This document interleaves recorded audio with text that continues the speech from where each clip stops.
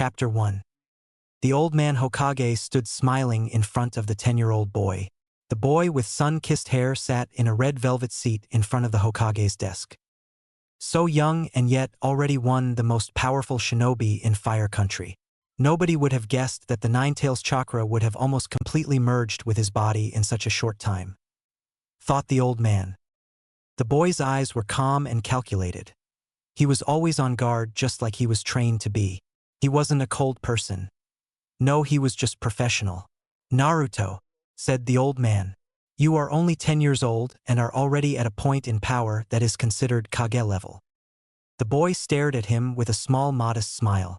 He bowed his head in thanks. The old man continued to smile. Time and again you have proven yourself, and I have seen with my own eyes that you are a natural leader. You may have never been to the academy or taken a single exam to give you a rank, but the fact of the matter is you were trained by the best, Jiraiya and myself. The council has agreed that you are ready for this, to be our next Hokage. The old man let his words sink in. It was clear to see that the boy was honored in every respect of the word. I don't know what to say. Thank you, said Naruto. However, before it is official, I have one more assignment for you, said the old man. You and Kakashi's Umbu squad are to go to our borders and eliminate a group of Rocknin. They are all highly skilled. The 7 that there are said to be the strongest in Earth Country. The boy nodded in confirmation. Very well, I will leave immediately. The Hokage now stood in front of his tower, a group of Umbu behind him. He stared out to the road and saw the small figure making its way towards them. Naruto stepped forward, his Hiate SP adorned proudly on his forehead. He wore a tight black shirt and ninja pants. On close inspection one could see that his body was conditioned better than even some of the Umbu. Well, you have your orders, go, ordered the Hokage. They all nodded and left in a flash. The Hokage watched their retreating forms and got a strange feeling in his gut, but he chose to ignore it. He looked at the boy and thought, he will be the youngest Hokage in history. Already he has surpassed me, and I was said to be the greatest of the Hokage. Well, the 4th was in a league of his own, much like Naruto, I suppose. Oh well, like father, like son. 2 days had passed when the Hokage received word that the group was on their way back. He, as well as several renowned members of the council, stood at the gates waiting. They looked out onto the road and waited. It took a couple of minutes, but then they saw one figure make his way forward. The figure reached the gates before the other squad members came into view. The Hokage as well as the council looked at the one figure that was now walking towards them. His entire body was covered in blood, none of it his own, and only a speck of his sun-kissed hair showed.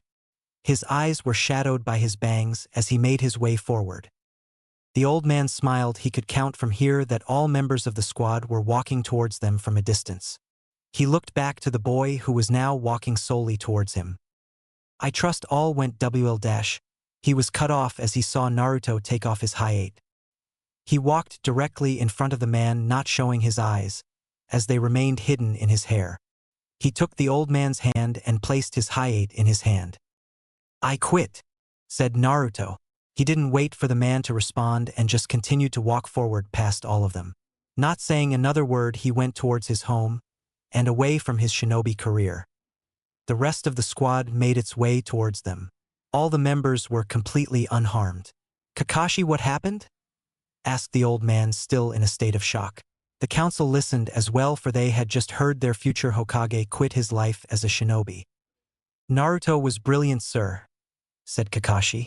He as well as the rest of the Umbu were clearly oblivious to the fact that Naruto had just quit. Somehow the rock knew we were coming and had an ambush set for us. There were over 200 nins, sir. Naruto took them all out single-handedly, even the 7 we were assigned to kill. Did anything happen to Naruto? Asked the old man, staring at the blood-covered Hiate in his hand. No.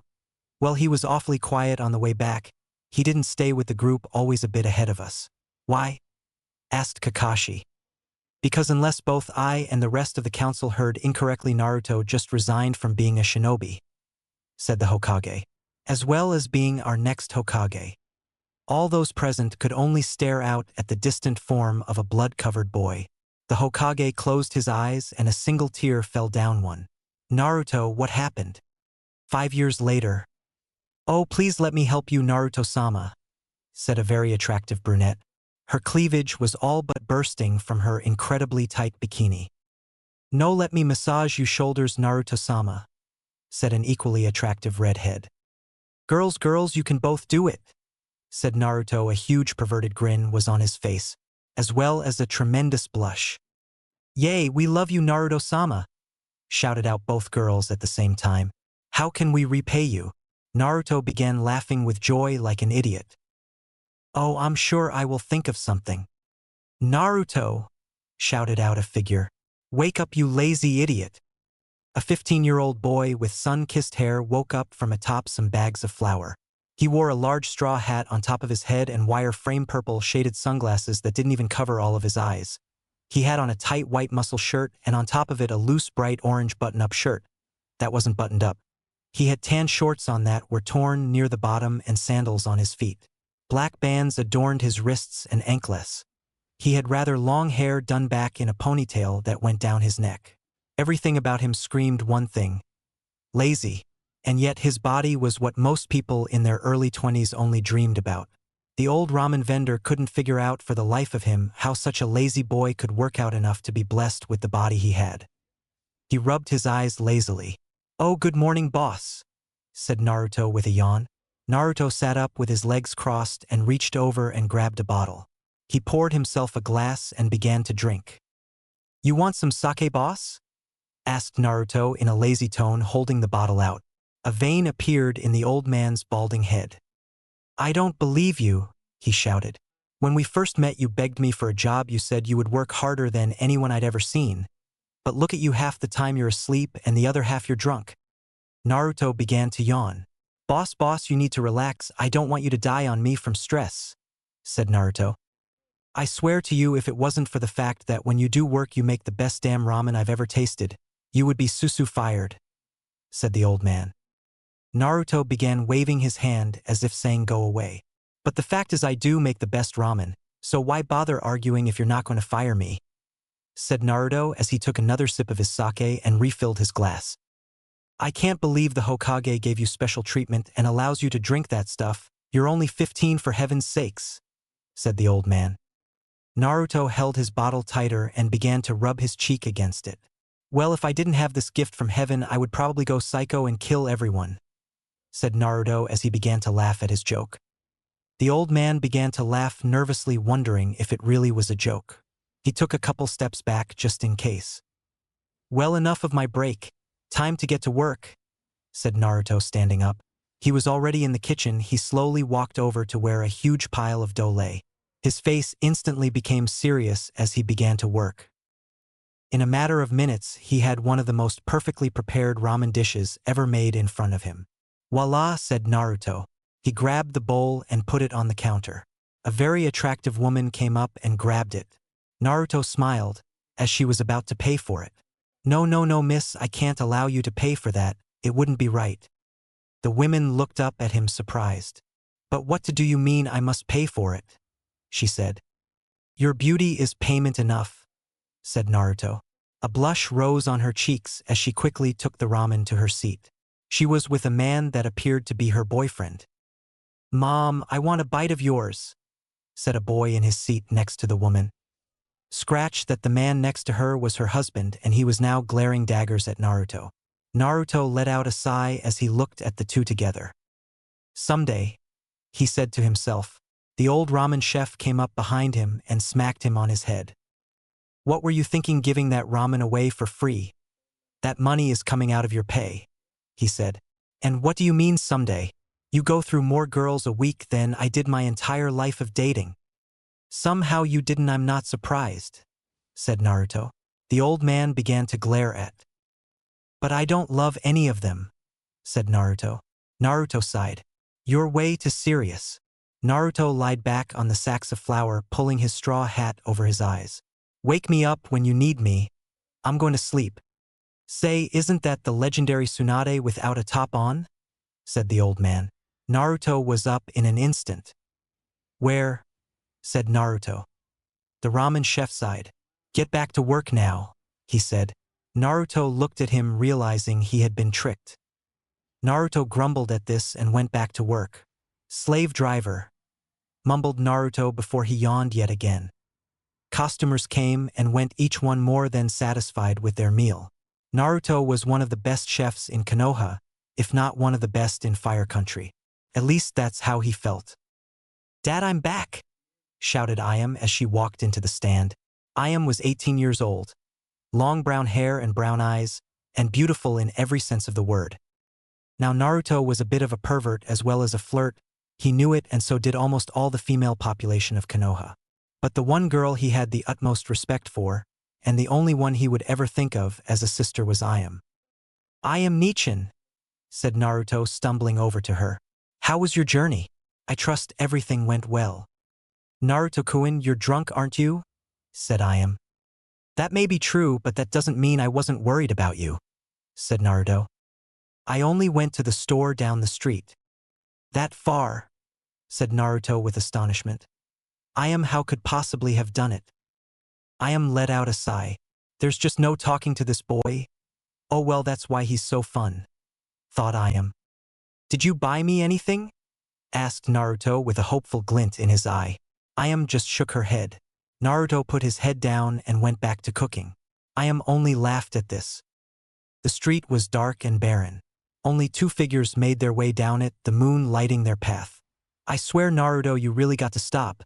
That stuff is going to kill you," said Ayam, holding Naruto up with her shoulder.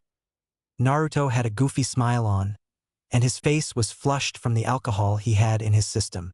"I'll stop when I'm dead," declared Naruto in a drunken slur. "At the rate you're going, that won't take long," said Ayam. Naruto just continued to give his drunken smile. They were almost to their destination when trouble happened. Several figures made their way out of an alley and surrounded the two. They were all dressed in loose clothing. Some of their cloths were actually torn. Slowly they began to surround the two of them. One man who looked to be a little over 21 stepped forward. His black hair was cropped downward over his skull. He wore a loose tank top and wore similar shades to Naruto's. "Hey beautiful," said the man. "How's about you play with us for a bit?" "Play?" said Naruto in a drunken stupor. "I am Nichin, you've made friends. This is wonderful." Naruto then put his arm over his eyes and began to cry. "Why didn't you tell me? I thought we were friends." The men of the gang began to smile. The boy that was with the girl was drunk. They had all thought they would have to beat him to get to her. But as it seemed, it would be like taking candy from a baby. "Yeah, friends, so what do you say?" said the man to Ayam. She didn't get the chance to reply, as one member of the group came up behind her and grabbed her. Her eyes narrowed, and she elbowed him in the stomach. He let go of her and doubled over. She then planted a kick to his face, sending him to the ground unconscious. "Wow, Ayam Nichin plays so rough with her friendess," said Naruto, taking another swig from the sake bottle in his hands. Two more men came up to her. She jumped in the air with the grace of a trained shinobi and did a spin kick, hitting both her opponents in their skulls, knocking them out. Another came up from behind and she threw a punch to his nose, which gave way with a snap. The leader of the group stepped forward. She tried to throw a punch at him, but he caught it with ease. "You little bitch," he said before backhanding her in the face. Her world began to spin as she was sent tumbling to the ground. The force behind the blow had been great and she was barely conscious. "Naruto, help," she said. The leader and everyone in the group looked at the drunken boy as he stood there silently. The straw hat shadowed his eyes as they waited. The leader with his black cropped hair took a step forward towards him. "And what is this girl's little hero going to d-dash?" He was cut off as he heard a sound coming from the boy. He bent down slightly and took a look. Naruto's eyes were closed and his mouth hung open.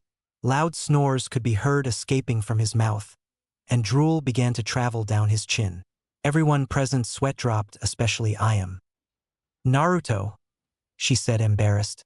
The leader gave a loud laugh as he turned around and looked at her. Were you really thinking he could help?" said the man, unable to contain his laughter. He let out another howl that he called a chuckle, and was about to make his way forward when something happened. An open palm backhanded him in the side of his head, sending him flying into a wall, knocked out on contact. "Oi, what's the big idea?" shouted out the blonde drunk. Naruto stood there looking pissed, his face still flushed from the sake. I was sleeping and this ass starts laughing loud enough to break the sound barrier. The people present stared out in silent shock as Naruto began to whine. And I was having such a nice dream too. Naruto looked around the area at everyone there. Where am I? Who are all you people? He shouted. He began to stumble forward drunk as a fish. I know. You were laughing too, weren't you? He said, walking over to one of the gang members who started to back away. No, wait, said the man. Why did you do that? Slurred Naruto. Tears fell from his eyes over his flushed face. Did you laugh because you thought I looked funny? I'll have you know I've been called handsome on a number of occasions. Naruto's face then grew angry with rage. He slammed his fist into the gang member's face, sending him crashing back. Why you? Said another gang member with a bald head and sunglasses. He threw a punch at Naruto's face. Naruto bent backwards on a horizontal angle, avoiding the punch. His arms began swimming at his sides as he tried to stay balanced. His 1 foot shot in the air as he was falling back, hitting the bald man straight in the jaw. The force knocked him out. Naruto pivoted on his foot so that his front was facing the ground if he fell forward. Instead, he began to stumble forward, and in an attempt to get his balance, he began to run forward to keep up with the rate he was falling at. His head slammed into a gang member's chest that was behind him as he rammed him into a wall. Naruto lifted his head and the back of it hit the man hard in the chin, rendering him unconscious. Naruto clutched the back of his head with both of his hands. Ow, that hurt. Naruto stood up again and looked at the remaining men as they took what looked like fighting stances. Another drunken, goofy grin came on Naruto's face. So you want to fight? He slurred. I have to warn you, I am a great fighting master. Naruto began to take several passes as if going through fighting stances. He rushed forward at one of his opponents at surprising speed, but tripped and began to somersault towards him instead. When he reached him, he immediately sprung upright. He was still dizzy and had rolled too much, so he appeared off balance. His forehead slammed into the man's nose. He then shoved both his wrists into the man's ribs, which was the only indication that Naruto had done that to attack. Naruto spun around and was greeted by another man. The gang member threw a punch at him. Naruto bent backwards and landed on his knuckles. He then kicked the man in the stomach with his right foot. The man doubled over and Naruto hopped off his right foot and kicked him with it. Naruto began to roll on his body towards another member. The man looked scared and didn't know what to expect. Naruto stopped rolling right in front of him, his eyes spinning in spirals. "So dizzy," said Naruto. The man smiled and lifted his foot in the air to take a step forward. However, at that moment Naruto began to roll again, taking the man's foot out from underneath him. The man's rear end was still sticking up in the air. Naruto got up from behind him and looked at it. He smiled. Never show your back to your opponent," said Naruto, as he kicked the man's butt hard. The gang member sailed across the ground face first into a stone wall. Naruto righted himself and looked around. He blinked and then looked at Ayam, who was getting up off the ground. "Hello, Ayam Nichan. When did you get here?" asked Naruto as he stumbled over to her. She looked at him and then began to giggle. "You're drunk," she said. "I am not," said Naruto on instinct, completely ignoring the fact that at the current moment he was seeing two of her. "Let me take you home," she said with a smile, taking his arm and putting it over her shoulder. Naruto gave another goofy smile and then looked around at all the men that were unconscious on the ground. "Wow, I am Nichan, you sir are popular. I mean, look at all the guys that have fallen for you," said Naruto, swinging his arm around to show all the unconscious gang members. Ayam began to giggle, which soon developed into a full-blown laughter, like she had always thought Naruto was defiantly fun. On a rooftop nearby, a silver-haired Jounin with his hayate covering his left eye and a mask watched the scene with amusement. He too gave a small laugh before he disappeared in a swirl of leaves. Chapter 2. The familiar scene of the Hokage in his office with the gathered Jounin played into the view of one Hatake Kakashi. The Jounin walked into the room late as usual. His masked face, that drove many to insanity over, was buried deep in a little orange book. A few of his colleagues eyed him angrily. Well, now that you have arrived, I guess we can begin the team registration, said the Hokage. Kakashi only paid minor attention to the old man as he named some of the teams. Team 7 will be led by Hatake Kakashi. U team will consist of Uchiha Sasuke, Haruno Sakura, and Hyuga Hannabi. Kakashi left the room after that, not needing to hear the rest. He let out a sigh. How unfortunate that this year's most promising genin would get him as a sensei. He was almost positive he would fail them. He had a lot to think about. I could use some ramen, he said with a smile. No, I shouldn't. I have a boyfriend, said the blushing redhead. It pains my heart to hear you say that, said Naruto with a look of passion in his eyes. Please allow me just a sample of what it would have been like had our paths crossed earlier. He leaned in to kiss her, and to the surprise of many who were secretly listening and watching, she did too. Their lips were mere inches apart. He could feel the heat of her breath as she drew closer. Naruto! Shouted out a rough voice behind him. He was instantly smacked over the head with a frying pan. Get back to work, you lazy bum. Naruto rubbed his head and looked at the cook. He then turned around but found the woman he had been wooing was already out the door, clutching her blushing cheeks in embarrassment. Aw man, I was this close, said Naruto holding up his hand showing his index finger and thumb merely a centimeter apart. Hell, well, another day. He poured some of his sake into a saucer and began to drink. He felt the sharp taste of the liquid enter his throat and gave a pleased sigh. Excuse me, I would like to order, said a voice that was familiar to the blonde. He turned around and was greeted with the face of Kakashi. Kakashi, said Naruto very surprised. He took the bottle in his hand and gave it a good chug. Susu, what can I get for you? Naruto gave a smile. One large miso, said Kakashi. Naruto nodded and took on a serious face. He rushed at the dough and began spinning out noodles. In no time at all, he had it ready. He placed it in front of the man. He stared at Kakashi's face and waited. Kakashi began to pull down his mask. Naruto began to sweat with anticipation. Suddenly something got caught in the boy's nose, causing him to sneeze and look away for only a second. When he looked back, he saw the bowl empty and Kakashi with his mask still adorned. He looked at it as if it were mocking him. Naruto, do you mind if we talk for a while? Said Kakashi. Naruto looked at him for a minute, then ushered him over to a booth. Why don't you ever visit me? Said Naruto. It's been 5 years.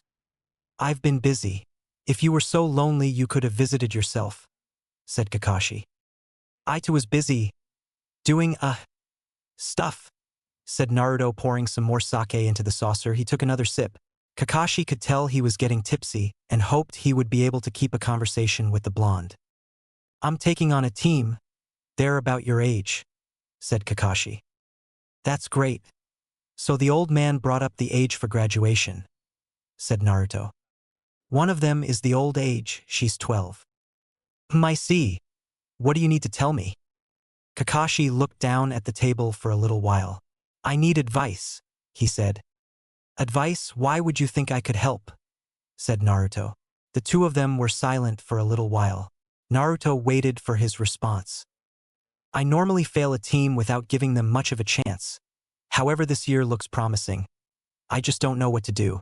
I'm very sure I can train them to fight very well if they pass. But there is so much more that I will be unable to teach them, said the man.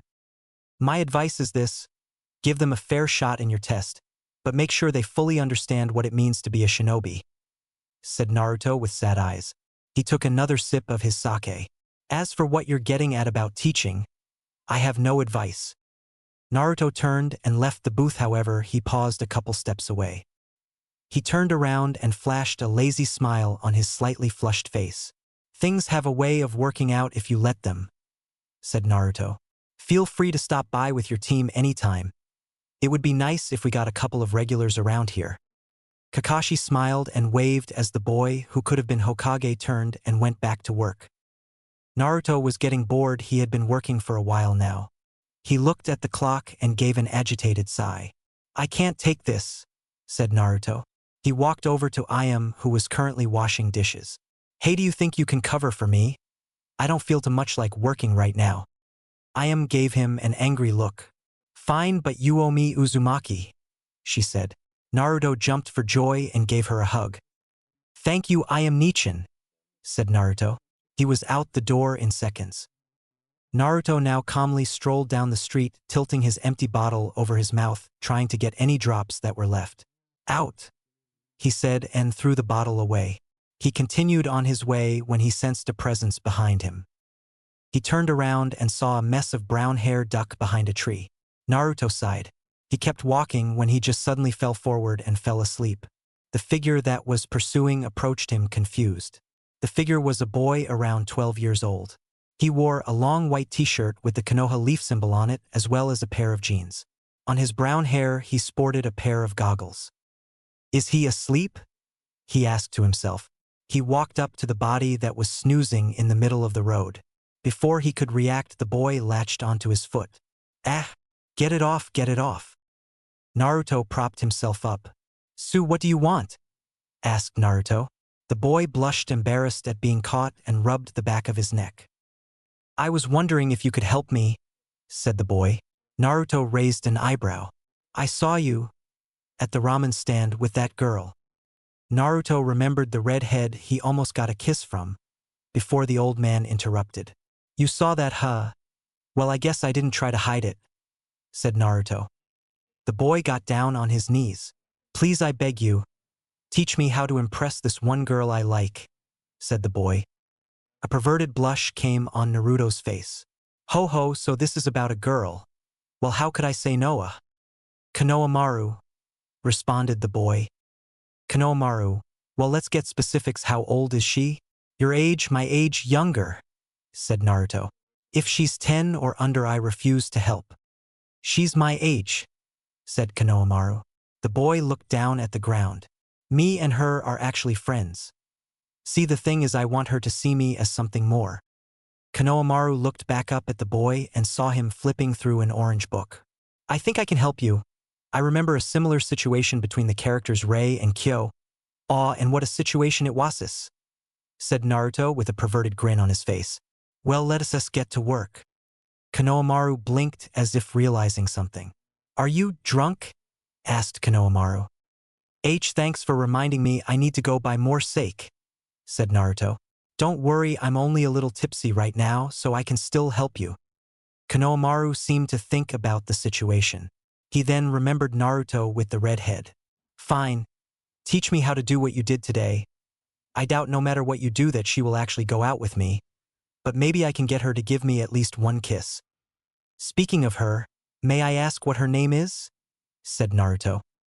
Hitomi Moegi, said Konohamaru. All right, let's introduce ourselves. I am Hatake Kakashi and I don't want to tell you anything else, said Kakashi with a smile. Okay, who's next? You, Pinky. I am Haruno Sakura. What I like is, or rather who I like is. She squeals for a second. As for my dreams, well, oh my, I couldn't. Her face is blushing furiously in between her hands. Right, you Hyuga, go, said Kakashi. My name is Hyuga Hannabi. I like training. My dream is to gain the title of heir over my worthful, my less talented sister. She finished. Her face remained stony. Uchiha, go, said Kakashi. My name is Uchiha Sasuke. There is a lot I don't like and not much I do. My dream, no, my ambition is to revive my clan and kill a certain man, said Sasuke. Well, okay, meet me tomorrow at Training Ground 7 and 4 a.m. sharp, said Kakashi. There you guys will be given your final test. They all looked confused. Final test, said Sakura. What do you mean? I mean there is one more test before it is decided if you become Genins, said the Kopinin. Well, I'm off. Oh, and I wouldn't eat breakfast otherwise you'll throw up. He then disappeared in a blur of motion, leaving his stunned students behind. Sakura followed Sasuke and Hannabi went her own way. Naruto and Konohamaru spent almost all night up thinking of ways to have Konohamaru seduce the girl of his dreams. All right, let's go find her, said Naruto. Both of them exited the apartment complex to the streets. Both of them went to spot near the bridge and hid in a tree. Konohamaru easily jumped in it while Naruto scurried up climbing it. All right, everyday me, Moegi, and Udon meet here, said Konohamaru. He and Naruto waited, and sure enough 2 figures began to make their way towards the bridge. Naruto looked at them carefully. The first was a boy that wore glasses and a black turtleneck, and he had black fingerless gloves on his hands and a small bit of snot coming out of his nose. The other was who Naruto assumed was Moegi. She had long orange-red hair that was tied into a ponytail by her neck. She had hazel eyes, and on closer inspection she was definitely well endowed for her age. Naruto gave a low whistle. "Wow, girls are sure developing young these days," said Naruto. Konohamaru began to laugh. "Huh, what's so funny?" "Well, you see." He stopped and giggled some more. "When we were younger, Moegi was very flat-chested. When we played ninja, she would often introduce herself as the Kanuchi with the body and beauty of a full-grown woman. Looking back on it now, she is starting to live up to that." Konohamaru began to laugh some more. "Huh, where is Konohamaru-kun?" asked Moegi to Udon. The boy shrugged and looked around. "All right, kid, you are going to approach her differently. I will observe from here. You can't be embarrassed when saying what I am about to tell you. Say it in a way only a friend would okay," said Naruto. Konohamaru looked at him, wondering if he should rely on an alcoholic. "And remember, relax." Naruto patted him hard on the back. Konohamaru jumped down from the tree to greet his friends. "Ohoi, howdy guys," said Konohamaru in a cheerful attitude. My Moegi-chan looking good as usual." Naruto studied the girl's face closely as Konohamaru said that. He was happy to see a faint blush appear on her face. The thank you, Konohamaru-kun," said Moegi. "And Udon, wipe you nose," said Konohamaru. The boy took out a tissue and wiped. "It will be back later," he said. Konohamaru walked up to both of them and wrapped his arms over their shoulders. He held them close so they were all cheek to cheek, something that could be considered a welcome from a friend who was just in a good mood. Once again Naruto studied Moegi as this happened. He saw the small blush deepen, but also observed that a small smile crept onto her face. "Konohamaru-kun, are you feeling okay?" she asked. Konohamaru blinked and looked at her, faking innocence. "Yes, why Moegi-chan?" he asked, his face seeming confused. No reason, you just seem really cheerful today," she said. "Yeah, what she said," said Udon. "And why shouldn't I be in a cheerful mood today?" said Konohamaru. "Every day that passes means a chance to get stronger." Both his friends sighed at this as they followed him to the academy. The lessons were, to say the least, boring. Naruto was falling asleep from his post on a tree branch outside. The 3 friends sat next to each other doing everything they could to stay awake. Konohamaru leaned over and whispered to both of them. "Hey, you guys want to go see a movie tonight?" asked Konohamaru. "Oh God, do I? I've been so bored lately," said Moegi. "Can't, it's Thursday. You know what me and my family do on Thursday," said Udon. "Oh yeah, I forgot, sorry," said Konohamaru with an apologetic look on his face. However, on the inside he was smirking. Truth was, he knew exactly what day it was and was counting on the fact that Udon wouldn't be able to go. "It's okay, you two can go without me." "Okay, if you're sure, Udon-kun," said Moegi. The class ended a couple hours later.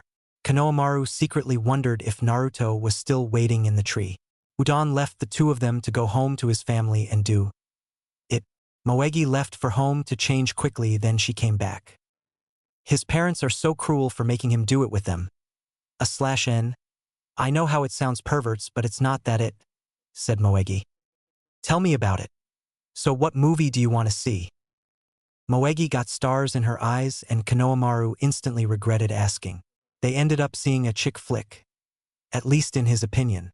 However, to his immense luck, he had fallen asleep during the film and his head ended up resting on Moegi's shoulder. It surprised him when he woke up to find it still there. The 2 of them exited the theater and walked home. It was already dark out and the streets were eerily quiet. Konohamaru observed the scene cautiously and was rewarded for his caution by being able to duck under a fist that came around a corner. Before either of the 2 knew what they were surrounded. Well, now what have we here? Said a figure from the shadows. He had greasy black hair that cropped over his skull, as well as a huge bruise on the side of his face. She's a bit younger than I like, but still she'll do. Konohamaru put his arms out in front of her to keep her safe. They all slowly closed in. The leader gave a small wink to Konohamaru that went unnoticed by Moegi. All of them jumped in the air at once to tackle them. Konohamaru could see how slow they were moving, did a spin kick, hitting all of them in the face. One got up after the hit and grabbed a hold of Moegi. He had caught her by surprise, which was the only reason she was caught at all. He took out a knife and held it to her neck. Konohamaru instantly stopped. "Isn't that taking it a little far?" thought Konohamaru. The man once again winked at him, giving Konohamaru the okay. Konohamaru rushed forward at speed that surprised even him. He was on the man in a second, quickly disarming him. He then delivered a kick to his face, sending him back. All the men got up and ran off. "Yeah, that right, you better run," said Konohamaru. "What was that?" said an angry-looking Moegi. What do you mean?" "I mean, what was with that horrible acting? They let you win. Did you plan this?" She had a look that promised doom to him. He looked down at the ground and sweat dropped. "Yes," he said. She gave a oomph and stuck her chin up.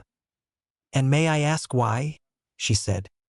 "Because I was trying to impress you," he said in all honesty. "Baka," she said, hitting him on top of the head. "You didn't need to do this." Once again he looked down at the ground, ashamed. If he had looked up, he would have seen her features soften. Before he knew it, he felt something wet on his cheek.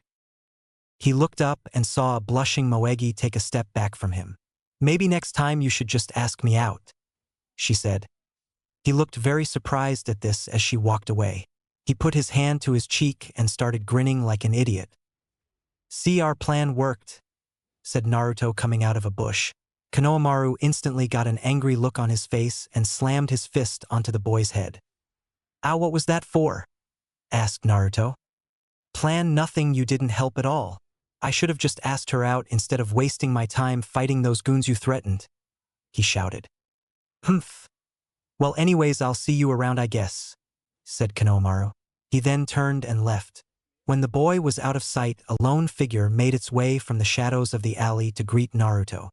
He took a swig of his sake and looked at the orange-haired girl. "Thanks for telling me he likes me," said a still blushing Moegi. "No problem," said Naruto, once again taking in some sake. "You know, you really should stop drinking. It's not right for someone your age," she said.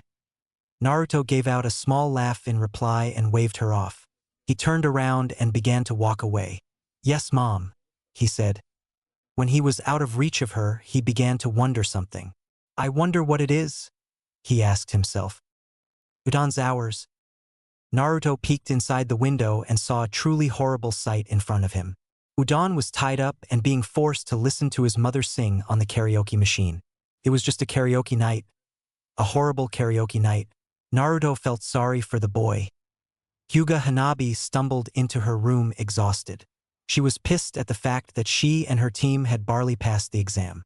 She really was mad at herself for not being able to do anything of significance when sparring with their jounin, as well as not being able to catch on to the meaning of the test. But still she had passed, and that's all that mattered. She had heard from her father that her sister's team had passed as well. It was also because of Hinata that they had succeeded, because she figured out the meaning of the test. "Hinata, I'll show them all that I am more deserving than you." Naruto and Kakashi both sat at the stand together, slurping down ramen. This time Kakashi had simply cut a hole in his mask so he could eat slower. This greatly pissed off Naruto. "Someday," he said before he started laughing evilly. Kakashi just stared at him. "Naruto, it's not even noon yet, how can you be drunk?" asked Kakashi. "What? I'm not, whatever. Did you pass your team?" asked Naruto. Kakashi nodded. He seemed to have almost a far-away look in his eye. "Barely, they performed as well as any other of the teams I tested, but unlike those teams I gave them a second chance and they passed," said Kakashi. "They are all unique, but I wonder how I can help them." Naruto raised an eyebrow at this. He had never heard of a challenge Kakashi couldn't really handle. "What do you mean?" "Well, you see, Haruno is more focused on getting the last Uchiha to date her than being a ninja. The Uchiha is obsessed with killing his brother, and the Hyuga, she's the worst of all," said Kakashi with a sigh. Not only does she have that Hyuga arrogance, she completely hates her sister to the point where it is almost scary. Why does she hate her sister? Asked Naruto. Kakashi shrugged and then thought about it. Her sister is the clan's heir, but she totally lacks self-confidence. Hannabi thinks she is better than her and far more deserving of the title, said Kakashi. You know, if someone gave her sister a push in the right direction, it could show her how wrong she is about certain things and that she still has a lot to learn. Naruto continued to slurp down on some ramen. Mednin, said Naruto. Kakashi looked at him confused. What? He asked. I'll only help her if she has the ability to be a Mednin because that is all I will train her towards, said Naruto. There was a silence between the two of them. Naruto got up and left the stand. It was completely within his right to do so since it was his day off. He thought about some things in his head as he headed towards the training ground. He felt the chakra he was looking for and headed towards it. Naruto carefully walked into the training field. It was getting late, but he could feel the signature he was looking for up ahead. Though he had never met her personally, Kakashi had told him of her and her team. This was their training ground, so it made sense that it would be her. He came into view of the clearing and saw a girl with bluish-black hair. She was currently beating up a training dummy using her family's style. Naruto studied her closely. Her movements were graceful, yet he could sense she was holding back power. He wondered why that was, considering it was only a training dummy. He continued to study her and his eyes wandered. A perverted blush came onto his face. She tried to hide with that large coat of hers, but Naruto could see. At the age of 15 she has a D-cup, thought Naruto. She turned around and looked at him with large white eyes. Who are you? Said Hinata. Naruto looked in her eyes and could tell she was slightly worried about him. Nervous and shy, thought Naruto. He put on a huge goofy smile and walked towards her. Greetings, Kanuchi-san, said Naruto in a cheerful voice. Hinata seemed a little surprised at his greeting. Naruto had expected that much. He currently gave off a presence that was completely unthreatening. And may I ask what you are doing on this fine day? Said Naruto. Training, said Hinata in a hesitant, low-tone voice. Oh, I see. Care to take a break and join me in a drink of sake? SSS, sorry, I'm 15, she stuttered out. As am I, but I guess you don't have to drink if you don't want to, said Naruto sitting down in front of her cross-legged. Excuse me, but who are you? She managed. Me? Said Naruto, pointing at himself. He then brought his hand to his chin and closed his eyes in deep thought. I am the world's greatest ramen chef, Uzumaki Naruto. Hinata's eyes widened slightly. His introduction had caught her completely off guard. And you are Hyuga Hinata, correct? He asked. She gave a nod. Well then. Naruto got up. His presence suddenly seemed much darker. His large straw hat covered his eyes and blackened his face. He was by her side in a second. She closed her eyes in shock, but then she felt the rather fast pats on the back he was giving her. This is when you say it's nice to meet you, Naruto. He laughed. She looked at him a little surprised. There was once again no ill air around him. So sorry, it's very nice to meet you, she said. There you go.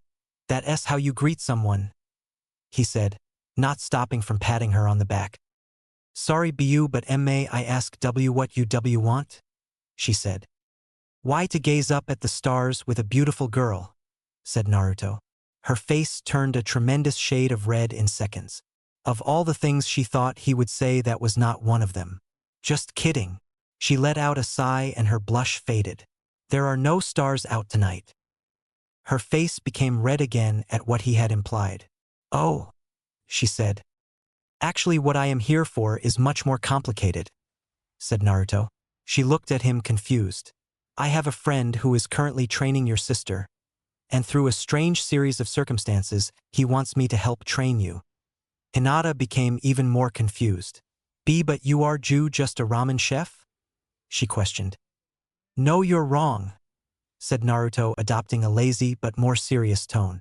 Hinata looked at him curious. I am the world's greatest ramen chef. She sweat dropped and looked at the ground.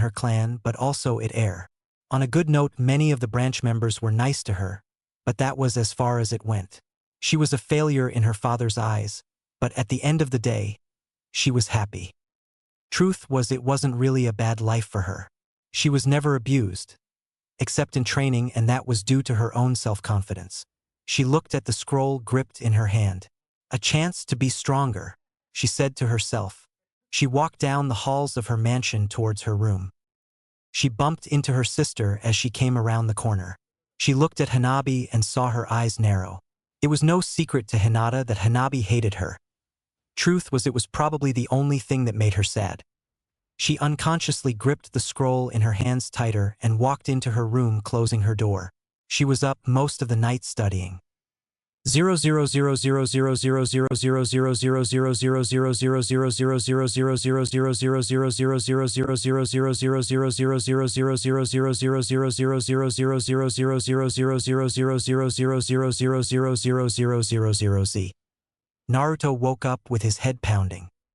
0000000000000000000000000000000000000000000000000000000000000000000000000000000000000000000000000000000000000000000000000000000000000000000000000000000000000000000000000000000000000000000000000000000000000000000000000000000000000000000000000000000000000000000000000000000000000000000000000000000000000000000000000000000000000000000000000000000000000000000000000000000000000000000000000000000000000000000000000000000000000000000000000000000he thought. He slowly rose from his bed to greet the day. His apartment, to say the least, was huge.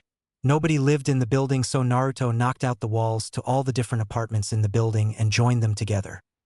His eyes were heavy as his feet walked across the cold floorboards. He sneezed a few times. It was obviously cold in his apartment. He walked into his bathroom and took a hot shower, something that instantly woke him up. He walked over to the bathroom mirror and began to brush his teeth. As he was brushing, he noticed something in the mirror. On his right shoulder there was some kind of red mark. He washed out his mouth, then looked down at his shoulder. His eyes widened in horror. On his shoulder was a red heart-shaped tattoo. I got a tattoo! I got a tattoo!" shouted Naruto as he started to cry. He looked at it again and noticed somebody's name inside it. Who the hell is Anko? Across town, a purple-haired woman, still recovering from her own hangover, was looking at the new piece of body art that now marked her arm. "Who the hell is Naruto?" she shouted.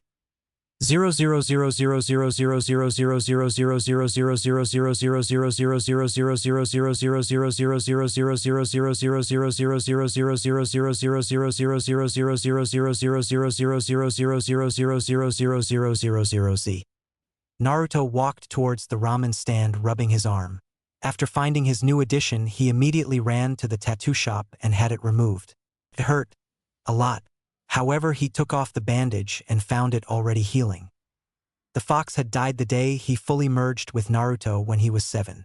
However, due to the tremendous amount of chakra now contained in his body, if he simply allowed a little to seep out of him, any wound he had would begin to heal. The day was sunny, but there was something more to it. A sense of peace was around the village. Naruto secretly wondered what it was, because something was definitely quieter. He walked into the ramen stand and got his answer. "I am Nichin. Where's your dad?" he asked. "He's on that trip he goes on every 5 years or so," said Ayam. "He won't be back for months." Naruto had a look of absolute astonishment plastered on his face. He then looked at the sky and put his hands together. "Thank you," he said. Finally, the old man had taken a vacation and was out of his hair. No more do this or do that. He was a free man. He could sleep in the kitchen without rudely being woken up. Ayam just looked at him and her face fell. "Naruto, you and me are now in charge of the stand. You'll have to work twice as hard," she said. And any peace that seemed to have been in the day shattered before Naruto's eyes. "No," he said in a depressed voice. He crawled up in a corner and started to cry. "Is this revenge, old man? You had this planned from the beginning, didn't you?" "No sulking," shouted Ayam as she slapped him over the head with a frying pan. Naruto now had a large bump growing on his head. He looked up at the girl who had done it and saw an image of her father overlap her. "Oh!" screamed Naruto as he began throwing random objects at her to keep her away. "Stay back, stay back." Comedic tears were streaming down his face. Ayam stared blankly at him, and then at the mess he was creating. She cracked her knuckles. "Naruto," she said as she drew closer. Naruto just continued screaming. The ladies that came to the stand just couldn't figure it out. Instead of the extremely attractive lazy ramen chef that would always hit on them, there was this hard-working young man who looked like his face had been trampled by horses. Naruto spun some noodles out, grumbling. "She didn't have to be so rough," he said as he put more ice in an ice pack on his head. Due to his healing factor, the bruises and bumps were already going away. He looked over at Ayam, who was giving a customer his order with a smile. "Thank you for coming to Ichiraka's Ramen," she said with a bow. "Conniving, manipulative demon," Naruto mumbled. He looked at the sake that was just behind her. Her back was turned so she couldn't possibly know. He slowly stalked over to it. His hand reaching out, he was only inches away. "Touch that sake, Naruto-kun, and you're dead," said Ayam in a cheerful voice. Naruto looked over at her and saw her back was still turned. Even though he couldn't see her face, he could tell it still had that same smile it had when she gave the ramen to the customer. That smile combined with the cheery tone she was using scared the crap out of Naruto. She was like one of those killers that you saw in horror films that paid no mind to what they just did. "Yes, sir, don't kill me," said Naruto, instantly going back to work. The day dragged on and Naruto couldn't help but feel he was forgetting something. He worked even harder, but still that feeling wouldn't go away. And then it hit him. Naruto hung his head low. "Ah, crap," he said. He slowly walked over to Ayam, who was still at the counter. "I am Nichin," he said in a voice that sounded like an upset 5-year-old. She immediately turned and looked at him. "What?" she asked. "There is really something important that I got to do today. Actually, I practically got to do it every day. You can cut my pay, but I need to get out of here," said Naruto, not meeting her eyes. "This isn't some trick and you're gonna leave and just get drunk, are you?" she asked, promising doom if he was. Naruto shook his head back and forth at a wild pace. "All right then, you may go." "Yatta!" shouted out Naruto, and with that he ran out the door. Ayam was instantly regretting her decision.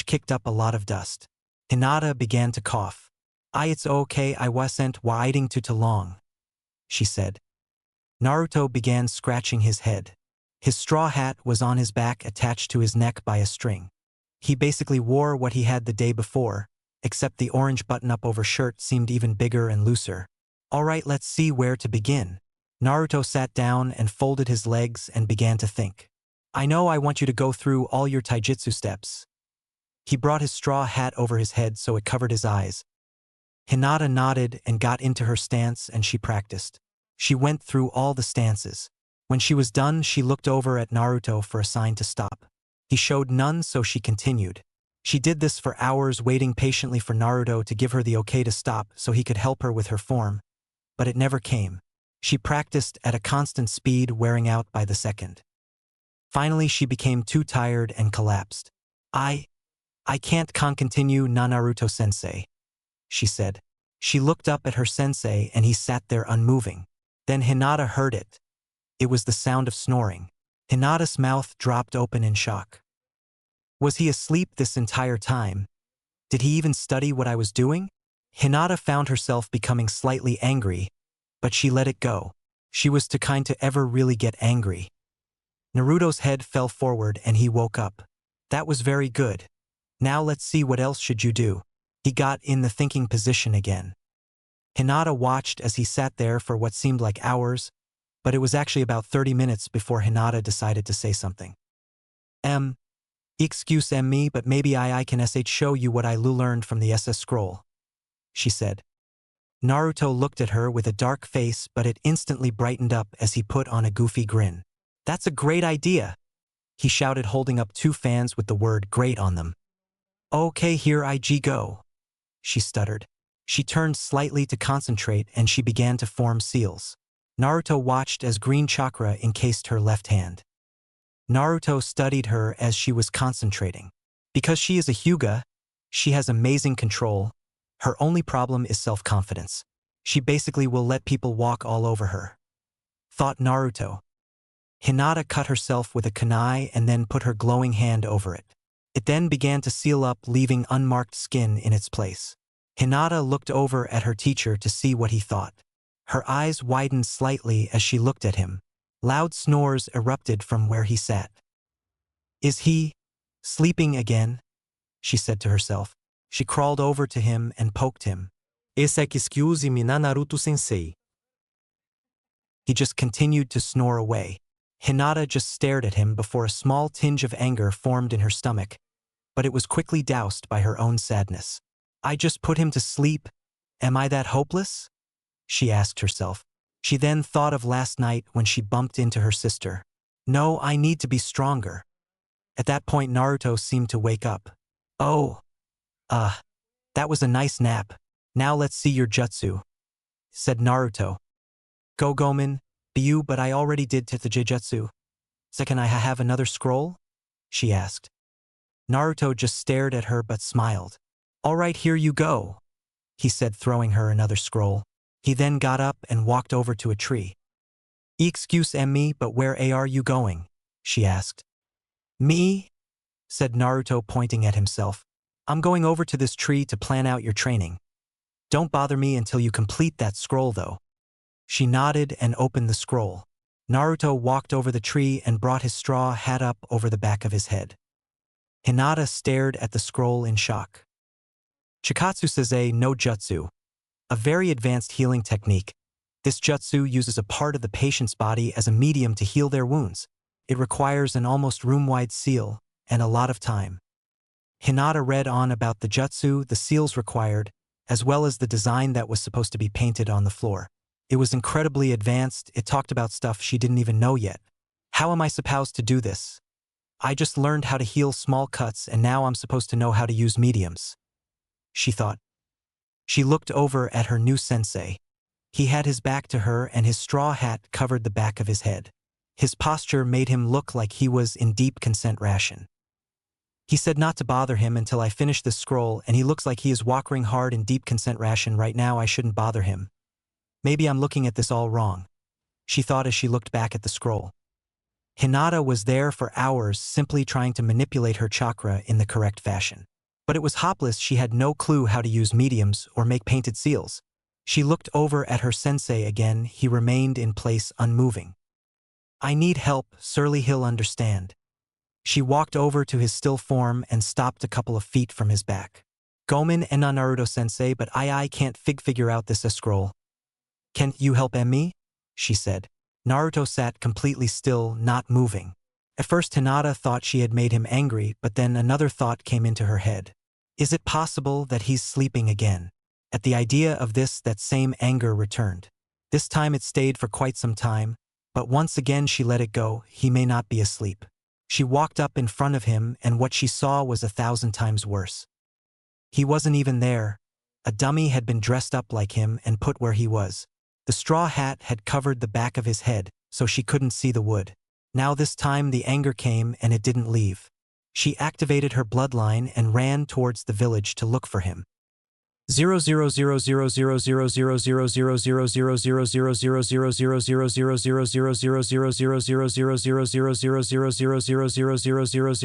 000000000000000000000000000000000000000000000000000000000000000000000000000000000000000000000000000000000000000000000000000000000000000000000000000000000000000000000000000000000000000000000000000000000000000000000000000000000000000000000000000000000000000 being Kakashi. Naruto stood in front of them holding his sake bottle high, his face slightly flushed. They were currently all at Ichiraka's ramen stand drinking. That's right boys, drinks are on me, he shouted. Was currently out on errands and had closed up shop, but Naruto had reopened it for Kakashi and his buddies. Naruto took another long swig of his sake and let out a pleased sigh. This has been such a rough day for me, said Naruto. Hinata walked into the stand just in time to hear him say that. Her anger was amplified tenfold. Everyone in the room felt the killing intent and turned to see Hinata. Pissed could not even come close to describing the way she looked. Naruto smirked on the inside. Let's see what you do. Hinata clenched her fists, her eyes shadowed by her hair, and her body trembled with anger. You, she said. You, what the hell is wrong with you? Naruto looked at her confused. What do you mean, Hinata-chan? I did all I could for you, said Naruto. Hinata glared daggers at him. You didn't train me at all, she shouted. All you did was sleep. You didn't help me or even try to. You came to me, remember? You came to me saying you would help and yet you did nothing. And then I come here and find you saying you've had a tough day. You are nothing but a worthless good-for-nothing drunk and a lousy teacher. Hinata finished her shouting and began to pant heavily. She stared at the ramen chef who had a surprised look on his face. He seemed to look hurt for a second and Hinata regretted some of her words. But then just like that he smiled, a true smile that made Hinata feel happy for some reason. He walked over to her and patted her on the back. Good job, said Naruto, his smile never leaving his face. Hinata had a confused look on. I don't understand. Aren't you mad that I said you were a lousy teacher? Asked Hinata.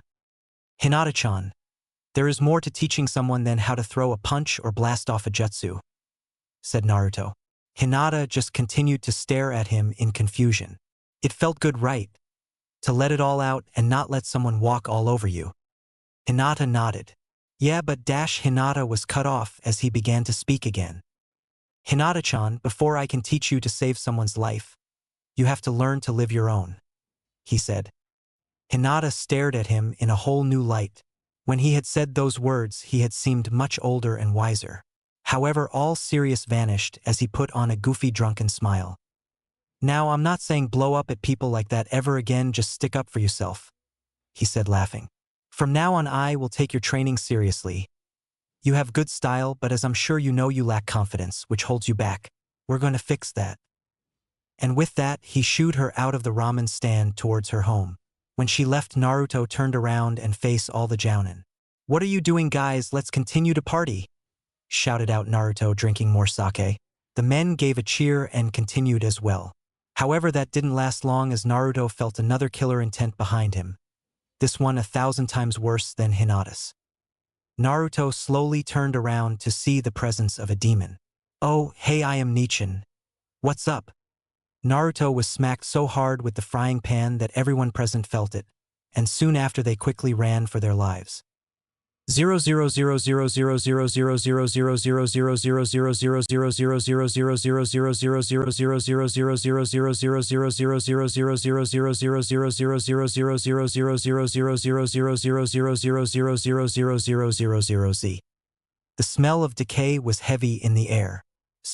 000000000000000000000000000000000000000000000000000000000000000000000000000000000000000000000000000000000000000000000000000000000000000000000000000000000000000000000000000000000000000000000000000000000000000000000000000000000000000000000000000000000000000000000000000000000000000000000000000000000000000000000000000000000000000000000000000000000000000000000000000 into the sky surrounding the battlefield.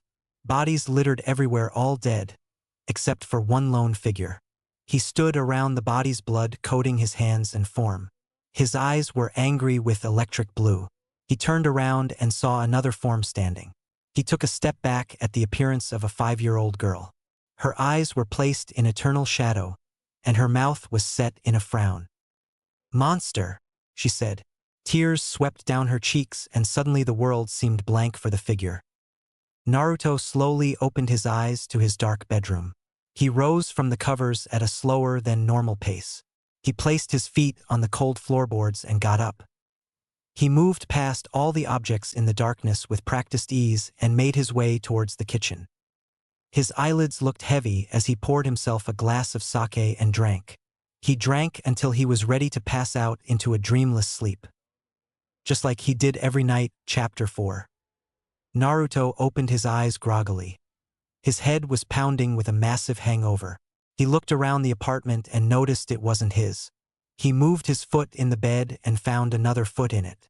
He then became aware of the situation he was in when he realized he wasn't wearing any clothes. Naruto slowly began to turn his head towards his companion, silently praying. "Please say it's a girl, please say it's a girl," he chanted in his head. He finally laid eyes on her. She was definitely attractive. The sheets folded nicely on her curves. "Safe!" shouted Naruto, getting out of the bed, holding out 2 fans that said the word "safe" on them. He looked at the clock and noticed that it was just before opening time for Ichiraku's. He quickly got dressed and exited through the window and made his way towards the ramen stand. He was down the street towards his destination in a matter of seconds. As he drew closer, the sight of bright pink hair came into his eyes. Sakura stood outside the ramen stand her sensei had said to meet at. Her teammates weren't even there yet. In fact, the place wasn't even open. Sakura let out a sigh. Her teammates had caught on to the fact that Kakashi was always late and probably wouldn't be there for a while. She looked at the closed-up setup of the stand and her mind wandered to what she was doing. She was by far the weakest on her team and didn't have a clue on how to get stronger. She thought back to the words of her sensei. Flashback. Sakura stood at the bridge with her teammates. Kakashi was currently giving them the go-ahead to leave. They had been doing D-rank missions for about a week now. "Well, that's it, you're dismissed," said Kakashi. They all began to leave. One moment, Sakura." The young pink-haired girl turned to her sensei with a curious look. Kakashi let out a sigh, as he seemed to be debating something within himself. Sakura could only wonder what. "Sakura, how serious are you about being a shinobi?" asked Kakashi. Sakura took a step back in surprise at this. "What do you mean, sensei?" asked Sakura. However, deep down she knew. "Sakura, I'm sorry, but your performance as a shinobi is sad," said Kakashi, trying to be as nice about it as possible. "You have made little contribution to your team in missions, and your actual skill level is below average." Kakashi saw the sadness gather behind the girl's eyes but continued on. "This had to be said. Your control is good, but that is only because you have less than an average Kenichi. But your biggest problem is your lack of focus. You're always looking towards the Uchiha to see what he will do."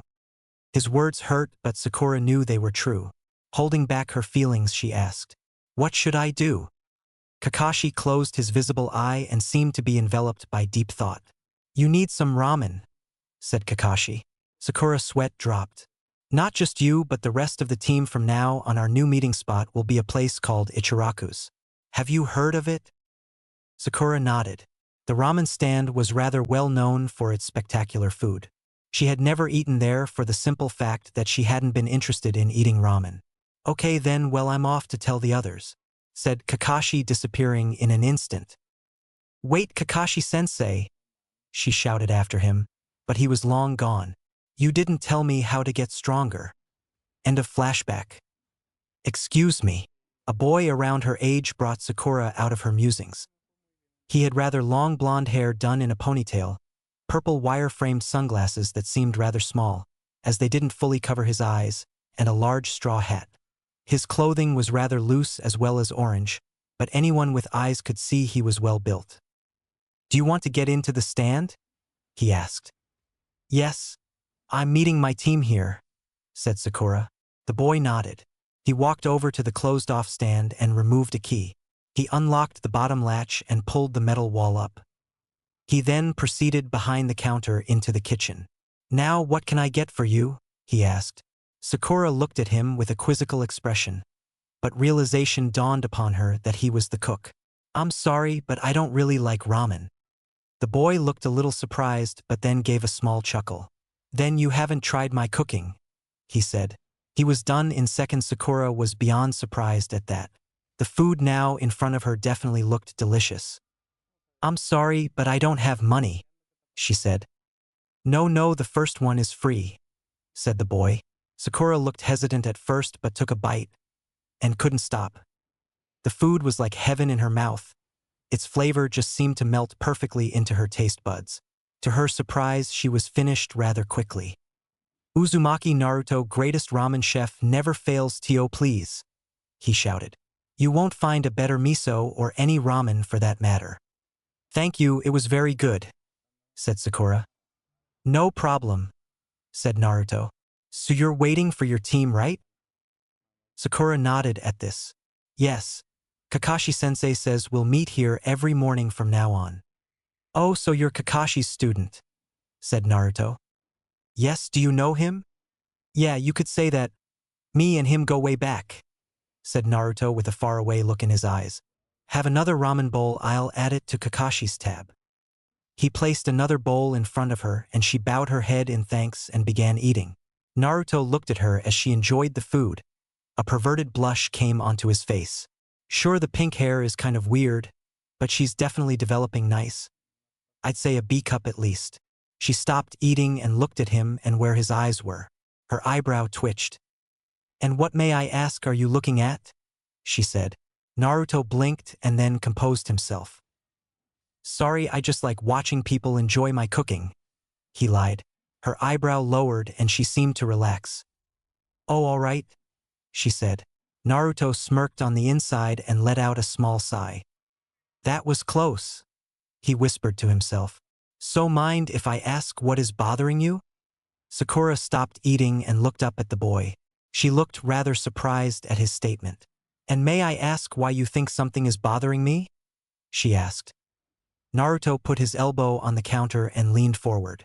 When I first saw you, you had a faraway look in your eyes, he said smoothly.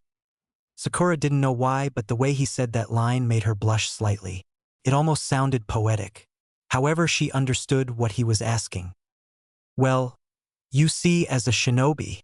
She appeared to be in deep conflict with herself as she tried to speak. I'm a failure. Naruto looked a little surprised but quickly covered it up with a neutral expression. What the hell has Kakashi been doing to her? Were his thoughts. Care to explain? He asked. In the academy, I was always really good with all the written stuff, she said. I studied and got A's on my tests. I memorized the entire shinobi code word for word, and I even know almost the entire history of Konoha. Naruto looked at her thoughtfully, understanding where she was going with this. Because of all this, I was second highest Kaunchi in my grade level.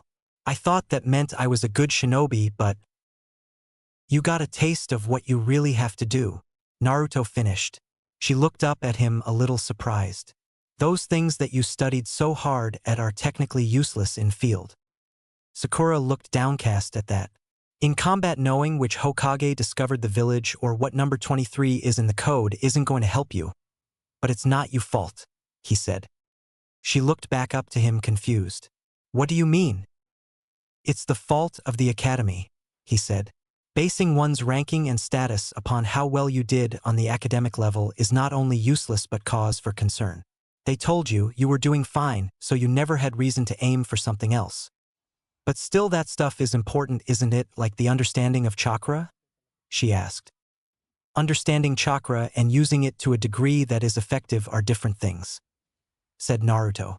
Even if you understand and are still able to control it well, it won't make a difference if you don't have enough to do any jutsu. So what should I do? She said, staring at the boy who seemed so wise. How the hell should I know?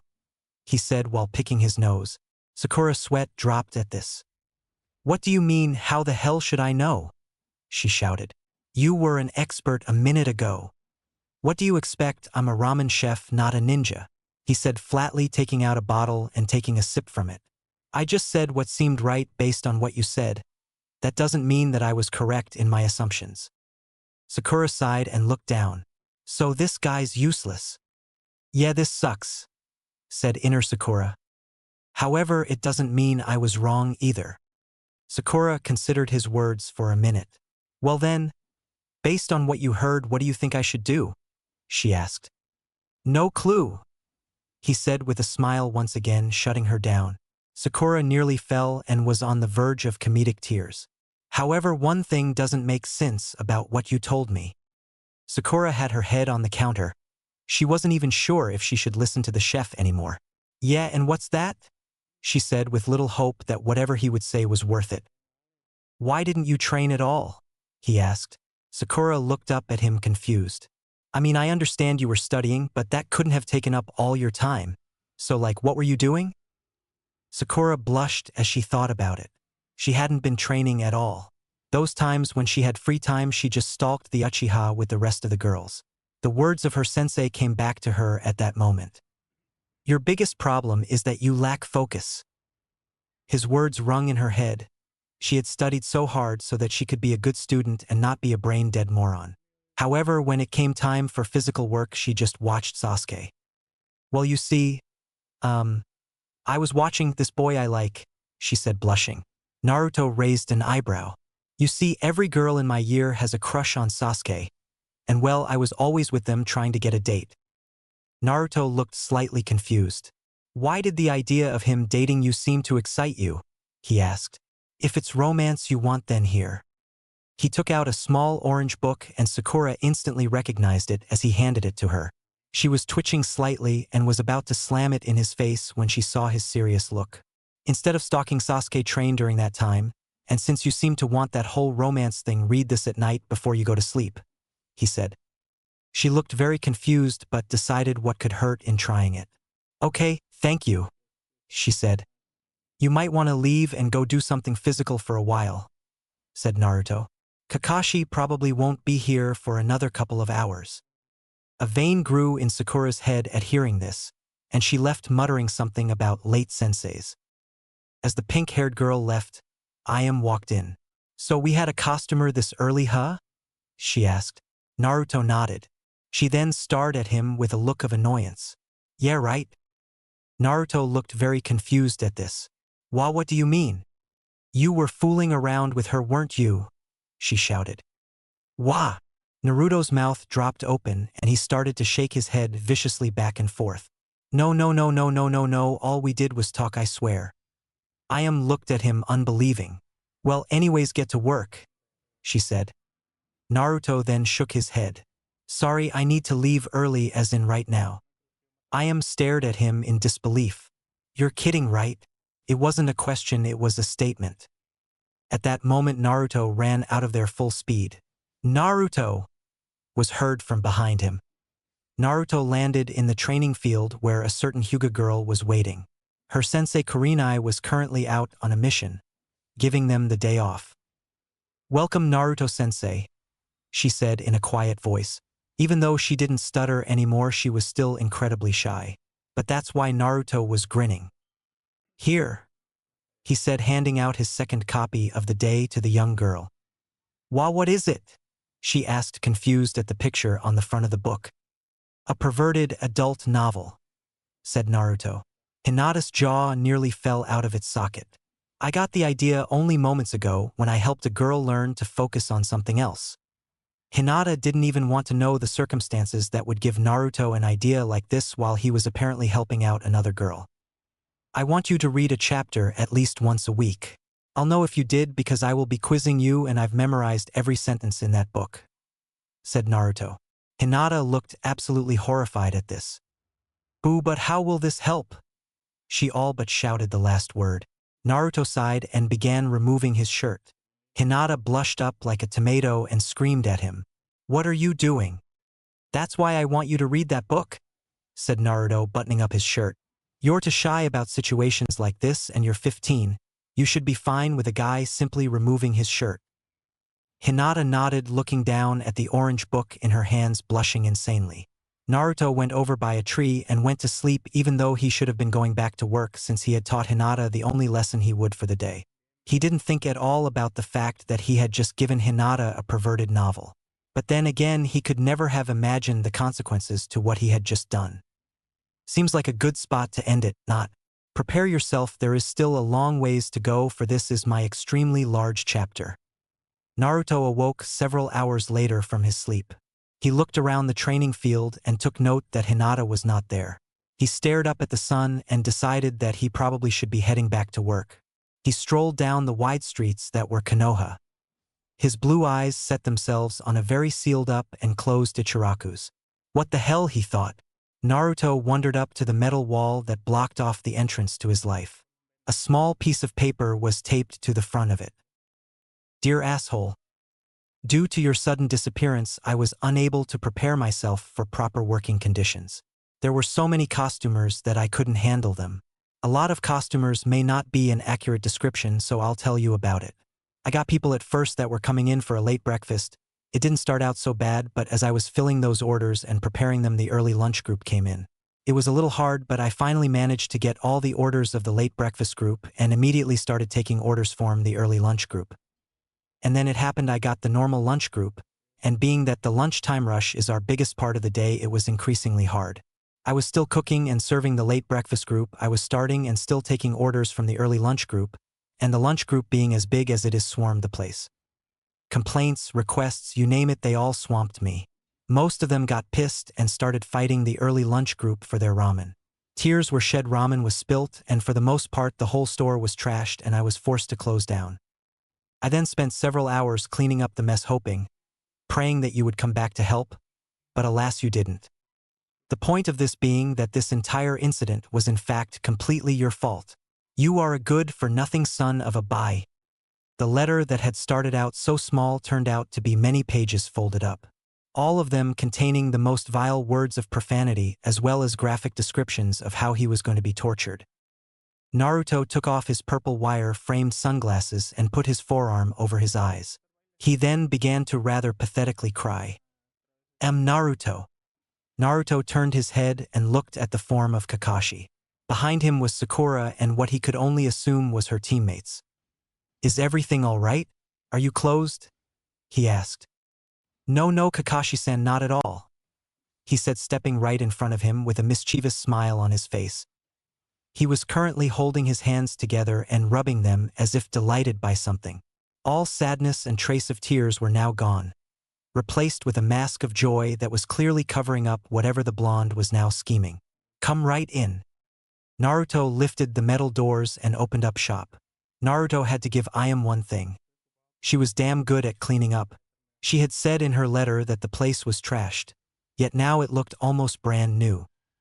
Naruto walked around the counter and started up the stove. Okay, so what would you like? Said Naruto, turning to them. I'll have the large miso, said Kakashi with a smile. The same, said Sakura.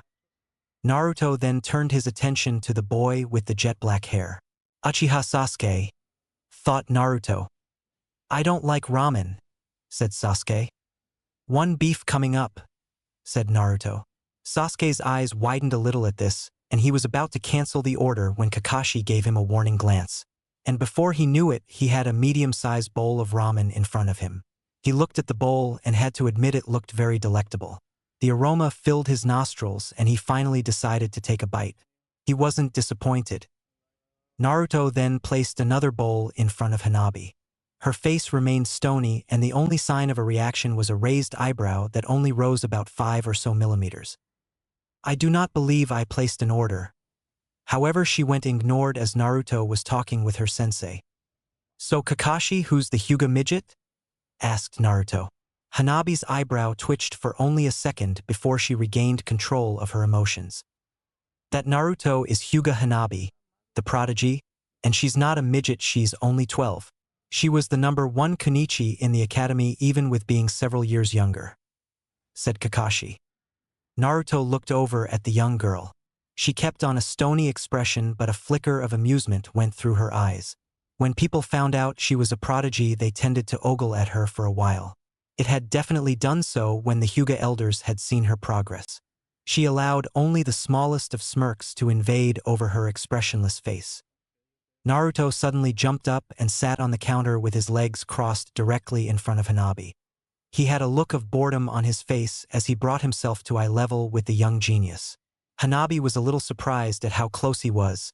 His face, even though it looked bored, also showed a hint of annoyance. Before she could react, a finger flicked her nose.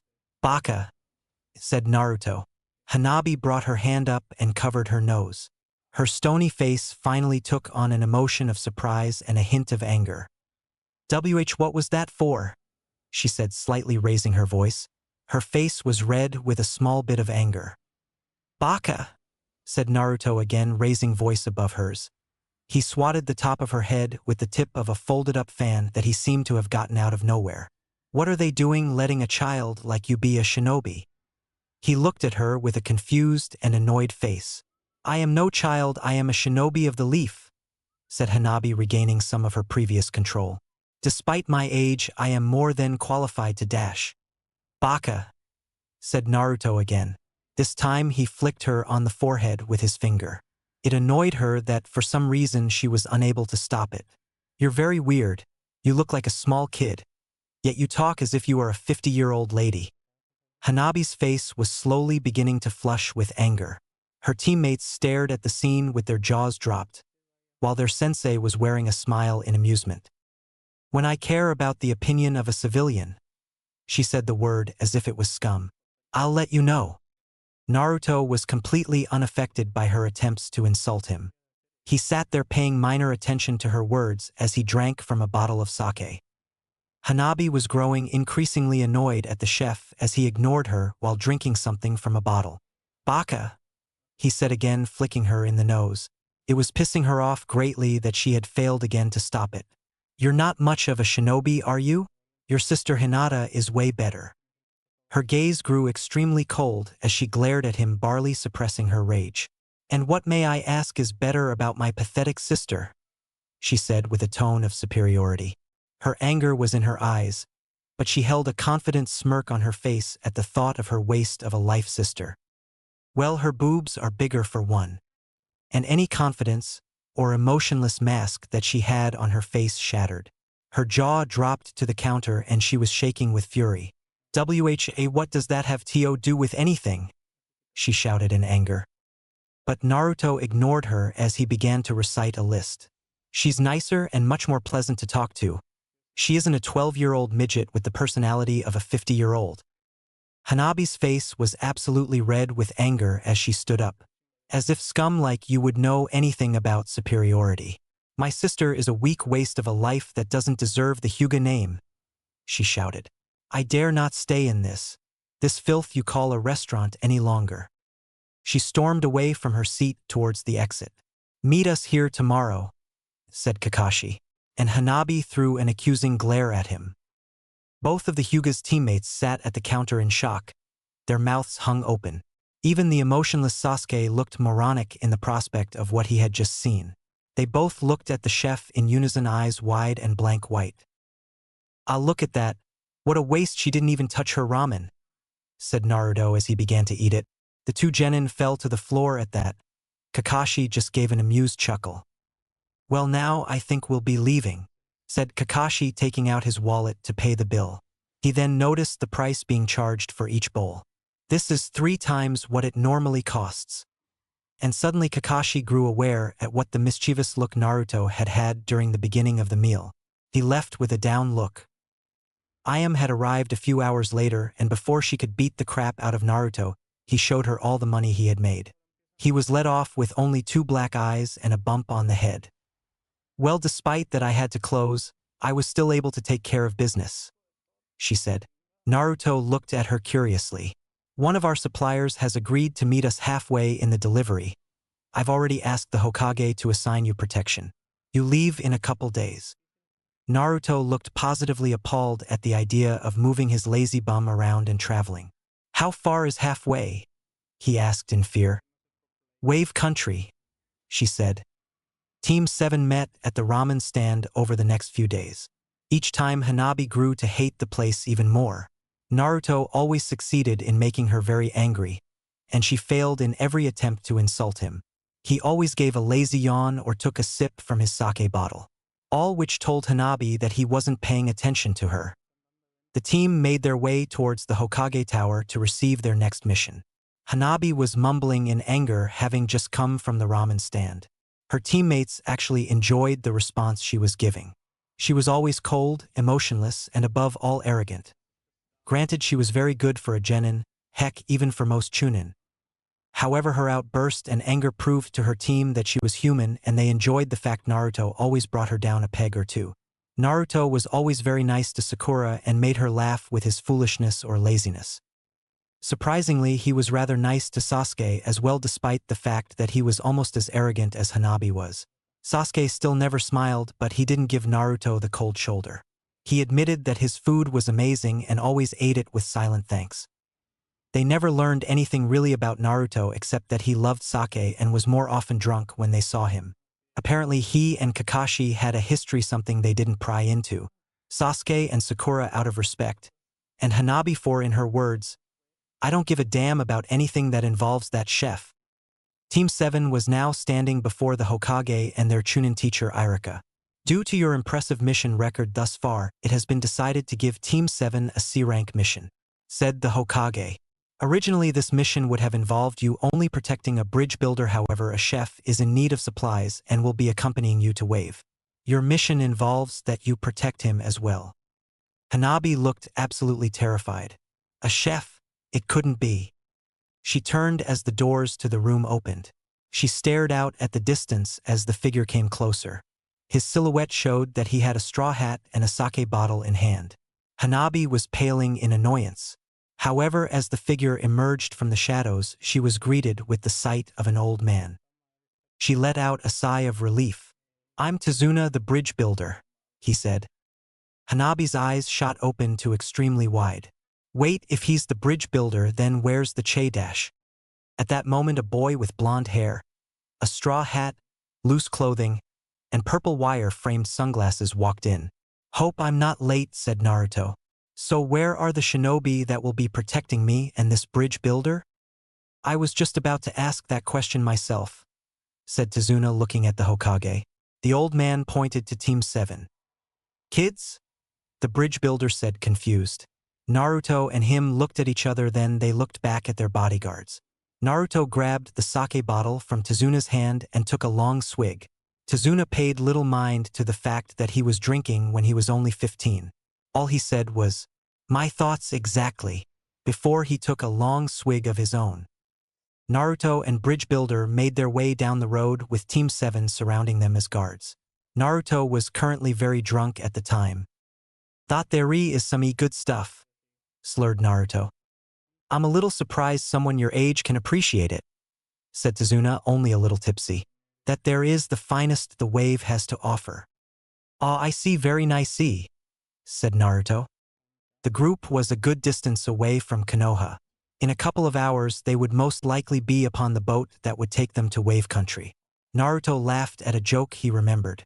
However, to the people around him, he looked rather crazy to just start laughing. They came across a puddle that Kakashi seemed to eye for a few seconds before they moved on. As they drew farther away, two figures rose from the puddle. They charged the group from behind, preparing to strike. One of them aimed their poison-covered claw for the blonde with the straw hat.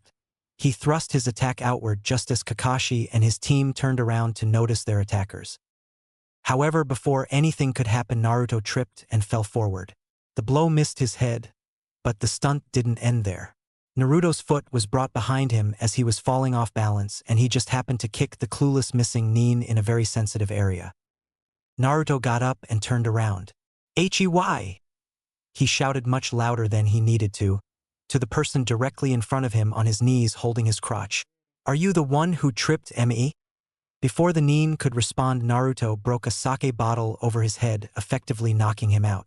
The man's comrade then charged at the bridge builder, obviously to try and accomplish his mission. However, Sasuke intercepted him. Sasuke kicked him hard in the chin, sending him flying up in the air. Hannabi appeared in a flash directly above him.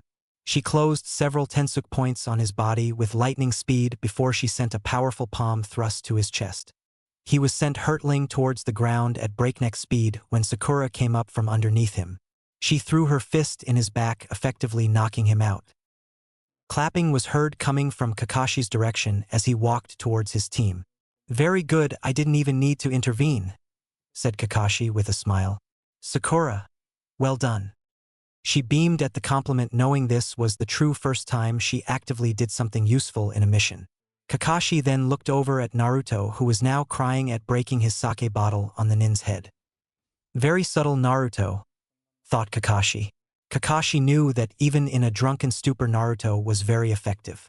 He sometimes speculated that the blonde didn't even really feel the effects of the alcohol that he consumed, but then again he was a master of the Drunken fist. "Well, I think you need to explain," said Kakashi to the bridge builder. What do you mean?" said Tsunade, beginning to sweat.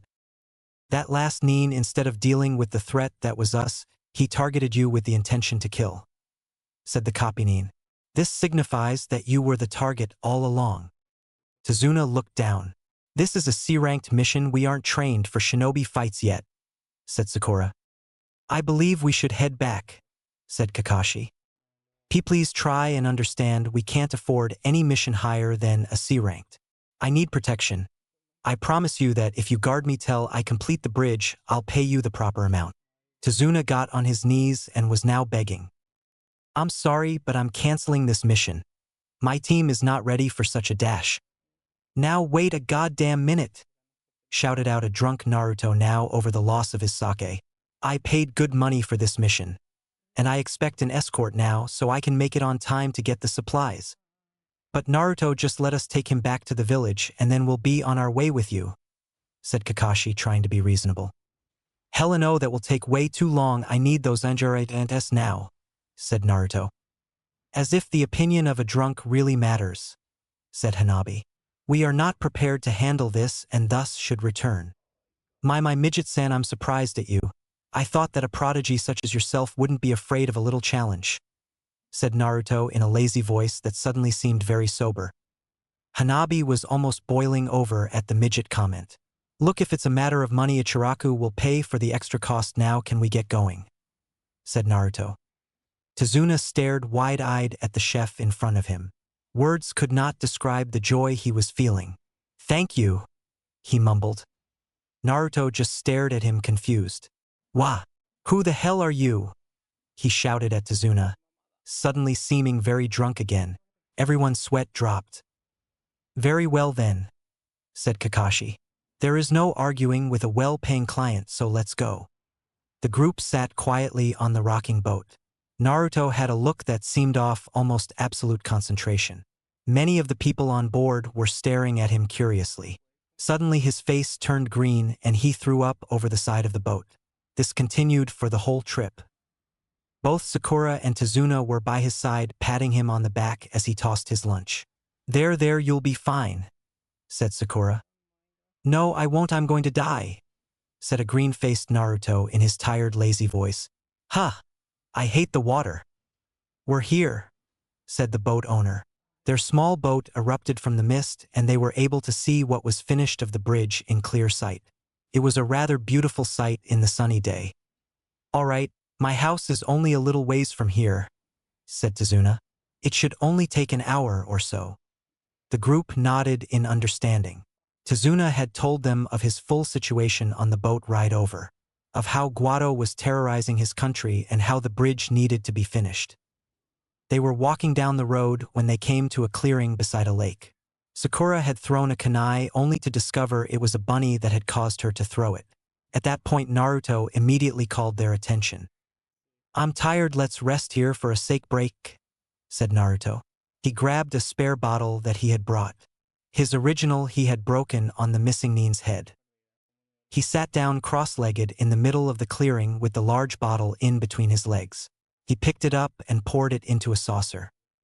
"Naruto, I don't think there's time for—" Kakashi was cut off as Naruto held up a hand. "There is always time for a sake break. But dash. Always." Kakashi gave a defeated sigh and walked away. Tsunade was shuffling around nervously on his feet next to Naruto, who sat there calmly drinking from his saucer. Suddenly a whistling sound was heard in the air. Tsunade stared straight ahead, frozen in terror, as he saw a giant sword heading straight for him. His life began to flash before his eyes as his doom drew near. A hand grabbed him by the collar and pulled him down as the blade went over where his head had been. He looked to the boy who had just saved his life. Naruto had his eyes closed and was calmly sipping some sake from the saucer in his right hand, while his left had gone up and pulled Tsunade down to escape the blade. The blonde showed little acknowledgement for what had just taken place as he sat there calmly sipping away at his sake. Tsunade wondered if he even realized that they were being attacked. Team 7 surrounded them in a triangle formation. Kakashi stood ahead of them staring at a tree where the sword was now lodged in. A large man without a shirt and had no eyebrows appeared on top of it. "Sharingan Kakashi," said Zabuza with a stern look. Sasuke's eyes widened at hearing this. "Zabuza, demon of the mist," said Kakashi with an equally serious look on his face as he pulled up his hayate from his eye, showing a deep scar. "Uzumaki Naruto, world's greatest ramen chef," said Naruto. All the shinobi present, even the fake hunter Nin in hiding, stared at the boy in shock. What everyone was doing it. Zabuza looked at the boy who was clearly tipsy from the sake between his lap. He then returned to the matter at hand. "Allow me to kill that old man, and there will be no reason for yours or your student's blood to be shed," said Zabuza in a threatening manner. "Team 7, stay out of this fight, this guy is on a whole other level," said Kakashi. "Protect Tsunade and Naruto." Kakashi opened his closed lid, revealing his eye, and took the ready stance. Zabuza jumped onto the lake and started forming seals. Before they knew it, a mist had started to rise in the area. Tsunade was beginning to panic as he lost the ability to see. The voice of Zabuza rung through the mist as he listed off the areas he could strike.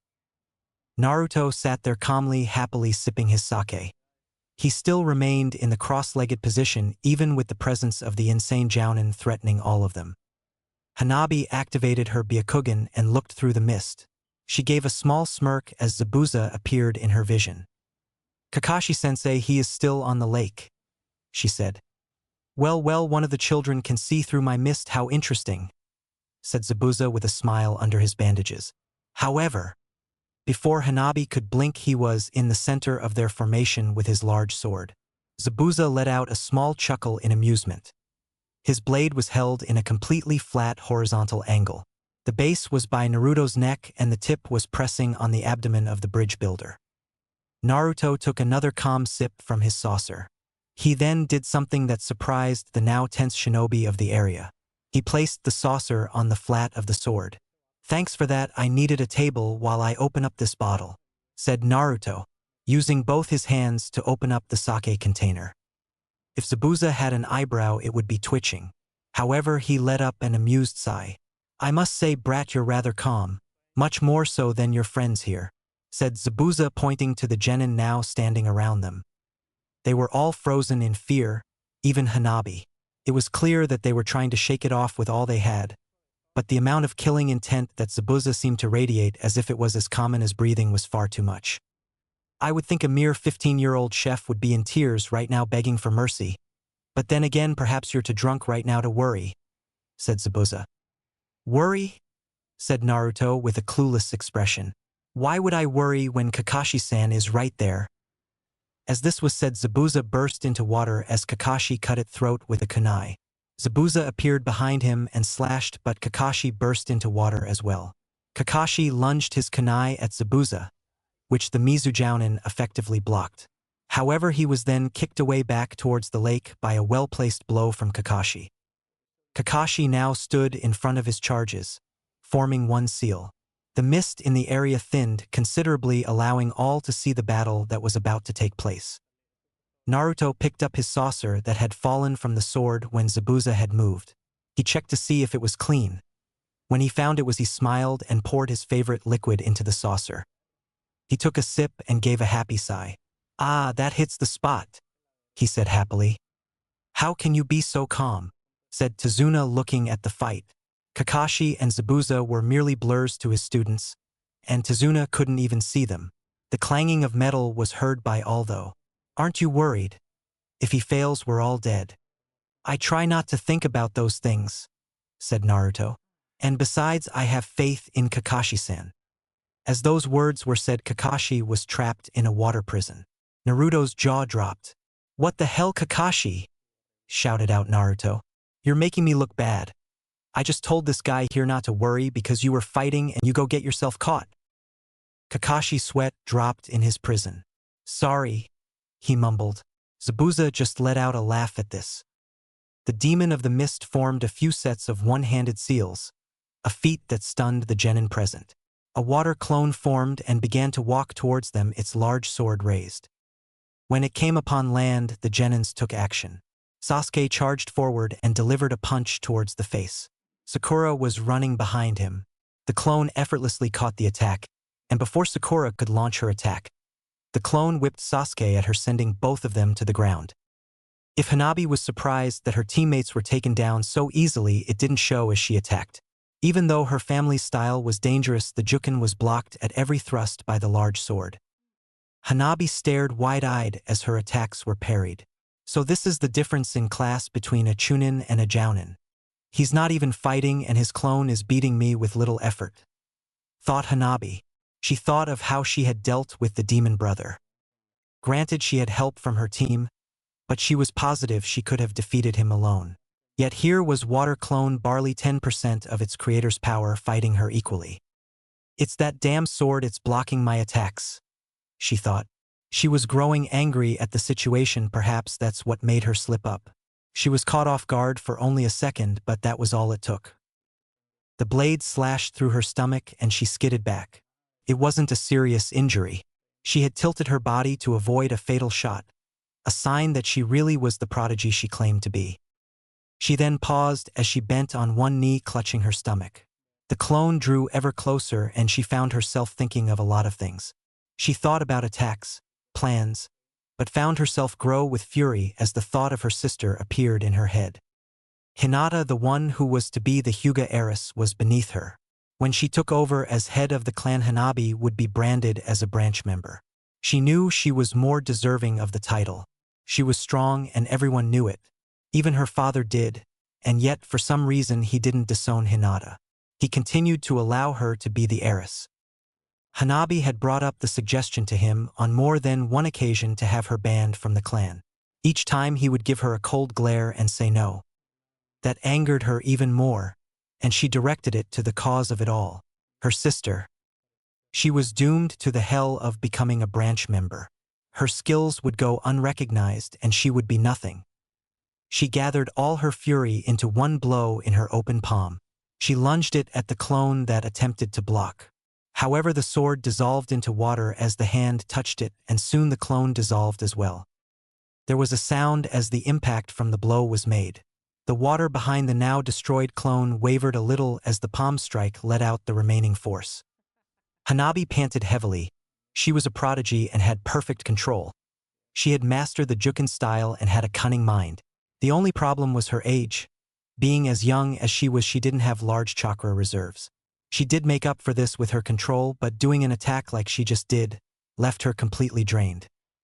Zabuza gave another amused chuckle, a trait that Kakashi had taken note of and found annoying. Team 7 regrouped themselves and prepared for another attack. Zabuza's chuckle became a full-blown laughter. So you take out one of my clones and now you feel like you've accomplished something, he said. He prepared another seal. I can easily replace it with 10 more.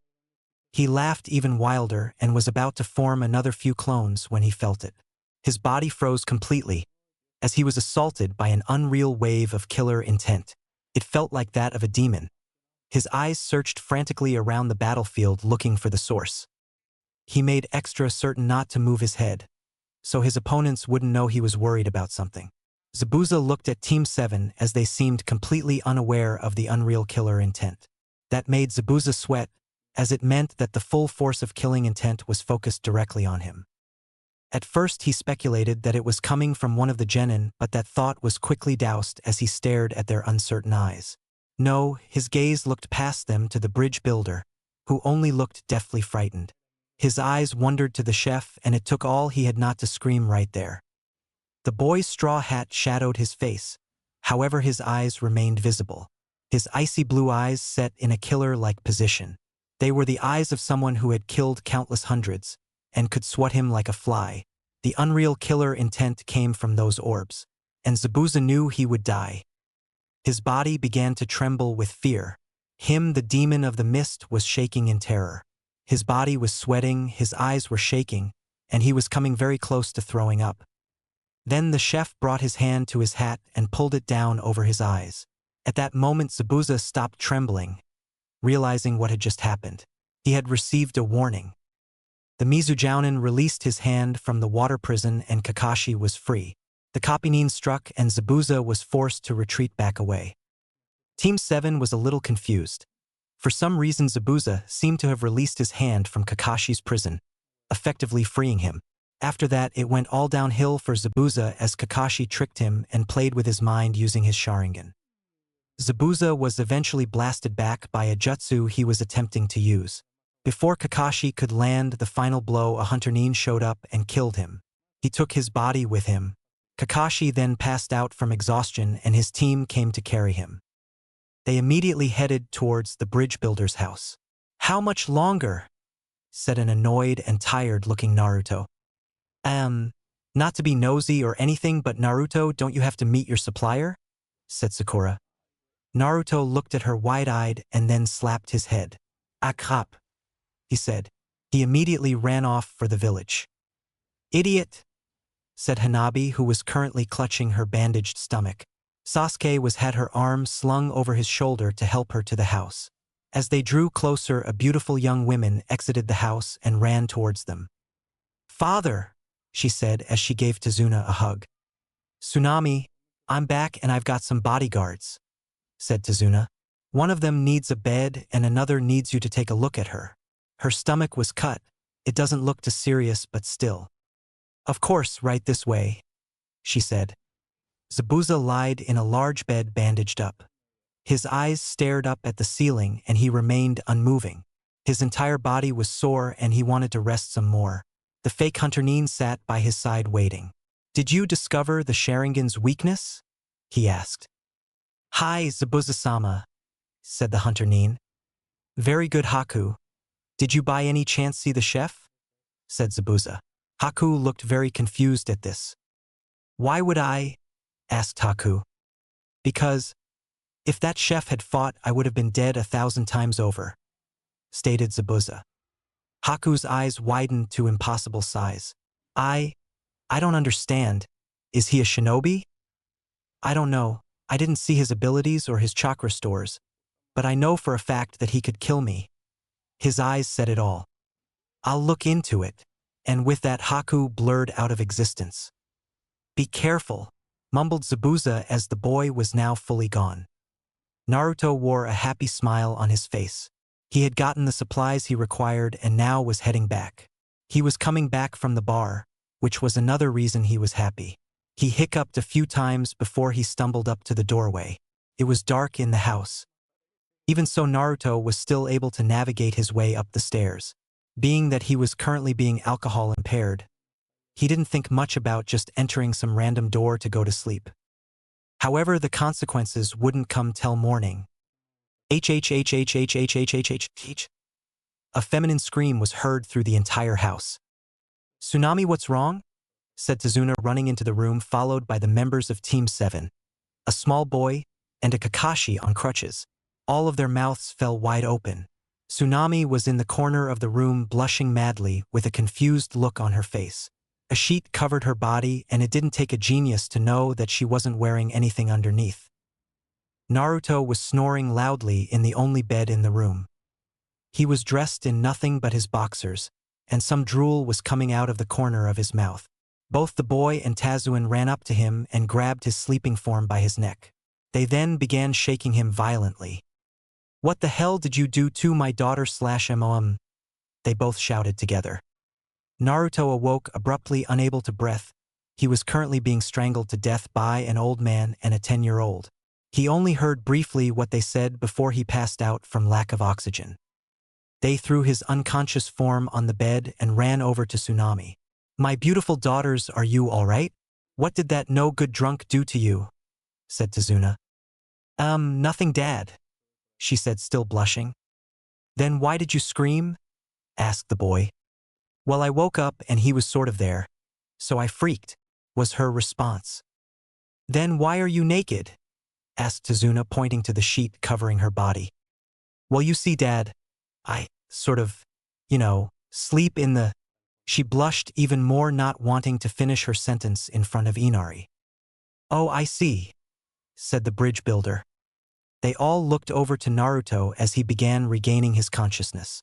"What the hell?" said Naruto.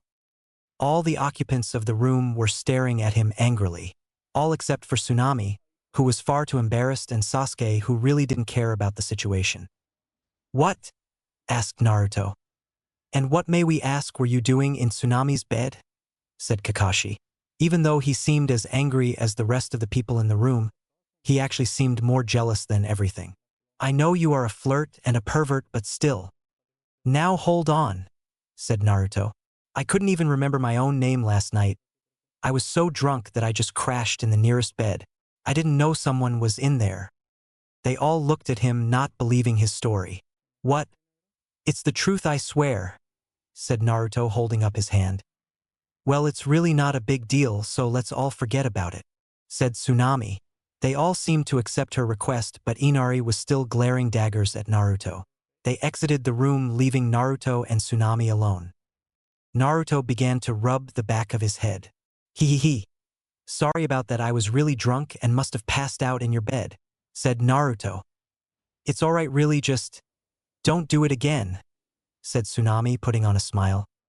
"I'll make breakfast this morning to make it up to you. You don't have to dash." "I want to." Naruto exited the room so that Tsunade could get dressed. When he entered the hallway, he was greeted to the sight of Inari. "Ooh. Don't you dare touch my mom, you pervert," said the boy, throwing another glare his way. Naruto began to sweat and laugh nervously. "Don't worry, I know who I should and shouldn't go after," said Naruto, growing even more nervous. Inari didn't seem to believe him but left. Naruto went down the hall and turned down the stairs. It wasn't hard to find the kitchen, as it was almost a part of the living room. "So what would you all like for breakfast?" said Naruto. "Naruto, you didn't really." Kakashi trailed off with his question.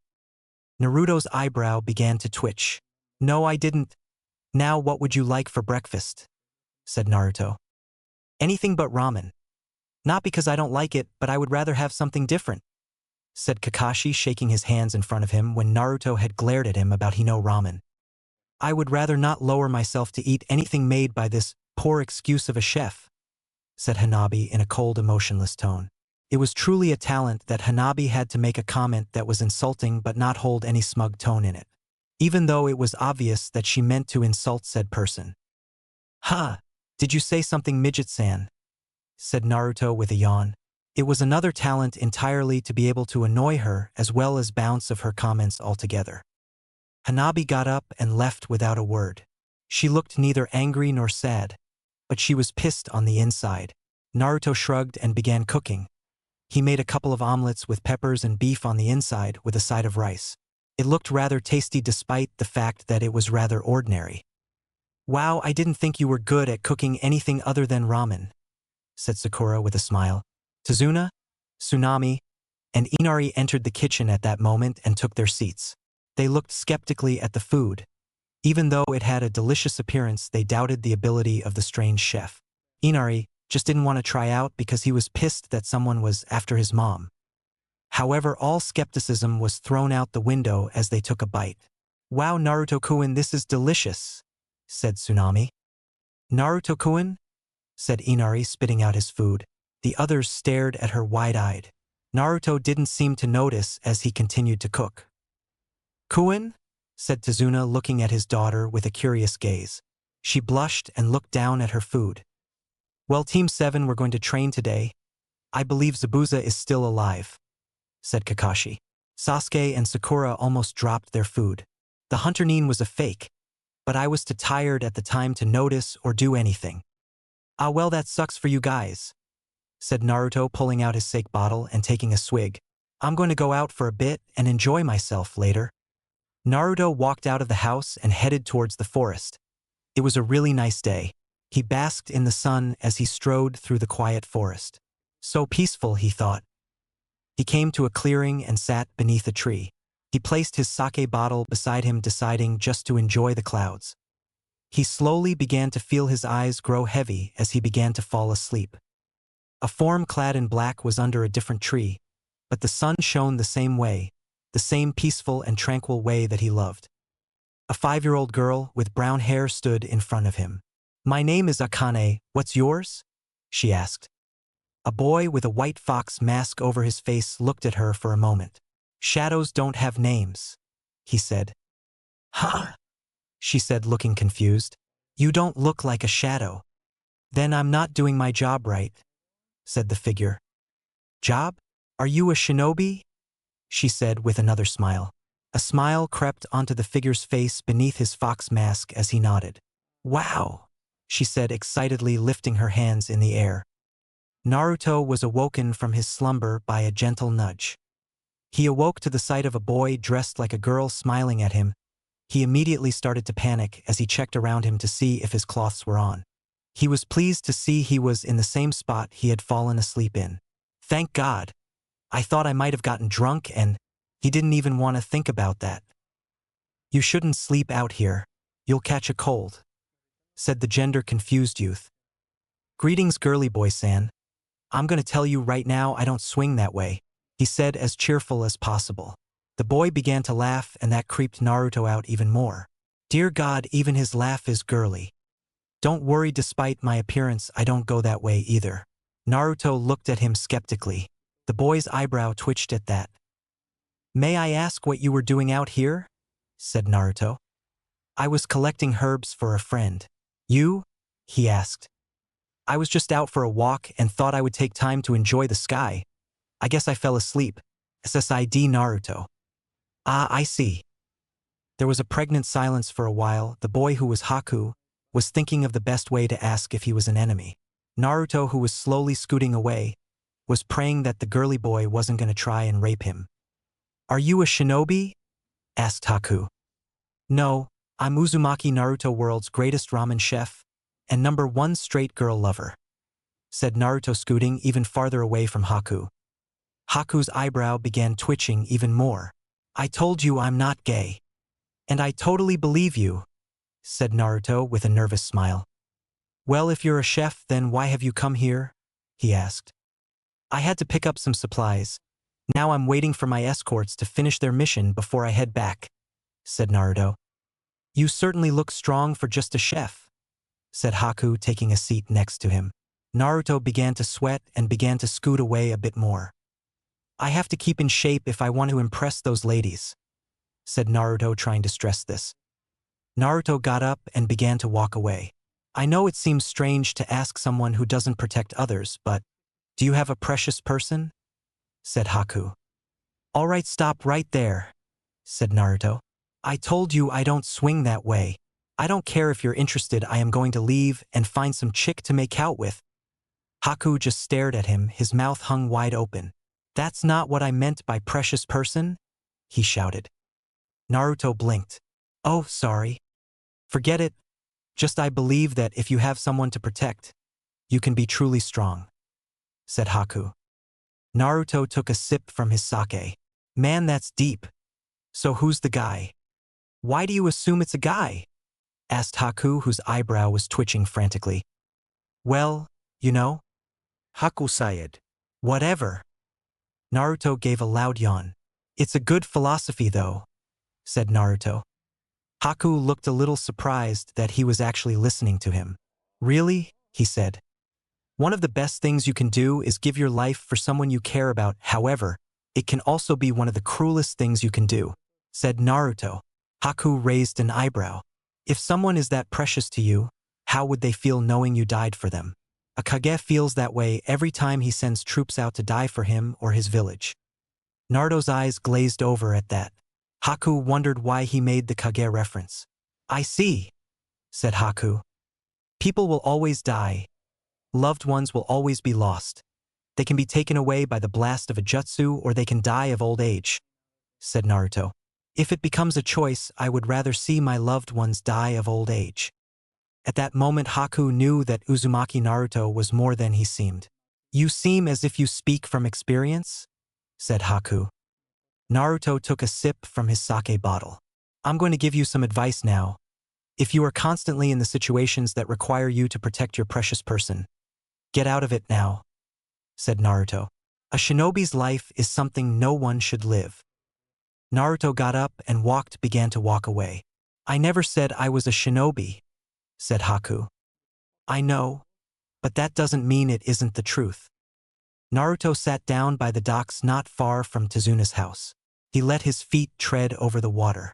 He took a swig from his sake bottle and let out a sigh. I swear if you touch my mother I'll kill you, said Inari appearing behind him. Don't worry, I won't. Inari seemed to nod at this. The small 10-year-old boy took a seat beside Naruto and sat looking at the water. Grandpa says that it was because of you the shinobi agreed to continue the mission to protect him, said Inari. Naruto remained quiet and took another sip from his sake bottle. Thank you, said Inari. I don't want Gato to kill my grandpa. Are you afraid of Gato? Asked Naruto. Hell no, said Inari. Personally, I want to go there and fight him right now. But your mother, said Naruto, his eyes not leaving the water. I'm not afraid to die, and I know if I go to fight Gato alone that's just what will happen, said Inari. I just don't want to put my mom through that though. Then you are very wise, said Naruto, getting to his feet. He turned to leave but then paused. Why don't you use that wisdom to think of something to do? There is strength in numbers and always a time to strike. Inari watched his retreating back and turned to stare out at the lake. It was growing late as Naruto approached the house.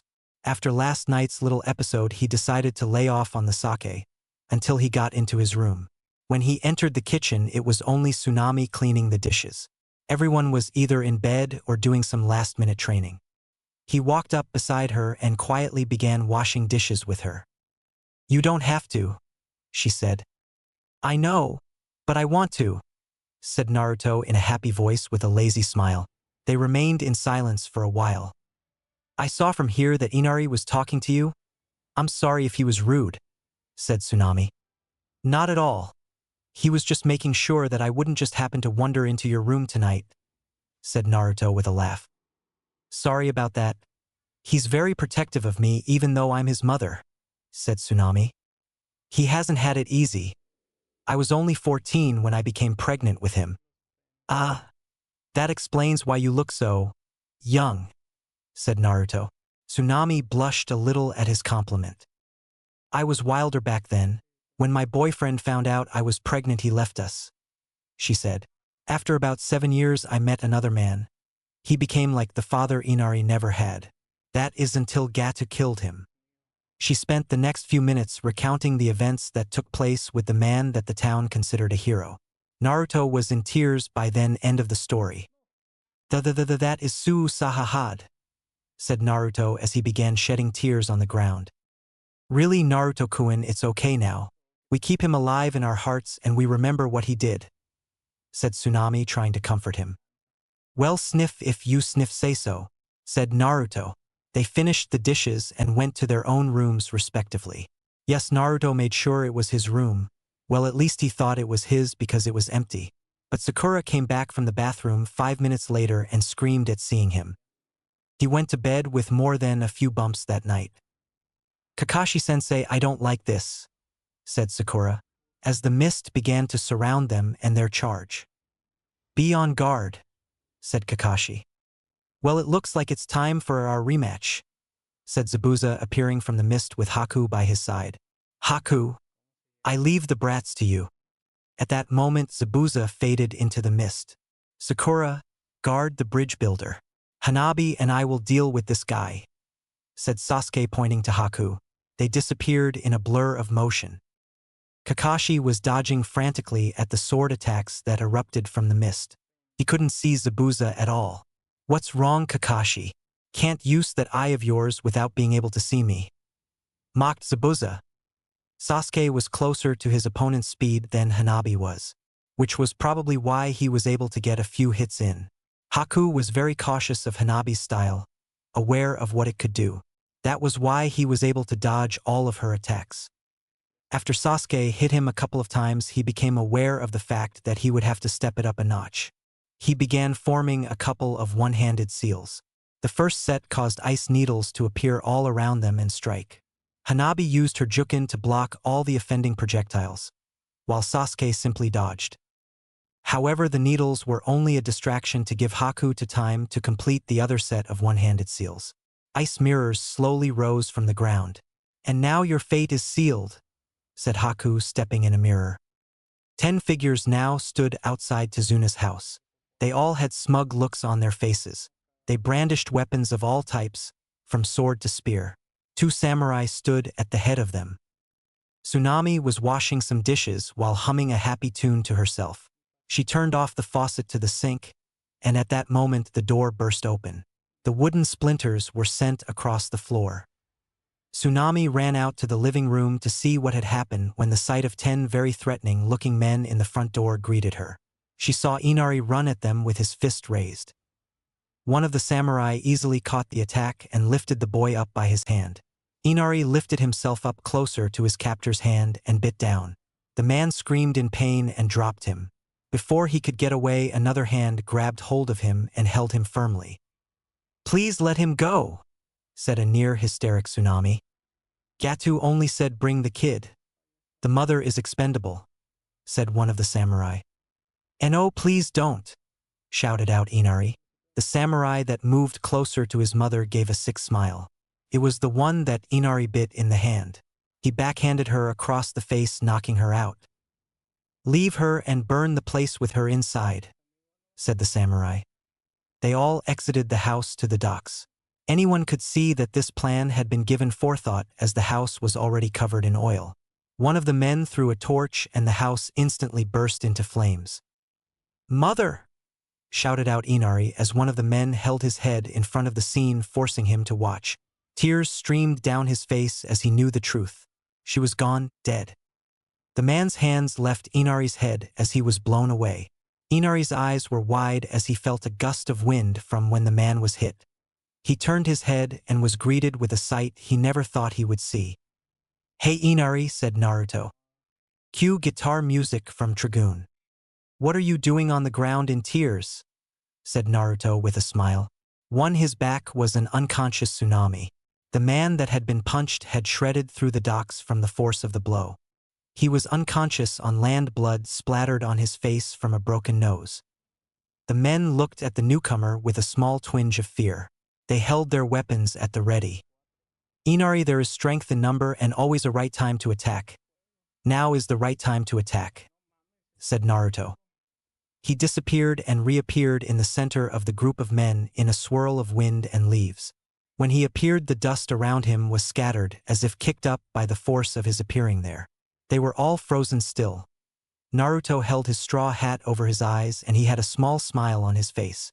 He snapped his fingers and the men all began falling down unconscious. "Inari," said Naruto with a large grin, "now is the time to take back your village. Don't tell anyone what I just did because I will just deny it." He said this with another smile before he vanished from their sight. Inari was in a state of awe before he erupted in a large smile and laughed. He tied up all the men and woke his mother. They went out to the village to get some help. Hannabi and Sasuke stood at the center of the ice mirrors back to back. Haku surrounded them in his reflection across each mirror. Sasuke had activated his Sharingan during the battle, which was the only reason he was still alive. Hannabi looked fine, but she was growing tired from the long fight and she was running out of chakra. Haku was growing worried Hita was low on chakra and would have to end this. Hannabi had her Byakugan activated, so she was able to block all the needle attacks thrown her way. All except one. Haku had pondered why she had been hit in one area and seemed so surprised about it. It seemed the reason dawned on him right then and there. He took a handful of needles and lunged them at a particular spot. Hannabi remained unmoving, completely unaware that the attack was coming for her. But Sasuke saw it. He ran at her and shoved her out of the way only to be hit himself. She looked up at her teammate a little surprised, and then she noticed he coughed up blood. At that moment she knew he had taken a hit meant for her. She was more than a little surprised that he had done it. From what she could gather, her teammates were not too fond of her. Her face remained stony, but she felt a little guilty inside. "He gave his life to get you out of the way," said Haku. "Don't try and trick me," said Hannabi. "My eyes can see a lot of things. One of them is his still beating heart, and the other is the flow of his chakra. However, make no mistake, I will defeat you." She thought back to her feelings of when she had destroyed the water clone. That feeling of rage and anger. She gathered it together, however this time she brought it under control and concentrated with it. She focused it all into the points of her fingertips. She had spent all her time in wave training this technique she had discovered. She ran at a mirror and merely touched it and it shattered. The technique was basically an extension of her normal Juken attacks. It was now more refined and did more damage but ate up more chakra, which is why she wouldn't just use it whenever she fought with her Juken. Haku jumped out of a mirror to try and stop her from breaking another mirror, but Hannabi saw it coming with her Byakugan. This had actually been what she was hoping for. She twisted her body and Haku flew past her. She then grabbed onto his foot before he got away. She pulled him back and his body was now upside down as she let go of him. Hannabi concentrated the full attack into her open palm and slammed it for Haku's chest. Haku, thinking quickly, brought up several ice mirrors in front of him. They were shattered through but had taken a lot off of the initial force of the attack. Even so, it hurt. He was blasted through a mirror behind him, out of his ice prison. He skidded across the ground to a stop and began to cough. He was still alive, luckily. Hannabi collapsed to her knees, gasping for breath from exhaustion. She was very close to passing out. Haku rose from the ground, exhausted as well. He was coming close to giving up. He had failed his master as a tool. He was going to allow himself to die, but he then felt it. "Zabuza-sama is in trouble," whispered Haku. She formed a seal and an ice mirror appeared and he rushed through it. Kakashi charged forward towards Zabuza with his Chidori ringing through the air. His nin dogs held the demon in place as he lunged his attack at the man. Kakashi observed out of the corner of his eye an ice mirror appear. He saw a boy exit it in front of Zabuza and stood in front of his attack. The boy threw some needles and Kakashi knew they were heading for the scroll that held his nin dogs to this world. Zabuza stared out as Haku appeared in front of him. His eyes grew wide with panic, realizing what was about to happen. He attempted to move to push the boy out of the way, but the dogs held him down firm. He knew by the time the dogs disappeared, from the scroll being destroyed, it would already be too late and Haku would be dead. He was going to watch as the boy he secretly considered to be a son was about to be murdered in front of his eyes. Haku stood there calmly waiting. Time seemed to freeze for him. "Naruto-san, you were right. The best thing I could do was give my life for Zabuza-sama. However, you were also right on another account. I would have preferred it if Zabuza-sama and I didn't have to fight anymore. We could live out the rest of our lives and not worried about being killed.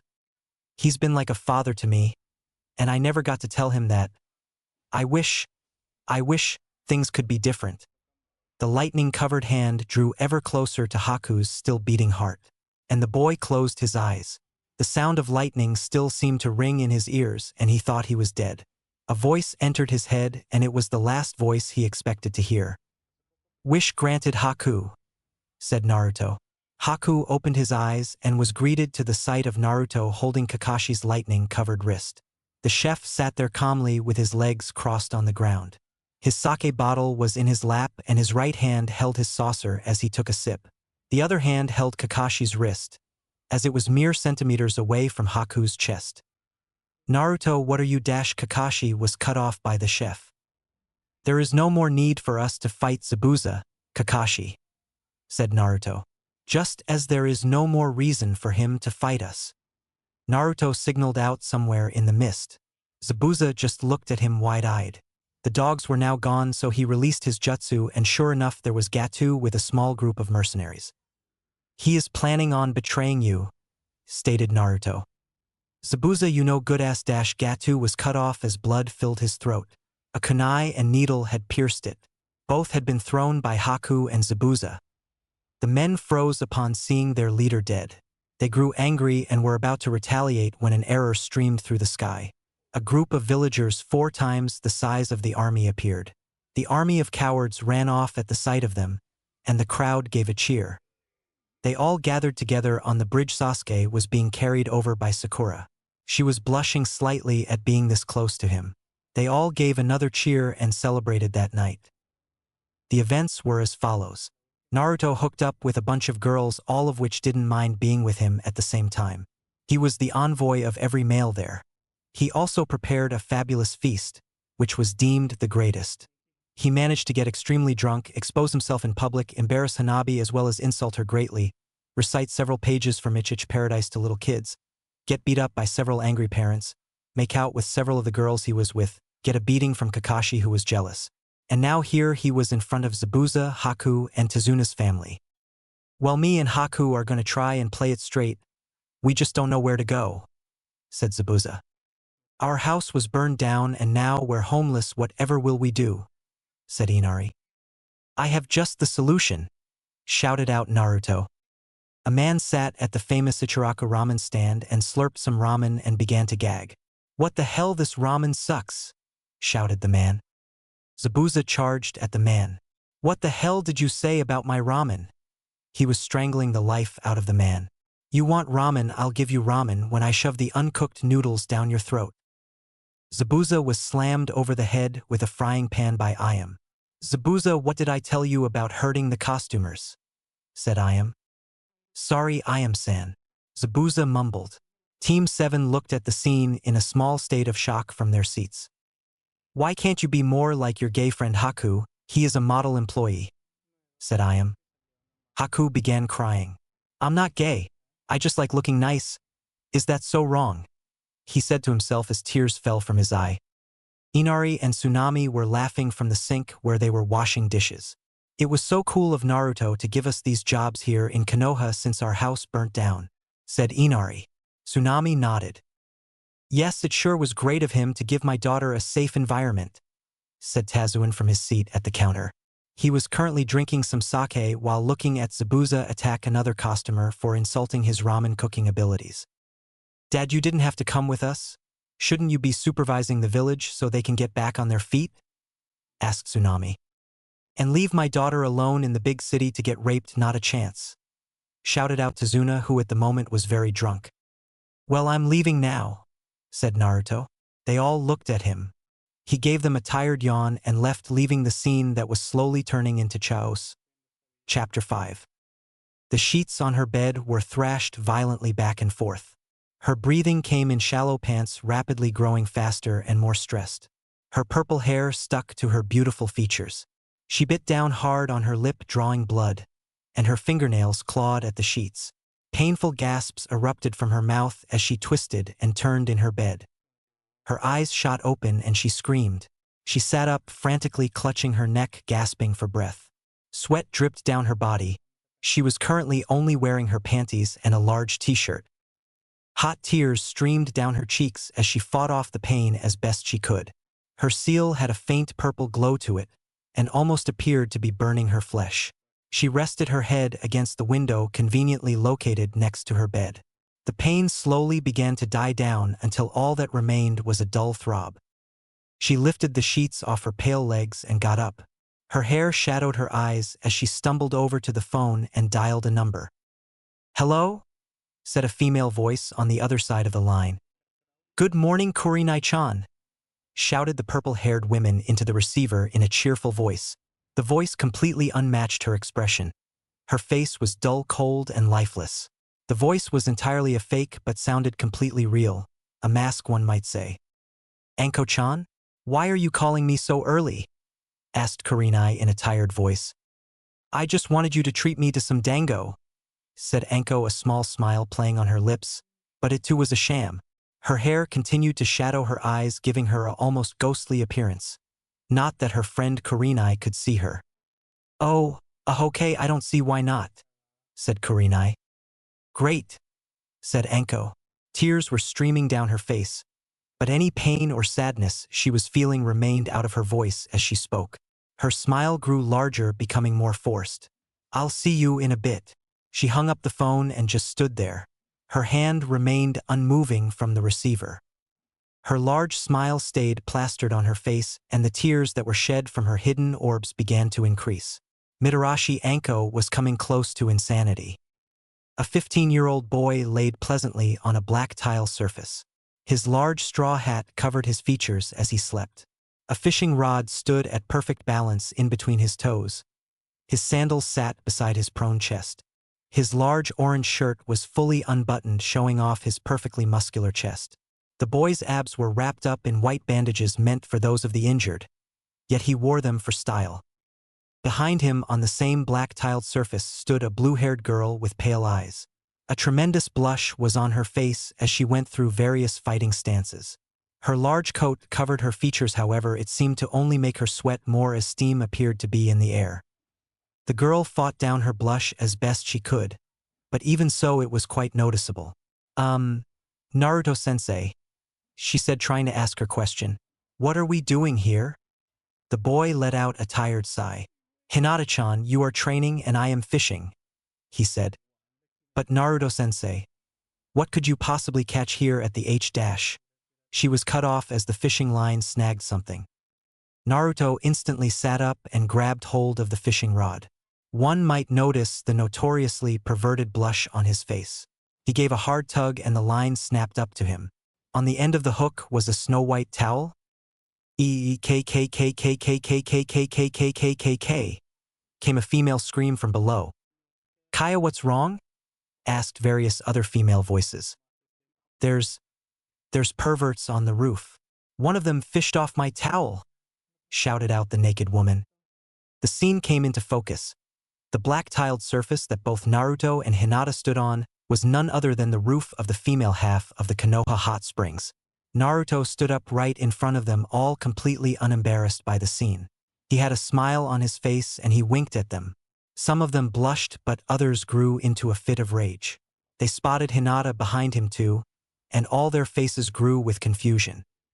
"Oh my God! We're getting the female perverts now too," said the women. "Get them, girls!" All the women charged forward, abandoning all sense of modesty, as they didn't bother to cover themselves. Hinata looked around frantically in a panic, not knowing what to do. "Hinata-chan," said Naruto with a kind smile on his face as he turned to her. "The second part of your training today is to run." He ran forward and grabbed her hand and jumped off the roof onto the streets of Konoha. Naruto was laughing the entire time. "It's not funny, Naruto-sensei. Now they're going to think I'm a pervert," she said as she looked back at the women catching up to them. "But my dear Hinata-chan, you are a pervert. The book you are hiding in your coat is proof of that," said Naruto. Hinata blushed a furious shade of red in embarrassment as hugged her coat tighter to her body. The indentation of a rectangular figure came into view. The mention of the book caused Hinata to think of its contents, and before she knew it, a small stream of blood was falling from her nose. Oh my," said Hinata, closing her eyes and shaking her head. "Ha ha ha ha, what did I tell ya?" shouted Naruto in glee. They entered the market district and ran through the crowd. The women came to a halt in the middle of the market, looking around frantically for the people who had been spying on them. "Damn it, where did they go?" The leader's voice became quiet as she looked at all the people staring at her and her friends. All the men were blushing madly or passed out from blood loss. The women in the market looked furious and covered some of the children's eyes. The women of the hot spring looked confused for a moment until realization dawned on them. They all looked down at their bodies and took note of their now nude forms. They all blushed tremendously from embarrassment and rushed back to the hot springs. Anko sat in a booth with her friend and was now currently stuffing her face with a happy smile. Kurenai stared at her friend in a daze. Where does she put it all? She questioned. Anko continued to scarf away at the dango in a cheerful mood.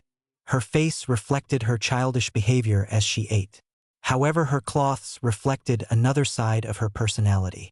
The trench coat wasn't that bad, but what was the stuff underneath or lack thereof? An all-too-revealing fishnet shirt clung to her skin, revealing her black laced bra. On her legs she wore a short mini-skirt, which looked like it had been made for someone half her size, showing off her shapely legs and amazing curves. She had a body most women would kill for, it being ironic that she killed for a living. Is there any reason you wanted me to treat you to dango? Asked Kurenai as her friend continued to devour the food. Anko adopted a confused childish look. Other than free dango? She questioned as she thought about it. Well, to see Kurenai-chan. Anko hopped across the table and wrapped her arms around her friend's waist. She then began rubbing her cheek against Kurenai's well-defined assets. Is there any other reason I need? She asked huskily, somehow forcing a seductive blush on her face. A gleam of playfulness stood in the purple-haired woman's eyes. Kurenai blushed furiously in embarrassment as she looked around the restaurant. Several of the local perverts were watching the scene with nosebleeds while others tried to avoid the scene. Kurenai let out a sigh. She hated when her friend did this. She always ended up greatly embarrassed. But then again, she wouldn't give up her friendship with Anko for the world. Anko burst into violent fits of laughter as she rolled off her friend into the seat next to her. She grabbed the last stick of dango and began munching away. Kurenai took out her wallet and her eyes widened upon finding it empty. Oh, said Kurenai. Anko looked at her friend. One of the sweet balls was still in her mouth. Wahufts woung you're an H1? Asked Anko with a full mouth. Well, you see, I am apparently out of money. Anko swallowed her food and smiled at her friend.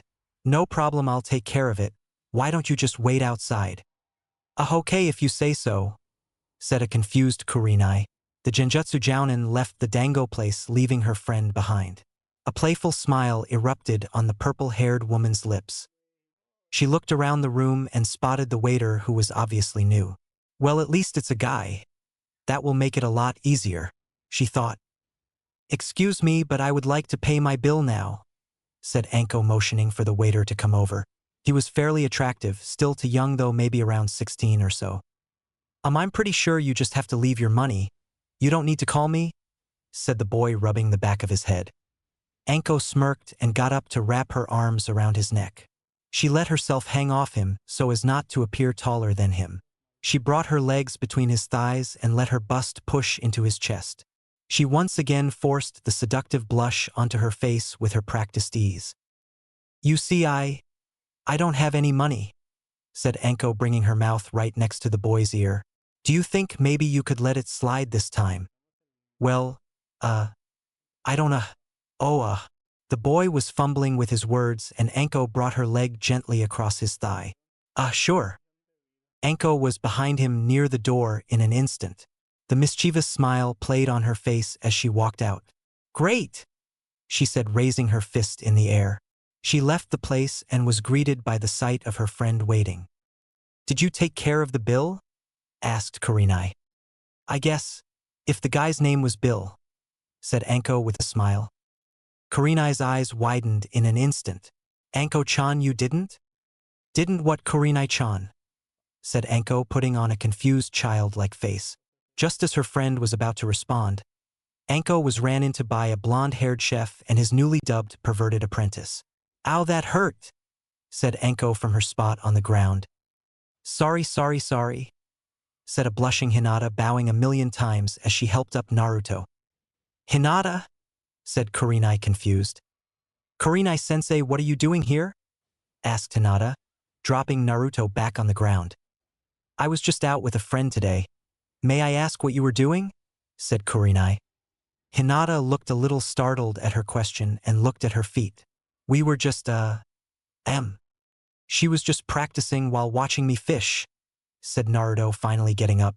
We were in a hurry when we bumped into you guys. He wore an idiotic smile on his face. Sorry we bumped into you, lady, said Naruto, looking at Anko, who was now getting up. Anko looked up at him. At first she was angry, but then at the sight that he was just some 15-year-old kid, she gained a mischievous glint in her eyes. So young, time for some fun, thought Anko. She was behind Naruto in an instant, her right hand traveling under his right armpit onto his exposed chest. It's quite all right, said Anko, her hand moving over the bandages that covered his waist. I think I know a way you can make it up to me, though. She rested her head on his shoulder and began stoking the bandages before going underneath them. Her breath grazed his ear, and she pushed her breasts forward into Naruto's back. Kurenai sighed at the scene. Poor kid. Anko is in one of her moods. Better stop her before she does something to embarrass him, thought Kurenai. However, all thoughts were silenced as she looked at her friend. Anko's face was now that of sheer surprise. Her eyes were wide and the seductive blush she had worn on her face was gone. Instead, it was replaced with a bright pink one that stayed on her shocked face. She looked down at her right breast. The boy's left hand was held behind his back and was now firmly grasping her asset. Naruto's right hand was on his chin and his eyes were closed as if he was in thought. Size C, very nice, said Naruto, nodding his head. Well, I must say you made this very easy for me. I didn't even have to sweet-talk you. Naruto swung around in a blink and grabbed onto the woman's waist with his right hand. He leaned her down to where her head was almost touching the ground and brought his face directly in front of hers. He stared in her eyes, not blinking once. They held a seductive glint to them, but there was a small undertone of playfulness. Shall we? Said Naruto. Anko blushed pink even further and Kurenai's jaw nearly hit the floor. He's actually embarrassing Anko? I didn't even think that was possible, thought a shocked Kurenai. Anko's face was one that of astonishment. She was completely and utterly speechless. She blinked to get herself out of her confusion. Okay, this is new. I never would have thought this could happen. She looked up at Naruto again and saw the playful look. It was a look she knew all too well. Ah, so that's how it is. Well, two can play at this game. Sorry about that, said Anko, returning to her previous self. I was surprised that one who seems as young as yourself could be so experienced. She brought her arms around his neck and placed her feet under her behind so she could prop herself up. She didn't want to be completely at his mercy. Well, as you can see, I am very experienced, said Naruto. He picked her up and pinned her against a nearby wall. Anko wrapped her legs around his waist. Well, then I won't have to hold back. May I know the name of one who is as excitable as myself? Said Anko, rubbing a hand across his cheek. Uzumaki Naruto, said Naruto. Mitarashi Anko, said Anko as she brought her mouth down on top of his. They wasted no time as their tongues slipped in each other's mouth. Naruto brought the battle into her own mouth, winning in the dominance category. Anko moaned as some of the saliva began to drool down her chin. They continued to kiss passionately while a crowd just stood there slack-jawed in confusion. Dear God, there's two of them, said Kurenai. Naruto-sensei, mumbled Hinata, looking down, a tremendous blush on her own face as she secretly watched the scene with her Byakugan. She hugged the perverted orange novel that lied in her coat tighter. She was definitely going to read some more when she got home. Some blood began to spill from her nose at the very mention of the idea. The two broke apart to catch their breath. They both looked around and noticed the crowd that had gathered. Can we help you? They shouted in unison. The crowd instantly dispersed and everyone went their own way. Naruto sighed. Well, as fun as this has been, Anko-chan, I have to get to work, said Naruto. He set her down and turned. However, the woman's arms wrapped around his body. Do you have to, Naruto-chan? Said Anko, putting on a puppy dog pout. Naruto gave a smile. Come to Ichiraku's later. We'll share a sake bottle, said Naruto, walking away. Hinata-chan, we're done for the day. Hinata was gone in an instant, trying to keep her perverted blush down. Naruto left the scene soon after. Anko stood there with her friend wearing a toothy grin. "Hooray, I got a new playmate!" she shouted, lifting her fist in the air. "Well, that was fun." "Anko-chan, you're not really going to see him again, are you?" asked Kurenai. Anko blinked and looked at her friend. "Why wouldn't I?" she asked. "My life is far too boring. It's nice to have a playmate." Kurenai sighed and shook her head back and forth. "Just take it easy. Then again, the way he carried himself, you might not have to," said Kurenai. Naruto walked up to the ramen stand and gave out a lazy yawn. He was about to push the small curtains that allowed customers to eat in privacy out of the way when a bald man came soaring out. Naruto barely dodged in time as the man slammed in the ground. "Say that again about my ramen, you bastard. Say it again," shouted out Zabuza. The sound of metal hitting his skull was heard soon after. "Zabuza, you have to stop doing that," said Ayam in an angry tone. "Sorry, Ayam-san," said Zabuza, looking down with multiple bumps on his head. Ever since the ramen stand had received its new workers, it became far more chaotic every day. Today, however, it was even more so. Perhaps it had something to do with the new team that now sat by Team 7. "Shut it, Inopig!" shouted Sakura. "Make me forehead!" shouted out Ino. Both Sakura and Ino brought their foreheads together and were having a glaring contest. "Would you two keep it down and just enjoy your ramen?" said Asuma from his seat next to Kakashi. Honestly, Ino can be so loud at times. "So, is it true that Naruto-sama works here?" said Asuma, bringing his voice down to where no one could hear him. "Hi," said Kakashi. "He's very different now, but he is still just as skilled. Try not to bring up the past and just enjoy the time as his friend." Asuma only nodded. He had a far-away look in his eye. "It's been almost 5 years now, since our last mission with him," said Asuma. Kakashi nodded as well. Chuji slurped up some of the noodles inside. His lazy friend Shikamaru looked at him with a raised eyebrow. "Is something wrong, Chuji?" asked Shikamaru. "No, it's nothing. Just I expected more from the reputation the Ichiraka ramen stand holds," said the Akamiji. "Don't get me wrong. That Haku fella makes a pretty good ramen. I was just expecting more." In an instant, Ayam was in front of the boy, bowing. "Please hold your judgments until later. Haku-chan is new and inexperienced. The one who gave us our reputation should be here shortly, Akamiji-sama," said Ayam, trying to keep the boy as satisfied as possible. All the Akamiji were well respected in the culinary world. Their opinion on a restaurant's food, service, and atmosphere could make or break any food-eating establishment. Chuji nodded and waited. He didn't have to wait long as a blonde-haired boy entered the stand. "There you are, Naruto-kun. I need one of everything for our friend here," said Ayam, relieved that the boy had shown up for work today. "Morning, Naruto," said Sakura upon noticing him. Sasuke gave a nod in his direction and Kakashi waved. The members of Team 10 looked at the boy around their age curiously. Naruto let out a yawn and gave a tired wave to them all. He walked behind the counter without a word. Zabuza, who was in front of the stove, burnt his hand, and just before he could slice the thing in half with his sword, Naruto walked in front of the stove. Zabuza froze in mid-swing, barely stopping in time to miss the back of the boy's head. He was sweating furiously at almost killing his superior. Naruto started boiling some water and washed his hands. As he was doing so, Tsunade, Inari, and Haku stopped what they were doing and watched him intently. It was always a treat to see him work in his professional manner. Naruto grabbed a knife and with speed and precision he began cutting up the ingredients for the ramen. His cuts were in fluid motions at blinding speeds that came from years of practice. As he speedily finished with the vegetables, herbs, and meats, he began working the dough.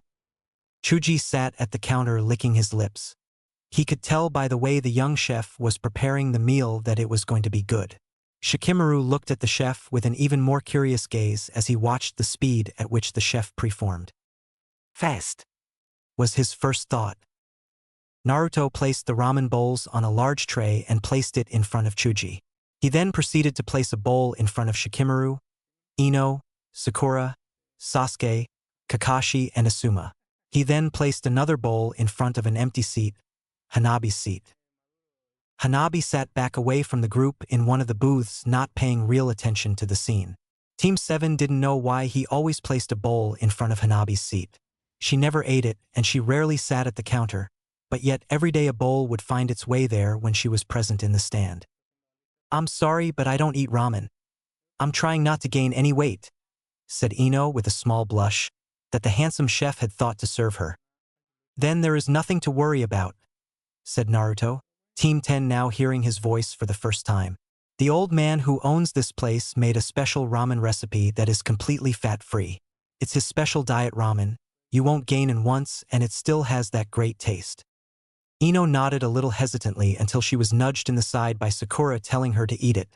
And like everyone else who ever seemed to have the pleasure of having one of those noodles grace their lips, she couldn't stop. Naruto gave a lazy smile as everyone enjoyed his or her ramen.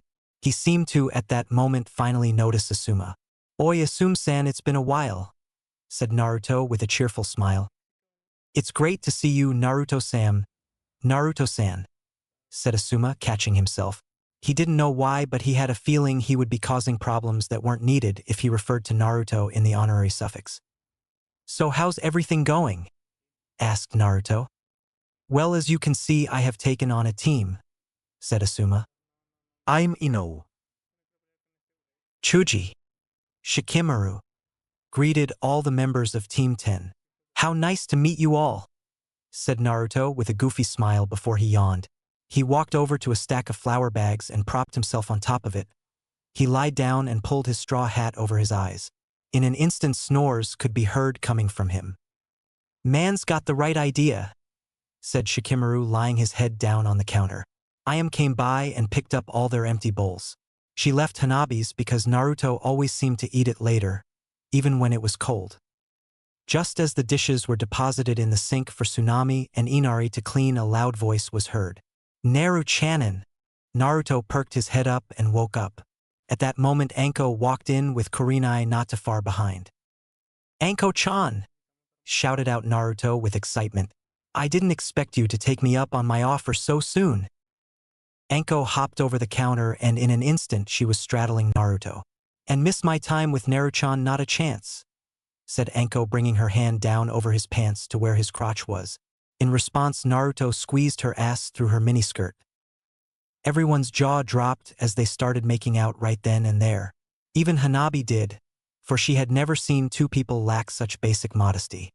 "Now it's time to get what I came for," said Anko. "It shall be done." People stared wide-eyed at what they could possibly be talking about. "Let the wine flow," said Naruto, slamming a large bottle of sake on top of the counter. He then began depositing the liquid into two separate saucers, and he and Anko soon began drinking with large smiles on their faces. "Dear God, there's two of them," said Ayam. "That's what I said," said Kurenai. It didn't take long before Naruto and Anko had too much. Their faces were completely flushed as they greeted costumers. Naruto would greet and seduce various women, while Anko handled the men that walked in. They were scaring everyone away and having a good laugh about it. Eventually, Ayam took action. "All right, listen up, you two," shouted Ayam. Naruto and Anko stood at attention in an instant, both giving salutes. It was a rather comedic scene. Ayam lost her train of thought for a moment as she tried to suppress the urge to giggle. "You two are disrupting the costumers and scaring them away. I'm going to have to ask you to leave for now." "But Ayam-ne-chan, I work her," said Naruto, smiling. "Yeah, and hold on, I can think off a good reason," said Anko, sitting down cross-legged and getting in the thinking position. "Don't worry, Anko-chan, we'll think of something," said Naruto, stumbling as he sat beside her. They were there for about 30 minutes before Ayam finally convinced them to leave. "Is it always like this?" asked Ino. "Pretty much," said Sakura in response. Ino smiled and soon began to giggle. "How fun! I like it here." She turned to her smoking sensei. "Listen up, Teach, we are meeting here from now on, and that's that. I get to see Sasuke-kun eat good food and have a good laugh." "I agree, this food was spectacular," said Chuji. "Troublesome? I don't care," said Shikamaru, leaning his head on his hand. All right, I was thinking of doing that anyway," said Asuma. Maybe Kurenai-chan should join us as well. Kurenai looked at him and his suggestive eyes. Her eyebrow began twitching. Perhaps, maybe Hinata will come out more being around that Naruto guy, said Kurenai. Then again she may turn into a pervert. Nah.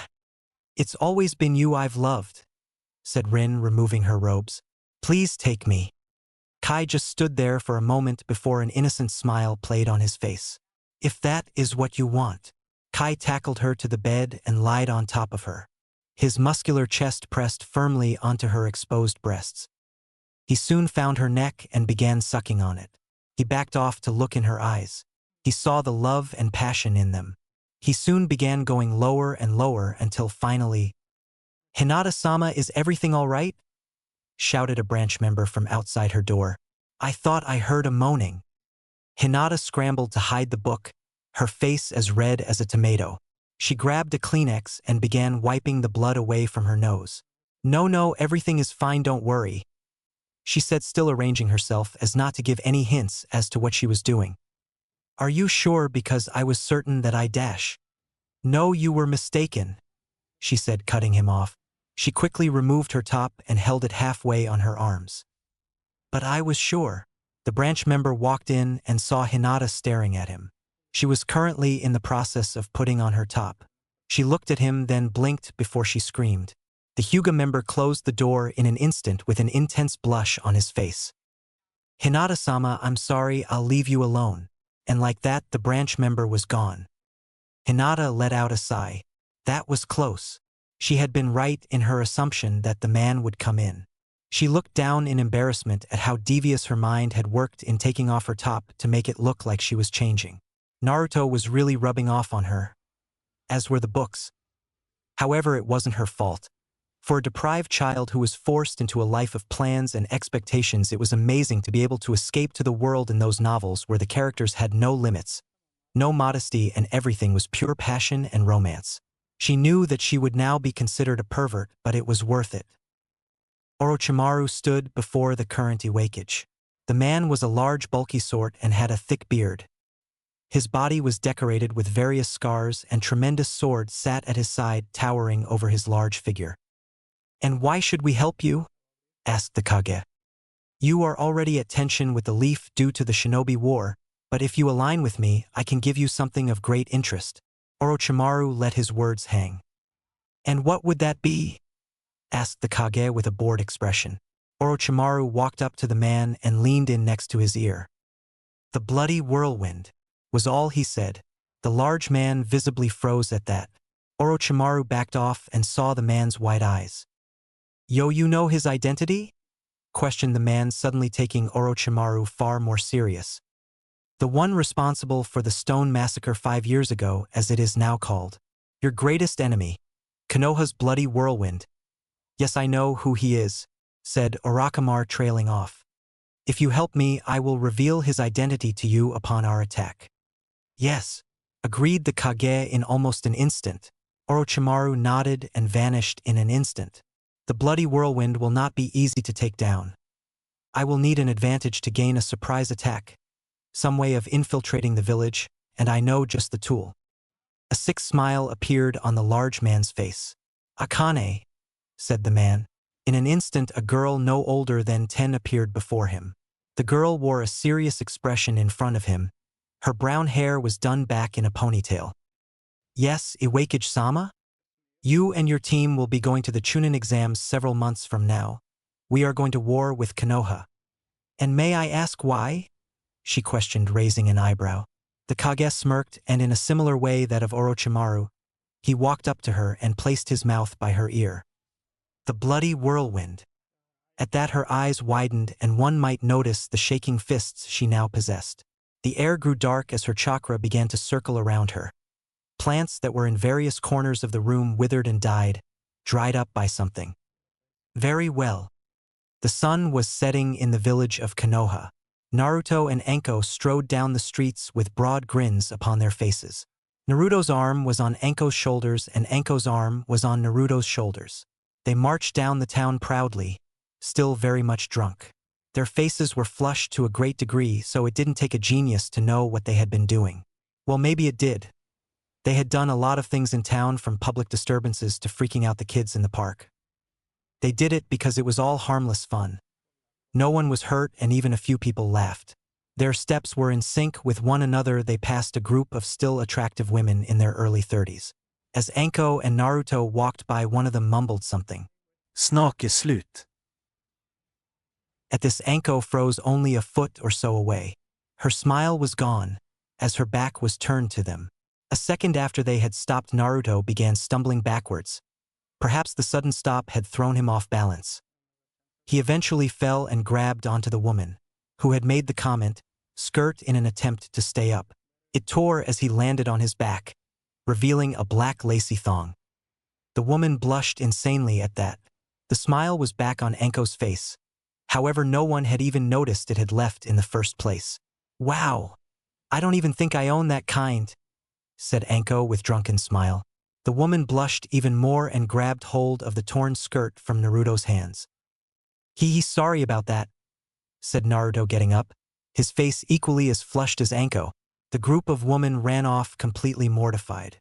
Anko swung her arm around Naruto's shoulder and he did the same, until they were in the previous walking position they had been in before. "Onward, Naru-chan," shouted Anko.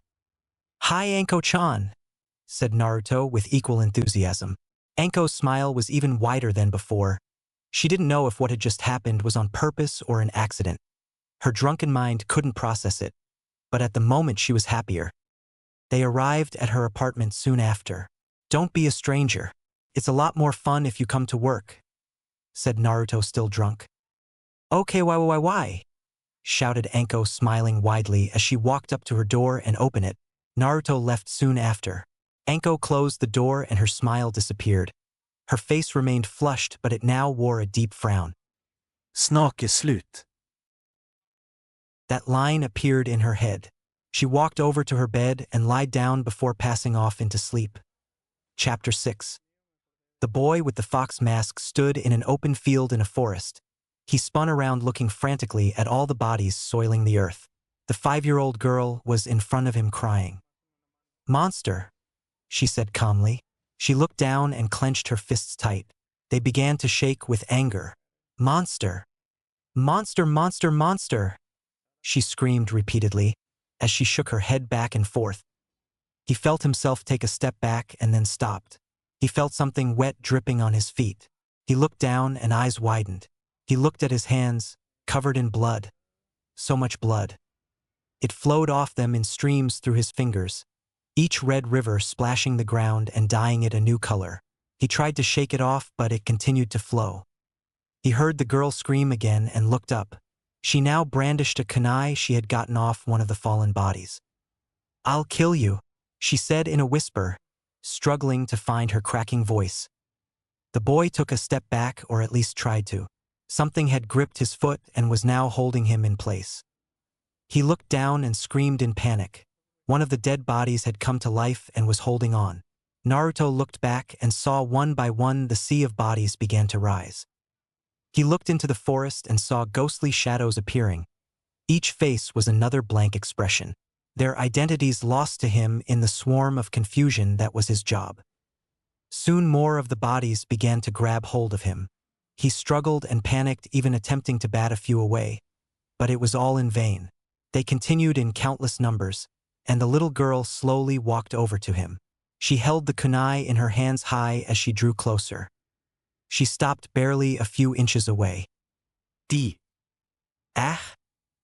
How are you doing this?" shouted Shikamaru in the ramen stand. Naruto stood behind the counter, a shogi board in front of him. Anko was clinging on his back and rubbing herself against him. "I am afraid I hick. Have you no clue what you're talking about?" said Naruto. On the other side of the counter sat Shikamaru, practically tearing his hair out. He put his hands together and stared at the board as if it were on fire. His eyes scanned rapidly. "It just doesn't make any sense," said Shikamaru. "Naru-chan is amazing," shouted Anko, holding up a sake bottle. "You deserve some of this while you tell me all about your victory." "But of course, Anko-chan," said Naruto with a drunken smile. He turned away from the game and held his sake saucer out. Anko then began pouring some with a goofy grin. Let's see where to begin. It all started when I moved one of those little wooden thingies around the board. Shikamaru practically cried as he heard Naruto explain an elaborate story that absolutely made no sense in the world of shogi. How does he keep beating me? Let it go, Shikamaru, said Asuma, taking a drag from his cigarette. Better men than you have tried and failed to figure out the way that boy's mind works. But it doesn't make any sense. He was just randomly moving pieces at random intervals of time. He said he's never even played before, said Shikamaru.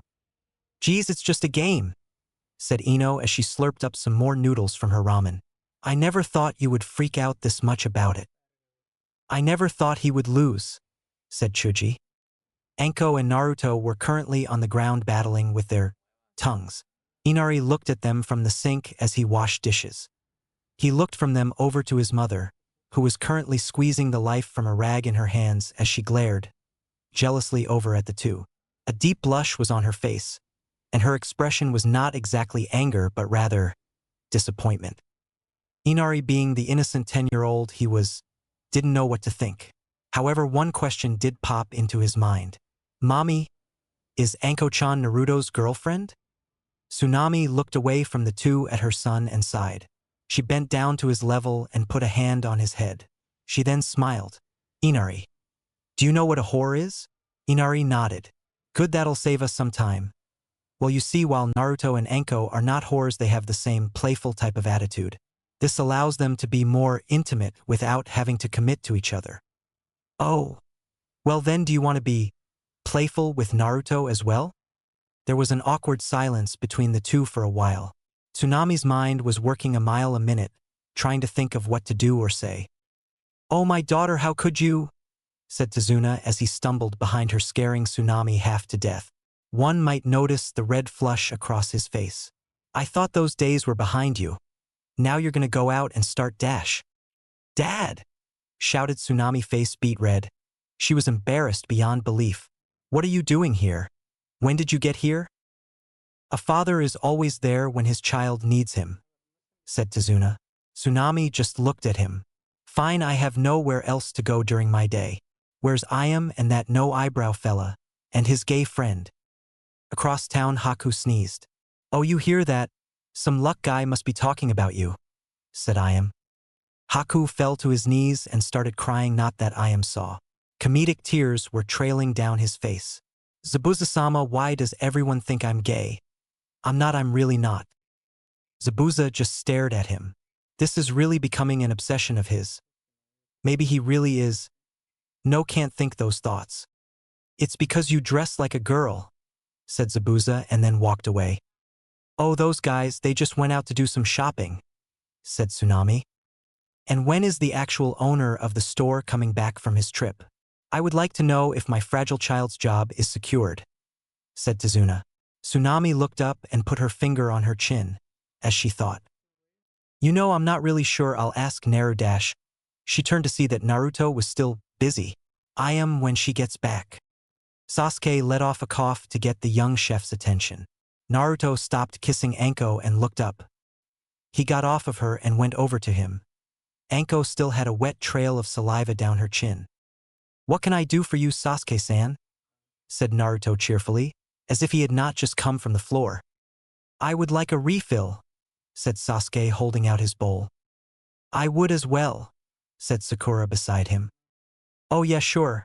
I forgot about Midget-san anyway, said Naruto as he refilled their bowls. He then went and placed Hannabi's bowl in front of the usual empty chair in the stand. Kakashi looked up from his book as Naruto was walking away. Naruto, not to butt in or anything, but not only does Hannabi never eat the food when it's placed there, but she's not even here in the stand. Naruto stopped mid-step and turned his head. He rushed over to the counter and looked around at all the booths. Midget-san! He yelled in the stand. Midget-san, are you there somewhere? Team 10, the ramen workers, and surprisingly Team 7 had finally noticed the Hyuga's absence as well. Where is she? Asked Sakura. Well, I'd imagine since it's her birthday tomorrow. She's at home preparing the festivities. Her what? Shouted everyone in the stand. Didn't you know? said Kakashi innocently. The Hyugas are having a large party with more than half of Konoha attending. All the clans will be there. Ha! Hyuga Hannabi sat in front of a mirror brushing her beautiful brown hair. While she didn't wear a smile, she was in a particular good mood. Even though she wasn't the heiress to the clan, she was still the head's daughter, and as such she was allowed a large party as recognition of that. It was also her chance to show she was a model Hyuga and would do her clan proud. It was a minor hope, but she felt if she could demonstrate she was more proper and deserving than her sister, the clan might reconsider placing her as a branch member. A knock sounded from her door, and she called for the person to enter. She turned around and for the first time in a while a smile appeared on Hanabi's lips. "Oba-chan," said Hannabi. An elderly woman walked in, a smile on her face. "Well, hello there, little Hannabi," said the woman with an even bigger smile. Hyuga Himiko was the mother of current Hyuga head Hyuga Hayashi, former head of clan herself and now one of the chief elders in the Hyuga Council. She was a very important woman. She was also the kindest, nicest, and most selfless Hyuga of all, second only to Hinata. Not that anyone knew that about the later. Yet she was also strong and firm, and the only person in the clan Hannabi had any love for. Unlike the rest of the clan, and elders who showed Hannabi little acknowledgement, her grandmother was kind and supportive. In fact, the only thing that Hannabi didn't like about her grandmother was that she treated Hinata just as well. But she wasn't going to let her sister ruin the one person that made her happy, so she ignored that little detail. "Oba-chan, how are you? What are you doing here?" asked Hannabi. "Well, you know me, I had to see my little Hannabi before her big day," said Hitomi with a smile. "Also, I must inform you that your escort was sadly called away on a mission, but I believe I have an idea of someone who can help." Hannabi nodded. Her escort was to be a member of the branch family. His job would have been to follow her, dance with her, and basically make sure she had a good time. She couldn't help but wonder who her grandmother would get to be her new escort. Hinata stood on her training ground with her teammates. Their sensei was currently giving a lecture on how to use their abilities as one. After she was done explaining, Hinata called their attention. Most of you have probably already heard, being members of major clans yourself," said Hinata looking down at the ground nervously. "But tomorrow is my sister's birthday, and, well, I'm allowed to invite anyone I wish to. So would you all like to come?" "Well, I think my mom was going to force me to go anyway, so why not?" said Kiba with a smile. "My clan was also asking me to attend. Coming with you instead would make no difference in their eyes, so yes," said Shino is his monotone type voice. Hinata smiled, then looked over at her sensei, who just gave a happy nod. Hinata bowed to them. "Arigato," said Hinata. In a different training area, another group sat. One boy with strange eyebrows was currently counting out impossible numbers as he pounded a log. He was like a mini clone of his sensei, who was currently shouting out something about flames of youth. A brown-haired Hyuga boy stood next to a tree not too far away, watching the scene. Behind him, a girl with buns in her hair was currently throwing kunai at a target, hitting the bullseye dead on. It was amazing because she was reading a magazine as she did so. "Listen, team," said the Hyuga boy. "Quiet, my youthful student Lee, our beloved comrade Niji has something to say," said Guy with a little too much enthusiasm. "What is it, Niji?" asked Tenten. "Tomorrow is my cousin's birthday," said Niji. His teammates took note that he clenched his fists as he said this. "I would like it if you all attend, while you all lack the importance of most of those coming. It would be nice if you came." Team Guy found it very hard to keep straight faces at the awkwardness in Niji's voice. "We will attend this party and demonstrate the flames of youth," shouted Guy. "Guy-sensei, the flames of youth shall burn brightly as I rock Lee enter the dance floor," shouted Lee with excitement. "That it will, my beloved student, and maybe finally Tenten will grace us with a more feminine flaming passion than she normally does," shouted Guy. "What?" said Tenten, whose eye was now twitching. Ayam and her fellow ramen vendors stood in the kitchen working busily. She had just finished teaching Zabuza that you need to make the dough resemble noodles before you put them in the pot to cook. "It's not that hard, Zabuza," shouted Ayam annoyed. "Even Naruto got it when he was first learning, and while his cooking is just unnatural and a miracle, you are definitely smarter than he is. Yes, I am Chan, said Zabuza looking down. Huh. Just go wash some plates with Tsunami, said I am with a sigh. Zabuza nodded and left. Not long after a crashing was heard and I am didn't need to look to know what it is. Isn't he supposed to be some amazing shinobi? How can he not know how to wash dishes?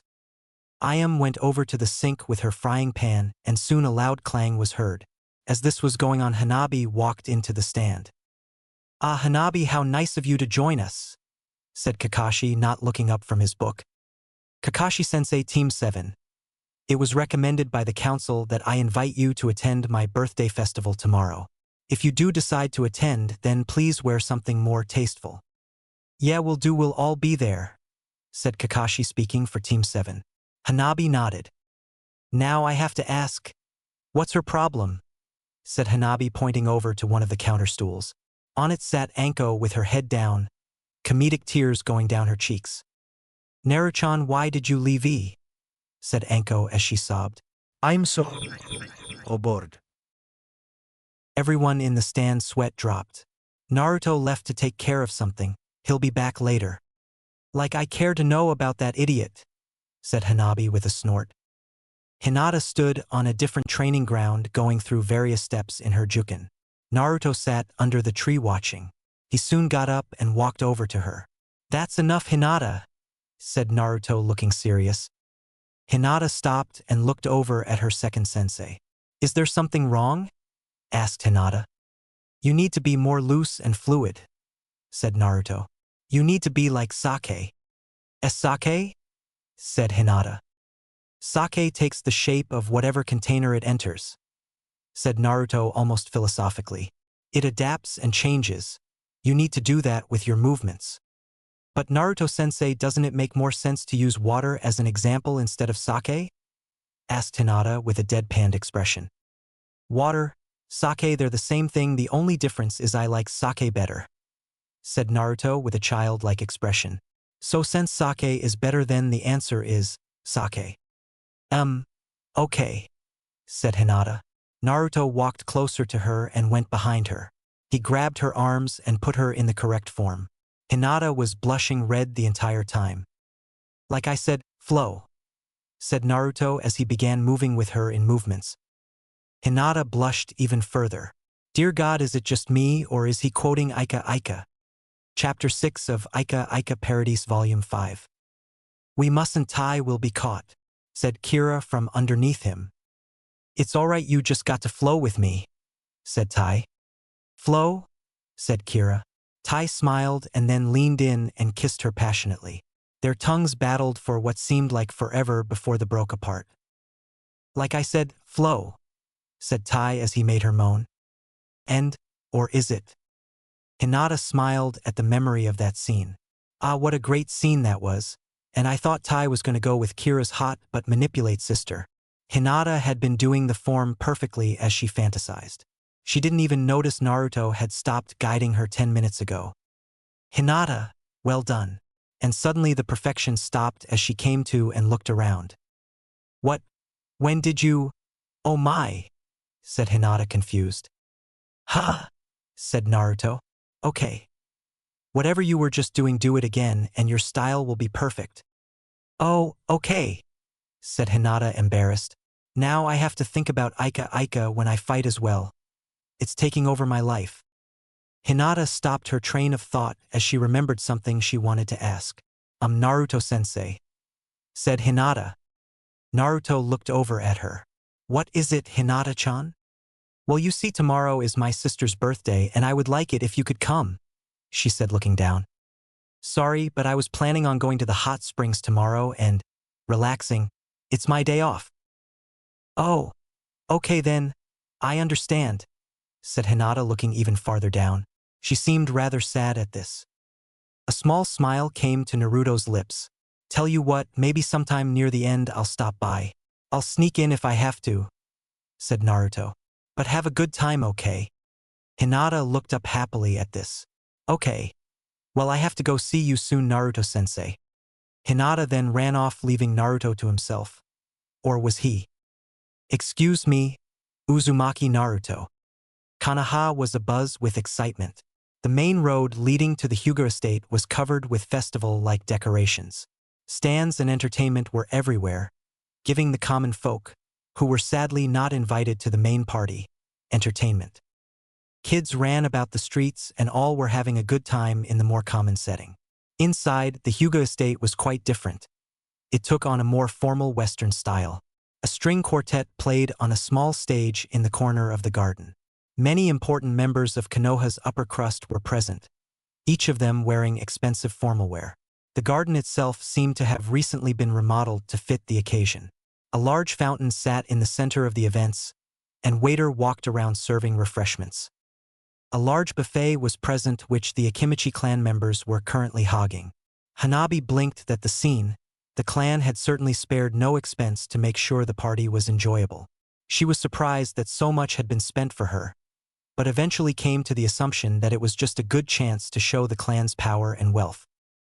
All the guests greeted her with a bow, and she put on a fake smile pretending to care. She was rather uncomfortable as the entire clan was present, the exception being her father and her old escort. She wandered around greeting people so not to be rude, until she finally found someone she recognized. She was more than a little shocked to see Sakura and Sasuke with her sensei nearby. Truth be told, she hadn't expected them to come. "Happy birthday, Hannabi," said Sakura. She was currently wearing a strapless evening dress that clung to her, showing of her rather developed body, as well as exaggerating some other areas. It looked nice. Sasuke was wearing a black formal sports jacket. His collar was popped and his tie was very loose, and it came as no surprise that some of his fan club was ogling while they hid. And her sensei looked well. The same. He wore his usual jounin uniform. The only new thing was a bow tie that didn't go with the outfit around his neck. As for Hannabi herself, she wore a single strapless black dress. It made her look older and exaggerated some of her curves. "Ah, Hannabi, these must be your teammates." And for the first time Team 7 saw Hannabi smile. They were more than surprised by her reaction to the woman coming closer to them. They all agreed, though, that Hannabi looked rather cute when she smiled. "Oba-chan," said Hannabi happily. She walked over to her and gave her a hug. My, you seem in a good mood," said Hitomi. She looked around. "My word, Hannabi is your escort not here yet. He should be with you right now." "I have seen no one designating themselves as my escort," said Hannabi. Hitomi sighed at this. "Very well then. Please enjoy the party while I try and find someone for you to dance with," said Hitomi. "To dance?" said Hannabi, shocked. "I have to dance?" "Why yes, I thought you knew. It is a costume to have the birthday girl dance the waltz in front of the guests." Hannabi gulped. "Oh," she said. "Well, I'm off now.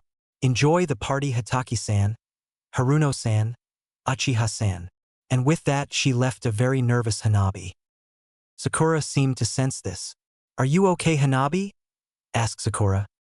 "Why yes, fine." "You can't dance, can you?" said Kakshi, reading his book.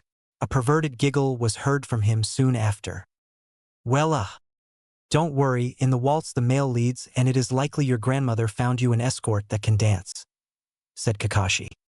"But Kakashi-sensei, her escort hasn't shown up," said Sakura. Hannabi seemed to have visibly paled at this. "Not to worry, Hitomi-sama said she would handle it. The situation hasn't changed. She will most likely find someone who can dance." "Yeah, you're right," shouted Sakura. "And if she can't, then Sasuke will dance with you." "I can't dance," stated Sasuke calmly. Sakura froze. She slowly turned to look at Sasuke. Her image of him shattered in that moment. "Okay, it's nothing to worry about. Let's all just calm down and dash." Sakura was freaking out. Her image of Sasuke as some sort of heroic prince was crumbling down. She didn't know what to think. If she was wrong about him, then who else was she wrong about? No, it's okay, lots of people can't dance. Maybe he can but just chooses not to." "Yeah, that's it." "You're damn right, that's it," shouted inner Sakura. Sakura, are you okay?" asked Kakashi. Sakura blinked and then looked up. Yeah. Well, thank you all for coming. Please enjoy yourselves," said Hannabi, walking away. Team 7 just waved her off before Sakura started coming up with plans on how to teach Sasuke to dance. They all fell upon deaf ears though. Anko was wearing a black dress that pretty much could be considered underwear. She had fishnet underneath, doing little to hide her modesty. Anko snuck around behind one of the Hyuga males present. "Oh, I'm so happy, honey. I'm so glad you could get away from your wife," she said. "Wife, you have a wife, you lecher," screamed the girl the man was attempting to seduce. Anko walked away. Her fun had been had and her work was done. "It would have been more fun if Naruto-chan was here," said Anko to herself. She had snuck into the party uninvited. She had tried to find Naruto before then so they could do it together, but alas, he was nowhere to be found. Consequently, due to her not watching where she was going, Anko walked into someone knocking them over. "I'm sorry, I wasn't Kurenai-chan," shouted Anko happily as she jumped on top of her fallen friend. She brought her face extremely close to the other woman's and began petting her cheek. Anko forced on her patented blush on her face and brushed the sides of their faces together, bringing their lips across each other's. "I missed you. Why are you here?" "I was invited," said Kurenai, pushing the other girl off her before they made even more of a scene. "Why are you here?" "Bored, and thought I'd have fun," said Anko. "So you snuck in, huh?" said Kurenai with a disapproving look. "Are you bored of your little Naruto-chan already?" "I wish I couldn't find him," said Anko, faking tears. Excuse me, sensei, but who is this?" asked a curious Kiba. Team 8, allow me to introduce you to my good friend. Just call me Anko-chan. Hey, aren't you the Hyuga that was with Naruto-chan? Do you know where he is? I want my playmate," stated Anko, looking at Hinata. "I invited him, but he said he couldn't come," said Hinata. Anko looked down at this, but he also said he might try and swing by near the end. "Well, it's almost that time," said Kurenai, pointing to the sky. The sun was setting, which left the dance and then the feast soon after, followed by a range of small activities, but people usually left after the feast once they had congratulated the birthday girl. "You're kidding, Sasuke-kun doesn't know how to dance," said Ino in shock. Sakura just nodded. Behind her, Kakashi was talking to Asuma while Chuji devoured the food at the buffet. Shikamaru was under a tree looking at the sun, and Sasuke was not far away looking half asleep. "Hey, is Naruto here?" questioned Ino. "I don't think so. Not a lot of civilians were invited, and Naruto isn't exactly high on Hannabi's favorites," said Sakura. "So Kakashi, I hear Guy is looking for you something about a challenge," said Asuma. Kakashi closed his book. "Asuma," said Kakashi, looking up. Asuma gave a quizzical look.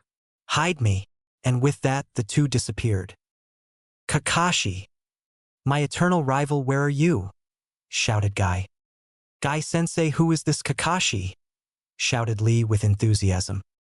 "He is my eternal hip rival. His flames of youth burn with the utmost intensity," said Guy. "Hey Niji," whispered Tenten from behind her comrades. "Do you think that means he's a lot like Guy-sensei?" "The only person alive that is like Guy-sensei is Lee," said Niji in a calm monotone voice. "But what if they're related?" asked Tenten. There was silence, but Tenten still looked for a reply. "Then heaven help us all," said Niji.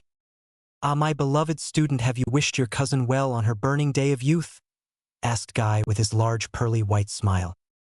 "No," said Niji flatly. They ended the discussion there. If Niji didn't do so, they understood why. "Well, I say we get something to eat. Look, there is a small ramen stand working near the buffet," said Guy, as they made their way over. "Remember, Lee, while you're at this party, make sure not to drink anything alcoholic. We don't want a repeat of last time," said Tenten, shivering as she thought about it. "I won't," promised Lee. "For if I do, I will run laps around Konoha until daybreak."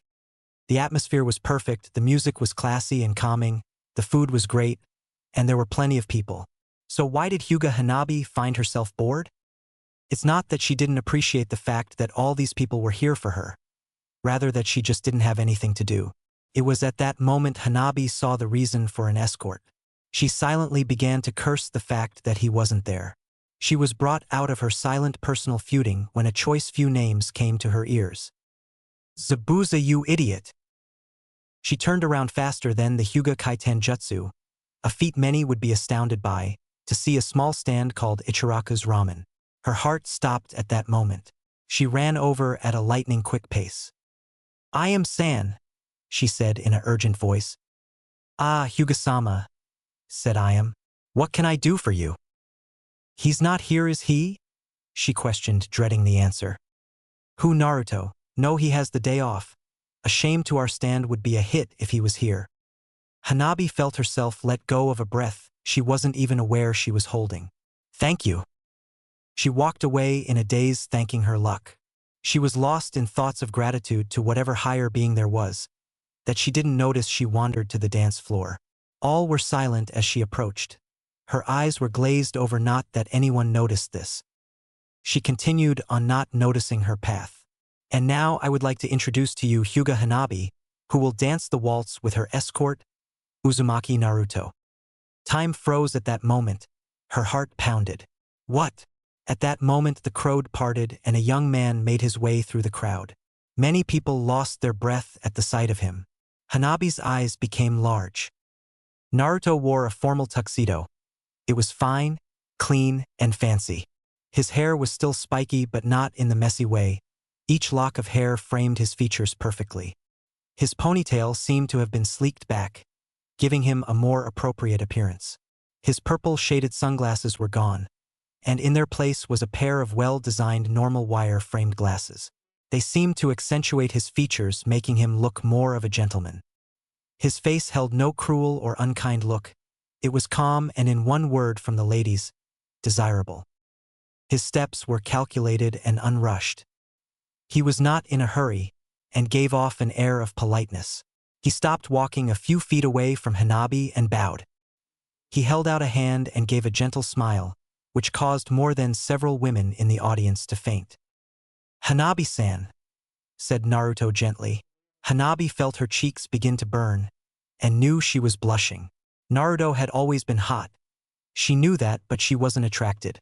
Even now she wasn't necessarily attracted, but confused. She accepted his hand so as not to make a scene and embarrass herself and her clan. The second she took his hand, he pulled her close and the music started. She found herself lost in the moment as he guided her perfectly.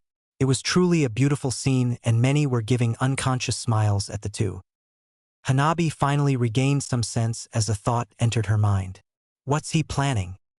Naruto, whose face was calm and composed, appeared lost in the music, uncaring and making the scene romantic. But on the inside, how the hell did this happen to me? Flashback. Excuse me, Uzumaki Naruto. Naruto turned around to see Hyuga Hitomi not far away. And what can I do for you, Hyuga-sama? Asked Naruto. A smile graced the features of the elderly Hyuga. I have a favor I would like to ask of you, said Hitomi. I'm sorry, but I'm not one for favors, said Naruto. He didn't want to be rude, but he had a gut feeling that the situation was a bad one. I'm sorry too. I made it seem like you had a choice, said Hitomi. Naruto's eyebrow rose up. You see, I know Hinata has midnight readings of Ika Ika Paradise. I also know that it was you that got her into it. And you point, said Naruto, not liking where this was going. My point is, I wonder what would happen if her father found out, not only about that she reads it, but about the person who introduced her, said Hitomi with a smile. I also wonder what would happen if a certain concerned grandmother were to over-exaggerate the relationship between his daughter and this person. Then, well. She let Naruto fill in the blanks, and pretty soon he was on the floor crying. Hitomi gave a small innocent smile. Come now, it's really a simple favor. Fine, what is it? You will escort my granddaughter tomorrow at her birthday. This will require you to dance the waltz and show her a good time. A smirk appeared on Naruto's face. But I can't dance, said Naruto happily. Now Naruto, don't lie to me.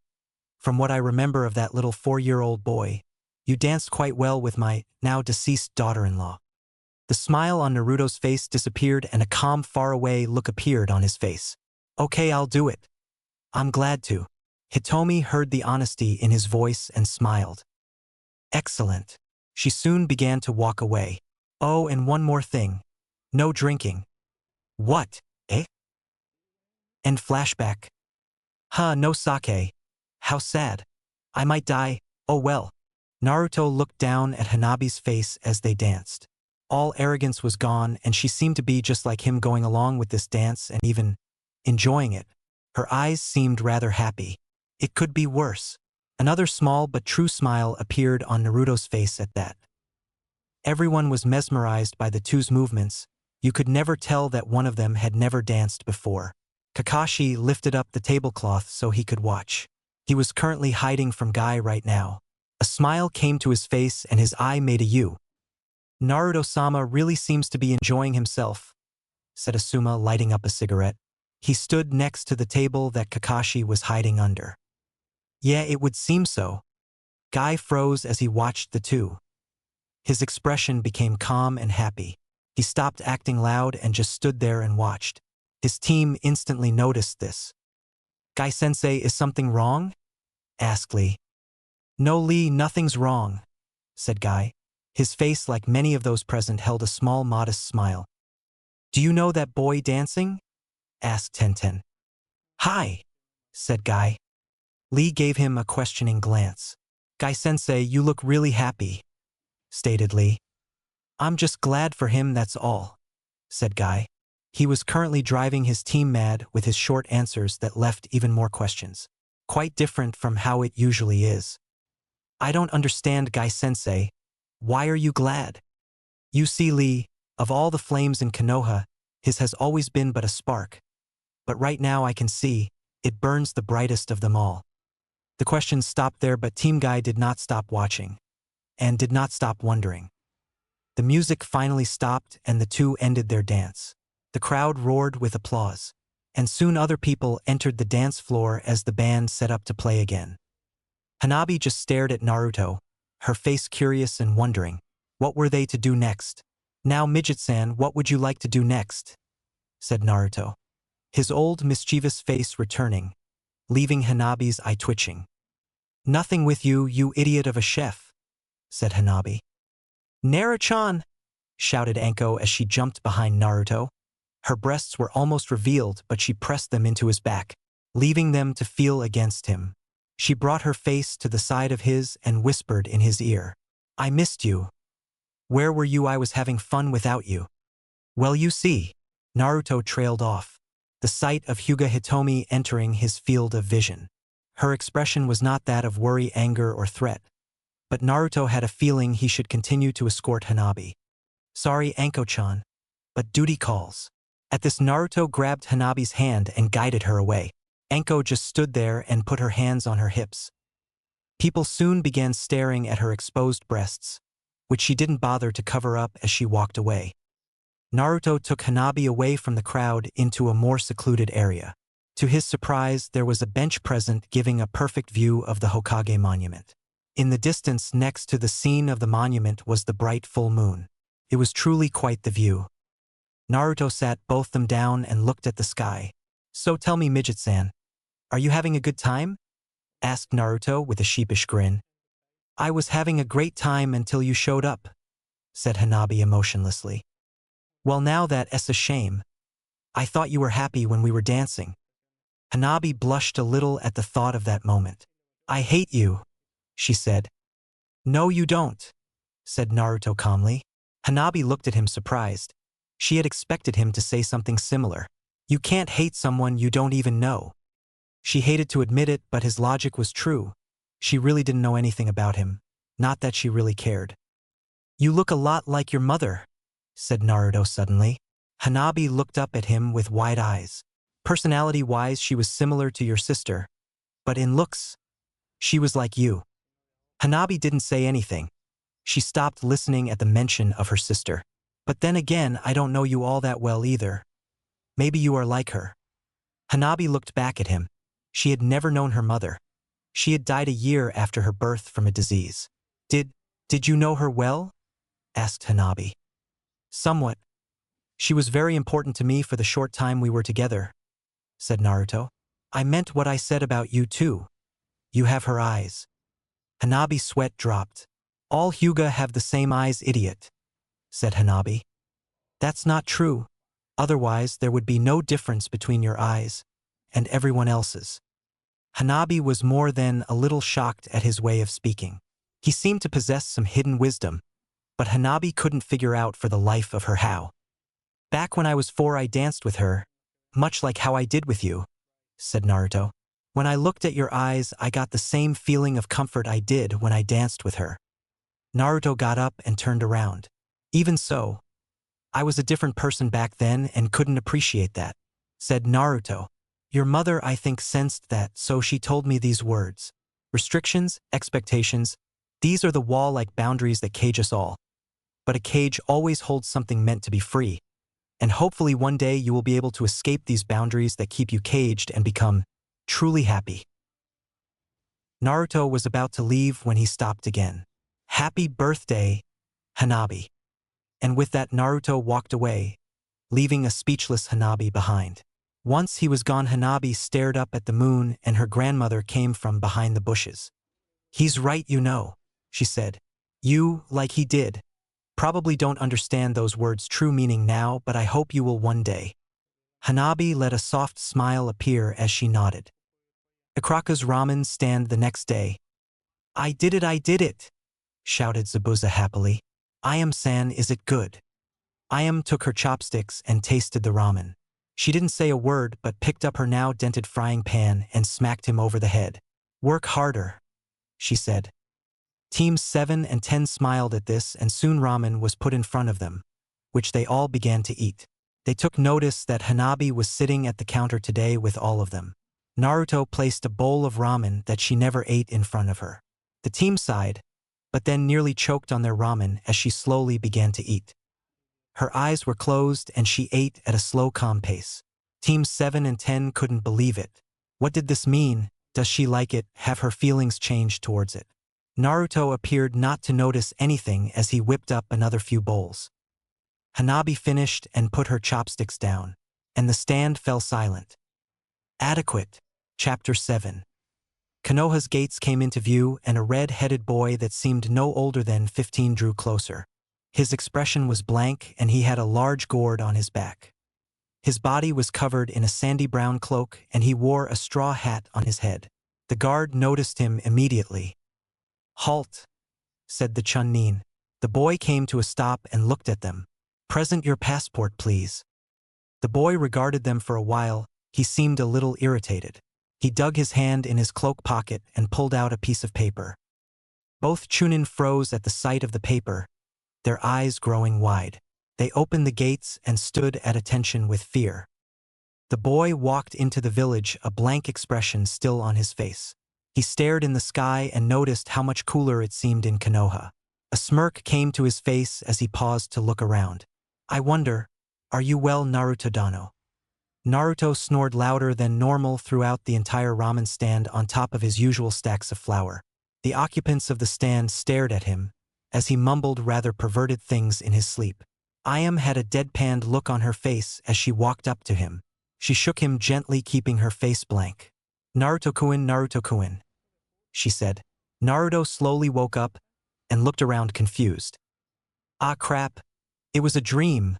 Well, let's make it real, he said with a perverted grin. Sakura, Ino put these on. Naruto seemed to pull some string-thin bikinis from out of nowhere. Both Ino's and Sakura's mouths dropped wide open and blushes of embarrassment came to their faces. A vein appeared in Ayam's forehead and she slammed him over the head with her frying pan. A large bump appeared on his head and swirls appeared in his eyes as stumbled around the stand dazed.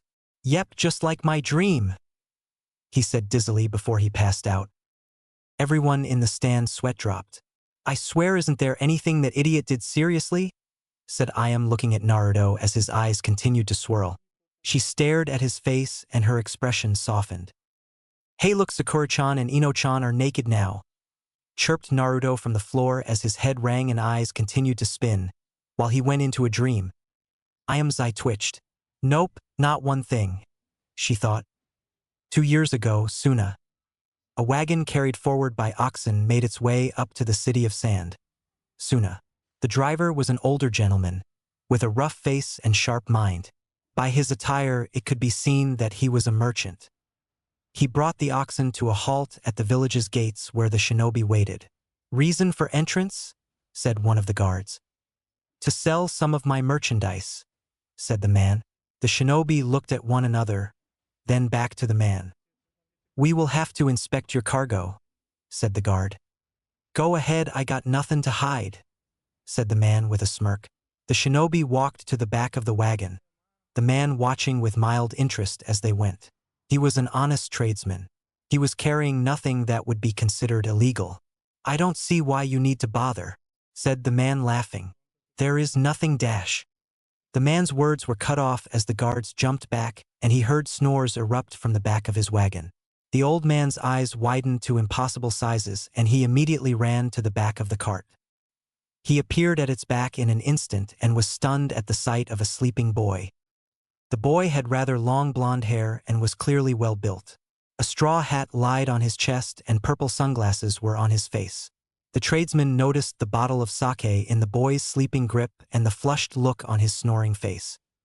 The old man looked back at the guard who by now already had backup. There was one Umbu squadron with them now. "Look, I swear that I don't have any clue where this kid came from," said the man.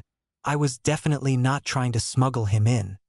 "No one said you were," stated the Umbu captain calmly. "However, given that you jumped to that particular conclusion does cause one to wonder." The captain nodded and two Umbu members had the old man off his feet holding him under the armpits. "Hey Hey, I swear I wasn't trying anything," he shouted. "Don't worry, you won't be harmed," said the Umbu calmly. "We are only detaining you until we can figure some things out." The Umbu captain then looked back at the wagon only to discover the boy gone. There was a silence and the wind blew in the background. "Weasel," said the captain looking to his comrade with the weasel mask. "Where's the kid?" Everyone blinked. Said the group in unison. Holy crap, so cool," shouted out someone behind them all. They saw a blond boy stumble forward right up next to all of them with a goofy grin. It didn't take a genius to figure out the kid was drunk. They stared at him confused as he seemed to have stars in his eyes. "Wow, how great is this?" said the boy. "I fall asleep in a cart with free sake and wake up to see amazing masked thieves. Life is so exciting." The Umbu squadron blinked again as they all thought the same thing in unison. "Thieves?" "Oh, but wait," said the boy as he sat down cross-legged. He seemed to be going through serious thoughts as he lightly tapped his head with his fist. "Thieves are usually evil and rob people, but I have nothing to be robbed off, except for sake." Another silent wind blew through the dead quiet area. The boy looked up at all of them and stood up really fast. The Umbu tensed, thinking it was a threat when they saw the drunken boy fall down from getting up too fast. They all sweat dropped at that. Weasel walked over to the kid. He was just some runt who had had too much to drink. "Hey kid, you okay? You shouldn't drink that stuff, we're gonna have to confiscate it," said Weasel as he drew closer. He stood directly next to the kid. The boy was on his back and his eyes were closed. He was currently snoring. Weasel leaned over the boy and was about to grab the sake bottle when the blonde's eyes shot open. "Bastard, I knew it, you're after my sake," shouted the boy. A fist rocketed into Weasel's face, sending him flying back. The group acted immediately as they drew their swords. The boy stumbled to his feet and looked around. "Who are you?" asked the captain. Naruto blinked and looked at him. "Oh, hello, Mr. Shinobi," shouted the boy louder than he needed to. He waved to them all, even though he was about 4 or 5 feet away from them all. "You'll protect me, right? This man is a bandit and he tried to steal this," said Naruto, holding out the sake bottle. Naruto then blinked as he looked at the Umbu, then back at the man he had just knocked out, then back at the Umbu. The cycle continued like this for a good while, before Naruto finally stopped. "He's dressed just like you. So that means he's shinobi." No, that can't be right, he was trying to steal my sake." So the real answer here is that Naruto had his eyes closed the entire time. He pondered these thoughts before he finally opened them. "You're all bandits too." The Umbu blinked and put away their swords. They wouldn't need them. It was quite clear that the kid was just some runt who had way too much to drink. The captain gave the signal and 2 more Umbu members went over to the boy. "Now just relax, kid, we aren't bandits," said the Umbu. Naruto's face went chibified and comedic tears fell down his cheeks. "You're not?" he asked. His features softened and he appeared to trust them. "We just need to take your sake and check your passport?" The Umbu was trailing off. He was currently distracted by the intense evil aura surrounding the boy at the mention of taking his sake away. "Demon," said Naruto, as his look was now that of a crazed madman. "You'll never take it." The Umbu were panicking. If there was one thing you never wanted to deal with, it was a mad drunk. The evil look was still in Naruto's eyes. I'll snore." Naruto was now dead asleep, standing up, drool leaking from his mouth. The Umbu sighed once again. It was tiring just to have a talk with the kid. The 2 members from earlier walked up to him and made a grabbing motion. He took a step back in his sleep and they missed their initial grab. They tried for it again, and Naruto took another step back at the last second, avoiding them. Now they were growing irritated as their eyebrows began to twitch. Naruto's snoring grew louder, and the Umbu made a series of rapid grabs for him. Naruto continued to doge as the grabbing sped up to impossible speeds. The captain as well as the remaining members watched in disbelief as the boy dodged at an amazing rate, avoiding all attempts his subordinates made to grab him. It was quickly becoming a ridiculous and hilarious sight, as the boy ran about the entire front area of the village in his sleep, successfully evading 2 of the most highly trained shinobi in Suna. The 2 Umbu members collapsed and panted heavily on the ground. They stared up at the still sleeping boy, who at the moment didn't look the least bit winded. "Captain, save us!" they shouted with comedic tears. The captain's sweat dropped, as did all those present. "All right, surround him and keep your distance," said the captain. They did as he said and formed a solid circle around Naruto, who was still sleeping and was now having a perverted dream. They slowly drew in closer, before their commander finally gave the signal and they all dog-piled on top of him. The Umbu captain had to feel bad at the so unshinobi-like act they had just performed. It was all just so ridiculous though. It was only one boy who looked only to be 13. The captain gave another sigh. "But at least it's over," he thought. They were all squirming, trying to make sure they had a solid grip on their captive. To a passerby, it looked like they were having a fight as dust was kicked up and a large cloud formed around their figures. "Wow, you all sure like sake," shouted a voice some distance away. All the members froze as they looked near the cart the merchant had brought. Naruto stood by it and leaned in it. He pulled out 2 more bottles of sake.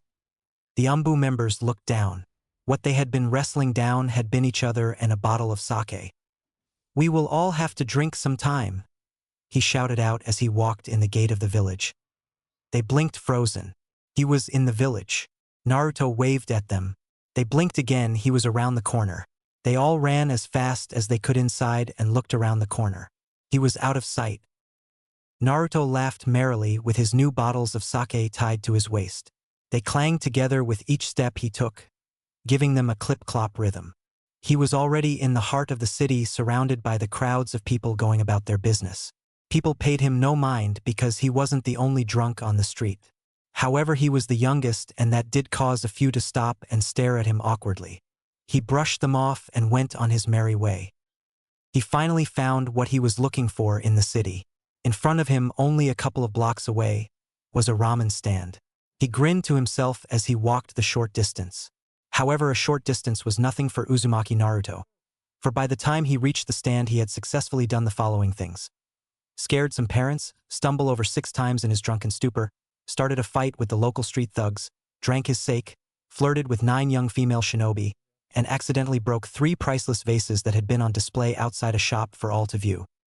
Yes, he was truly a man of many talents. He stepped into the stand and noticed only a few people were inside. A chef with a large beard appeared in front of him. "Welcome, valued customer," said the man. "Today's meals are half off, so save your money and get your fill." Naruto looked at the man for a moment, then took a swig of his sake. He then proceeded to belch rather loudly. "You the chef around here?" said Naruto. The man looked at him curiously before he nodded. I too am a chef and have traveled far to see how Suna's ramen is prepared. A twinkle came in the man's eyes. Ah, I see you have heard of our reputation, said the man, sticking his chest out. Naruto was picking his nose. Nah, not really, he said. Just trying to become a well-rounded chef. At least that's what the slave-driving bastard old man calls it. Naruto mumbled the last part. The man's eyes sharpened as he looked at the boy. Very well, you may watch, he said, leading Naruto to a stool. Naruto stumbled onto it with a goofy grin on his face. The man eyed him curiously before turning his attention to the food he was to prepare. He started making the noodles and chopping up the ingredients. He did everything he normally would, except he was now self-conscious about the blonde boy behind him. Well, seeing as you came here to observe, I might as well tell you what I am doing, said the man, not taking his eyes off his work. He spent what seemed like forever telling the boy behind him just the right way to mix the ingredients. He explained the proper technique required as well as what cooking tools to use. In about 10 minutes the ramen was done, and the man had a smug smirk on his face. You see, that's how it's. The man turned around with the food. Done? Naruto snored loudly. A miniature pool of drool gathered on the counter. The boy mumbled in his sleep and had a red blush on his face. His smile showed off his intoxication, as it seemed to have that perverse humor that all drunks shared. He giggled in his sleep and mumbled some random girl's name. The man's eyebrow twitched at an uncontrolled rate. You, he said in a low voice. You little brat. Naruto woke with a startle and stared at the man in front of him. The chef was shouting out a war cry in the most obscene way. The man gave off an evil aura as he did so and almost resembled some sort of rugged animal. He held in his hands a rather large pan. Naruto did the only thing he could do in that moment. He screamed, "Ayayayayayaya!" Naruto's voice carried over the man's, and fountains of tears sprayed out of his eyes. The man stopped screaming as he stared at the boy, who was still shouting his head off. Hey, said the man. Ah. Naruto continued to scream. Hey now, calm dash. Ah. Just calm down now. Ah. Naruto stopped screaming and his eyes went blank. A small trail of drool came down his chin and his body was twitching. The boy had knocked himself out cold from screaming, but of course the chef didn't know that. Holy shit! He's dead! Shouted the man. Naruto's unconscious form lied on the floor completely still in a way that could only be described as humorous. The chef was currently looking around frantically as the shouting had drawn a crowd. However, the murmurings of the crowd were silenced as one figure approached. It was a figure of terror and dread. His presence made the crowd freeze in fear and sweat in horror. The chef felt his mouth go dry at the approach of Gaara. The killer intent in the air was enough to make most jounins quake with terror. Gaara stopped in front of the stand, his eyes like daggers. Who was the one causing such noise? He asked in a demanding voice. The chef backed away and raised a shaking hand to the unconscious Naruto. Gaara looked at the boy who was passed out on the ground. He raised his hand and his sand flew from his gourd. It hung in the air for a while before he finally pointed at Naruto. The sand rushed towards the blonde at a furious pace and all looked away knowing what was to come. The sand slammed down on the blonde, crushing the ground with a huge force. Those gathered bowed their heads in silence. None of them knew Naruto, but no one deserved to be crushed like that. At least he hadn't felt anything in his unconscious state. A dead silence hung in the air. No one spoke or moved. Why the hell is everyone so quiet? Shouted out Naruto. Everyone's heads shot up in disbelief. Gaara looked quickly to the ramen bar stool where the blonde he thought he had crushed now sat. Naruto looked down at the ground at the sand. He blinked a few times and then smiled. In a flash, he dumped a bucket of water on the sand. He thrust his hands in the sand and played with it. Tadawewa, it's a sand castle, he said, pointing at the large castle-like structure he had created. The crowd face faltered and sweat dropped. Gaara, on the other hand, wasn't amused. He destroyed the castle, bringing his sand back to its original form. Who are you? Asked Gaara. Naruto sat on the ground cross-legged as he held his chin. Who are any of us in this great endless ramen bowl we call life? Said Naruto with his eyes closed as he nodded to himself. Gaara's eyes narrowed as he formed his sand into a spike and sent it hurtling towards Naruto. It splintered the wood of the stand, but its target was now hiding behind Gaara. Did you see that? He asked Gaara, pointing to the sand that had destroyed the counter of the ramen stand. Gaara's eyes were wide, not only because the blonde had somehow avoided the attack faster than any could see, but he also was touching Gaara. The chef's hand rested on the boy's shoulder as he screamed about killer sand and how they should run. Seriously, this is a strange place if sand just jumps to life and tries to kill you. The blonde continued to ramble on as Gaara deformed his sand and took a rushed step away from the boy. How? He asked himself. Who cares? Kill him, shouted the demon in his mind. Gaara nodded. The blonde was annoying and Gaara wanted him dead. However, before he could attack, Naruto was beside him again with his arm wrapped around his shoulder. You look a little tense there, said Naruto in a slur. Here, have a drink. Naruto stuck the bottle in Gaara's mouth and tilted it up. Gaara was so surprised and confused that he swallowed it. Gaara quickly stumbled away surprised. He found it hard to get his footing and was now seeing three of the chef. He took a shaky step to the side. His cheeks became flushed and he had an intoxicated look on his face. The crowd's jaws hit the floor in absolute stunned silence. Gaara, the terror of their village, was drunk. The redhead called his sand to him. The sand acted like a drugged-up buffalo and crashed into various objects inside the ramen stand as it tried to move forward. Its from would shake and sections would deform before reforming as it tried to maintain its shape. Gaara hiccuped a few times and each time he did so the sand jumped. Naruto now stood beside him with a blank look and took a sip of his sake. That's a pretty cool trick, said Naruto as he kneeled down looking at the jumping sand. I'm going to kill you, slurred Gaara. Naruto looked at him and laughed.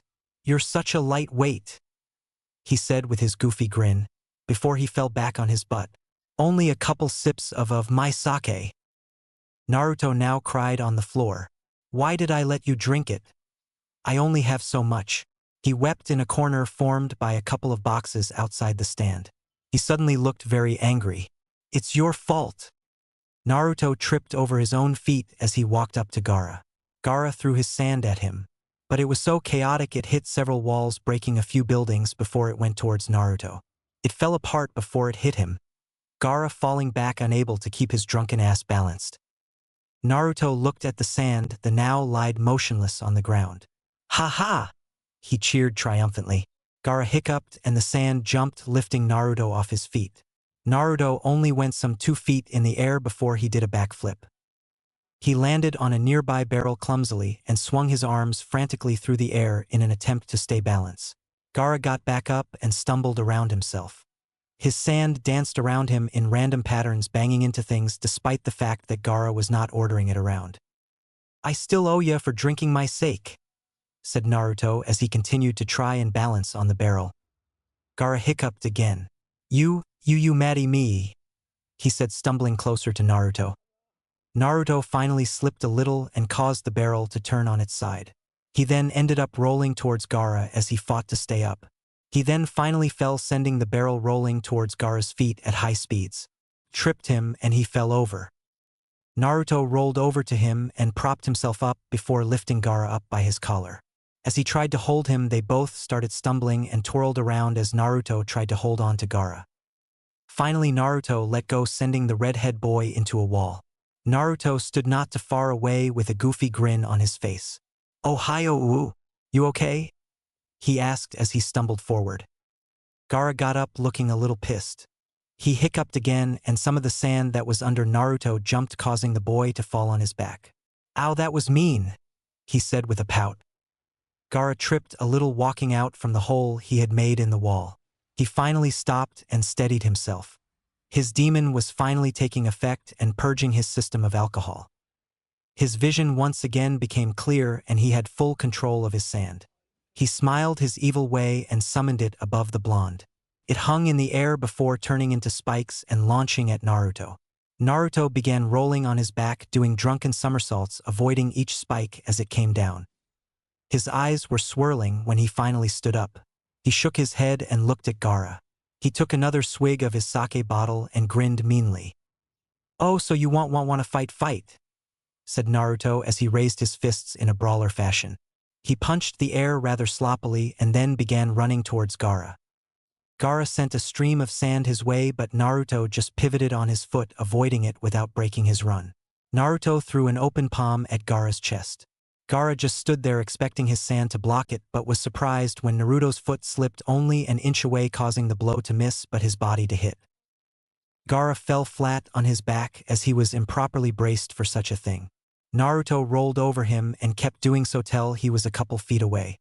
The blonde then instantly righted himself up out of his roll. He ran at Gaara again and threw a kick towards the groin. Gaara was up and watched his sand go up to protect him. However, before Naruto's foot hit the wall of waiting sand, it froze. Next thing that happened, Naruto's knee caught up to where his foot was frozen in air and he had kneed Gaara in the stomach. Not only had the action been so unpredictable, it had also been lightning fast. Gaara huddled over and took a step away. His face grew an expression of anger. He had never been hit before.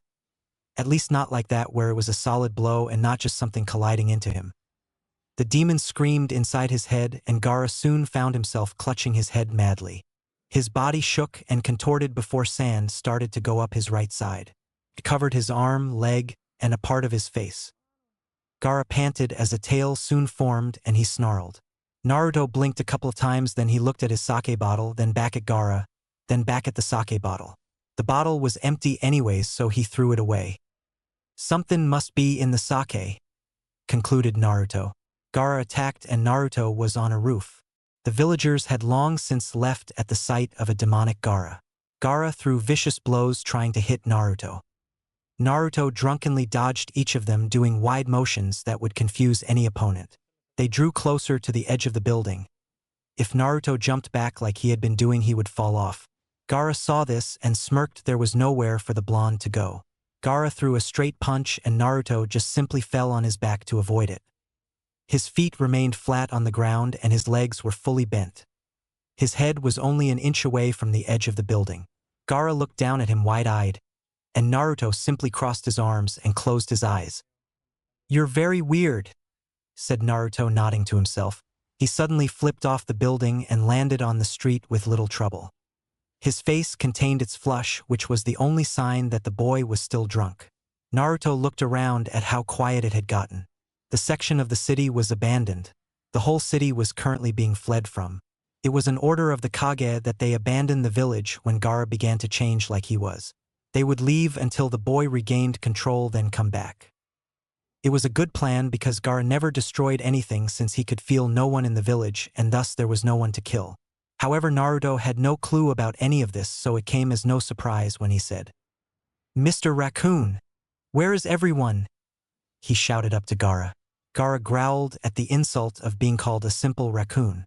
More sand covered his body and soon he was fully consumed by it. "I'll kill you!" shouted Gaara as he flew towards Naruto. Naruto looked up at his incoming form, then blinked, then ran like hell. Naruto dodged lazily as they ran through the village. His movements might have been considered clumsy and well drunk, but it made it impossible for any of the sand attacks Gaara sent his way to hit. Not only that, but the blonde was very fast as well. "Get back here!" shouted Gaara. He had cornered the blonde in a building and was now swinging his large arms wildly.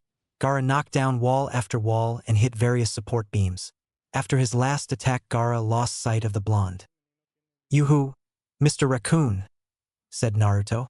Gaara turned around and noticed him outside the building. "You may want to get out." Gaara's eyes widened as the building finally started coming down. He ran towards the blonde, but debris got in his way and soon enough the building had collapsed. Naruto looked at the now destroyed building with an expression of awe. "Hope he's fine," he said happily. He took a few steps away from the building before he came to a stop. He looked back and sand shot straight up out of the wreckage. It towered high in the sky, some 100 stories tall. The sand soon began to fill out and take a humongous shape. Naruto raised one eyebrow as the sand collected into a giant form. "Yahawawaya!" came a demonic piercing shout. "Free!" Naruto blinked at the giant raccoon now towering above him. "Wow!" was all he said. The raccoon demon finally saw him and gave another shriek. He then threw a large fist Naruto's way. Naruto jumped out of the way and landed a couple 100 feet back. The demon laughed as if enjoying what he had done. Naruto looked up at him, then sat down. What to do, what to do? He asked himself, hitting his fist on his straw hat-covered head. Do you mock me? I'll kill you, shouted the beast angrily. It sucked in a lot of air and puffed out its chest. It finally sent a tremendous ball of chakra-infused air his way. It exploded on the ground and the demon shouted in joy. Yes, yes, yes, yes. He's dead, bellowed the demon. He then stopped suddenly as he felt a presence behind him. He turned and sure enough there was Naruto sitting in the same position, completely unharmed and hundreds of feet from where he had been. I see. So you have speed. That was all Shukaku said before it gathered its chakra. Thousands of mini spike-like bars only a couple of inches thick shot at Naruto. The blonde's eyes widened as he began dodging. It was in the same way he had done before, drunken and unpredictable. This is fun, said Naruto. Soon a sand mound appeared beside him and Naruto's eyes widened on his flushed face. It formed a large fist and slammed into him, sending him rocketing back into a building. My chakra is still growing, said the demon. I will kill you. Naruto looked around the building he was in before he sighed. He got up and walked out. He looked at the demon as Shukaku began to run over to him. He grabbed the rim of the straw hat he was wearing and pulled it over his eyes. He gave a small but slightly sad smile. The demon now threw his open hand straight down on the blonde. It landed with earth-shattering force and sent vibrations throughout the entire village of Suna. A silence enveloped the area and the demon smirked. But then he blinked. It was too quiet. Far too quiet. The silence was unnatural and nothing made a sound. Not even the wind. Present day, Konoha. A red-headed teen walked up to the ramen stand. His face was blank, but he was feeling a bit of excitement. He entered the stand and was greeted to the sight of a man with no eyebrows burning his hand on a stove. Ah, damn it! He chopped it in half with a huge sword that was on his back. A girl walked up behind him and knocked him out cold with a frying pan. Was Gaara's only thought. The stand was rather crowded and Gaara finally decided to draw attention to himself. He cleared his throat and suddenly he had the entire stand's attention. Does Uzumaki Naruto reside here? He asked politely. A blonde chef got off from the floor from behind the counter. His hair was messed up and he had lipstick on his neck. Soon a purple-haired woman got up beside him, looking similarly messed up. Ohio Gaara, said Naruto with a wide wave. It's been a while. The red-headed boy smiled. Yes, it has, said Gaara. The rest of the people of the stand stared at the newcomer curiously. Gaara walked up and took a seat. A bowl if you will, said Gaara. Yeah, in a minute, said Naruto as he grabbed Anko by the collar and pulled her down to the ground with him. Gaara couldn't see them, but he could hear the noise. He was suddenly very uncomfortable. He was glad to see that he wasn't alone in this, as various costumers that sat at the tables looked to have similar feelings as well. Okay, one ramen, said Naruto suddenly by the stove. It was ready soon after. So Gaara, how's it going? Gaara took a sip of some water that was nearby and then began to eat. Okay, said Gaara. You? Naruto put his hand to his chin. Not sure really, he said. Teams 7 and 10 watched the two converse. So who is he? Asked Ino to everyone. They shrugged, uncertain. I'm sure it is of little consequence, said Hannabi. That idiot is unlikely to know anyone that should be of interest or concern to us. At that moment an exhausted Chunin ran in. Kazekage-sama, he said to Gaara. I'm sorry no one could greet you. The Hokage is ready to see you now. Gaara finished his meal then sighed. Very well. He turned back to Naruto. It was great seeing you again, Naruto-dano. Perhaps we'll catch up sometime. Naruto only shrugged and Gaara left the stand. Teams 7 and 10 as well as everyone else present stared at Naruto in disbelief. Kazekage, they all shouted. Naruto only shrugged and took a sip of his sake. He then went back to work. Gaara walked away from the stand with the Chunin leading him to the Hokage. He looked back as he heard a shout of his title. Naruto Dano. Flashback 2 years ago, Suna. Gaara laid on the ground, his clothes in shreds. His sand was scattered everywhere and he had no way to control it or even summon it. His demon was quiet for once, perhaps too stunned to speak. Half the village was gone. Buildings were destroyed and thousands of gashes seemed to litter the land as if struck by hundreds of blades. He looked up at the blonde chef that stood beside his fallen form. The blonde took a sip of his sake. "What was that?" asked Gaara. His expression was still in shock and his eyes were wide. The ramen chef turned around and walked away. A whirlwind. Chapter 8. The scene was dark and only the flashing red light of the answering machine penetrated the darkness of the apartment. Anko lazily pressed the button to play the message and listened for the familiar mechanical voice to appear. "You have one new message," said the robotic recording. A beeping sound was heard soon after this. "Listen, you little worry, I want you gone. You hear me?" The voice was of a male stranger who was obviously drunk. Anko was positive she didn't know him personally. She never knew any of these people personally. The man soon continued. "All right, you little snake slut. Unless you want to make it worth my while and sue dash." Anko cut the message off there and hit the delete button.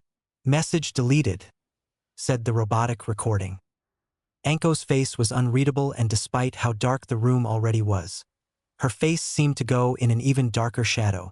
She trudged towards her bathroom and undressed. She started a hot shower for herself and stared up at the faucet as the water hit her face. She showed no signs of acknowledging it. She stepped outside the shower once she was done. As she began to dry off, she heard the phone ring. Anko exited the bathroom at a slower than normal pace and walked towards her bed. She was currently wiping the towel through her hair, and the phone was still ringing on the hook. She flopped on her bed and the phone finally stopped ringing. The machine picked up and she heard the recording she herself had made that was soon followed by a beep sound. "Anko, it's me, Kurenai," said the machine. "Are you there? Listen, I want to talk to you. Call me back when you get the chance. Bye." Anko was currently staring at the machine as the red light blinked on again. She buried her head in her pillow and went to sleep, ignoring what she had just heard. The ramen stand was normal as it could be. Team 7 and 10 were both present and eating ramen peacefully.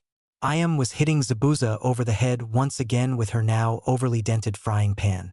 Tsunade and Inari were washing dishes, trying to ignore Tezuna's comments of how it was only a matter of time before his beautiful daughter was raped. Haku was in the corner in the fetal position due to the latest comment about his sexuality. Yep, just a normal day, well, except for the normally cheerful blonde chef. Naruto had his head down on the counter of the ramen stand.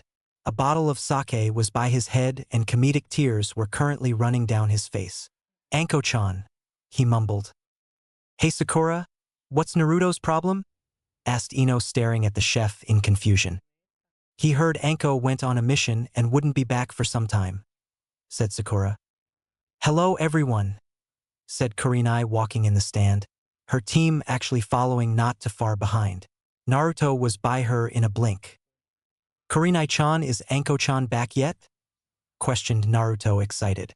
Kurenai only shook her head and Naruto was lying in the corner of the restaurant, not that far from Haku, depressed. Kurenai only sweat dropped at this. "She's only been gone for a week, Naruto," said Kurenai. "She's not expected back for a month or so." Naruto began to cry. "No," he said, pouring more of the liquid in his saucer, before gulping it down. Kurenai sighed and took a napkin from the stand. She then proceeded to write something down on it before she handed it over to the down chef. "Here," she said. Naruto looked up at the napkin being handed to him and raised a curious eyebrow. "It's her phone number. Maybe she'll get back early and you'll know right away," said Kurenai. She knew that Anko still wouldn't be back for some time. However, she just wanted the chef to shut up about it. "Wow, thanks Kurenai-chan," shouted Naruto. He snuck behind her and snaked his arm around her waist. "If there's anything I can do, just let me know," said Naruto in a husky voice. A small tinge of red came to Kurenai's face. He's so much like Anko, it's scary, thought Kurenai. Shikamaru watched the chef silently, observing his behavior. Just who are you, Uzumaki Naruto? Shikamaru had been noticing things about the boy for some time now. He was the only one that heard what the Kazekage had called him, Naruto Dano. He was probably the only one paying attention at the time. But he knew the Jounins heard this as well. What really piqued his curiosity, though, was that the fact the Jounin showed such little reaction to it. This led him to believe that there was something to the chef, and the Jounins knew what it was. It started with subtle things that people would think less of, like how he moved in the kitchen. It could be explained by the fact that he was a great chef, but there was still a deep sense of power. His speed seemed like it was created from and applied in more than just the kitchen. There were more things to, but none of them could really be considered hints as to something more to the chef, only if you chose to look at them that way. Hinata was currently in her second sensei's eating establishment. It was a nice place that spoke of high-quality food, even if it was just ramen. However, she was unable to focus on that as she looked at a silver-haired Jounin out of the corner of her eye. He was currently reading a very special book. Excuse me, Kakashi-sensei, but is that a new volume? She asked hesitantly and innocently. Kakashi looked up at her and blinked. He looked back at his latest volume while secretly watching her. Why, yes it is, he stated. Her face seemed to flash with excitement, something that confused him until he remembered that Naruto is her second sensei. Hey, where is Sasuke? Asked Naruto. Team 7 blinked. Sasuke had been with them a second ago. Kakashi then went back to reading his book. It would be best to leave him alone today, said Kakashi. Why, sensei? Asked Sakura. Today is the anniversary of the Uchiha massacre, said Hannabi. Naruto's features softened a little at hearing that. Iwa was dirty and broken down. Poverty seeped through the windows of every home, and there was a sense of hopelessness in the air. Anko carefully treaded through the back alleys of this dying village. She remained calm and inconspicuous, something that many who knew her would find shocking. Her face was cold and calculating, showing little of the playfulness she usually exhibited in public. She stopped for a moment and grabbed her neck.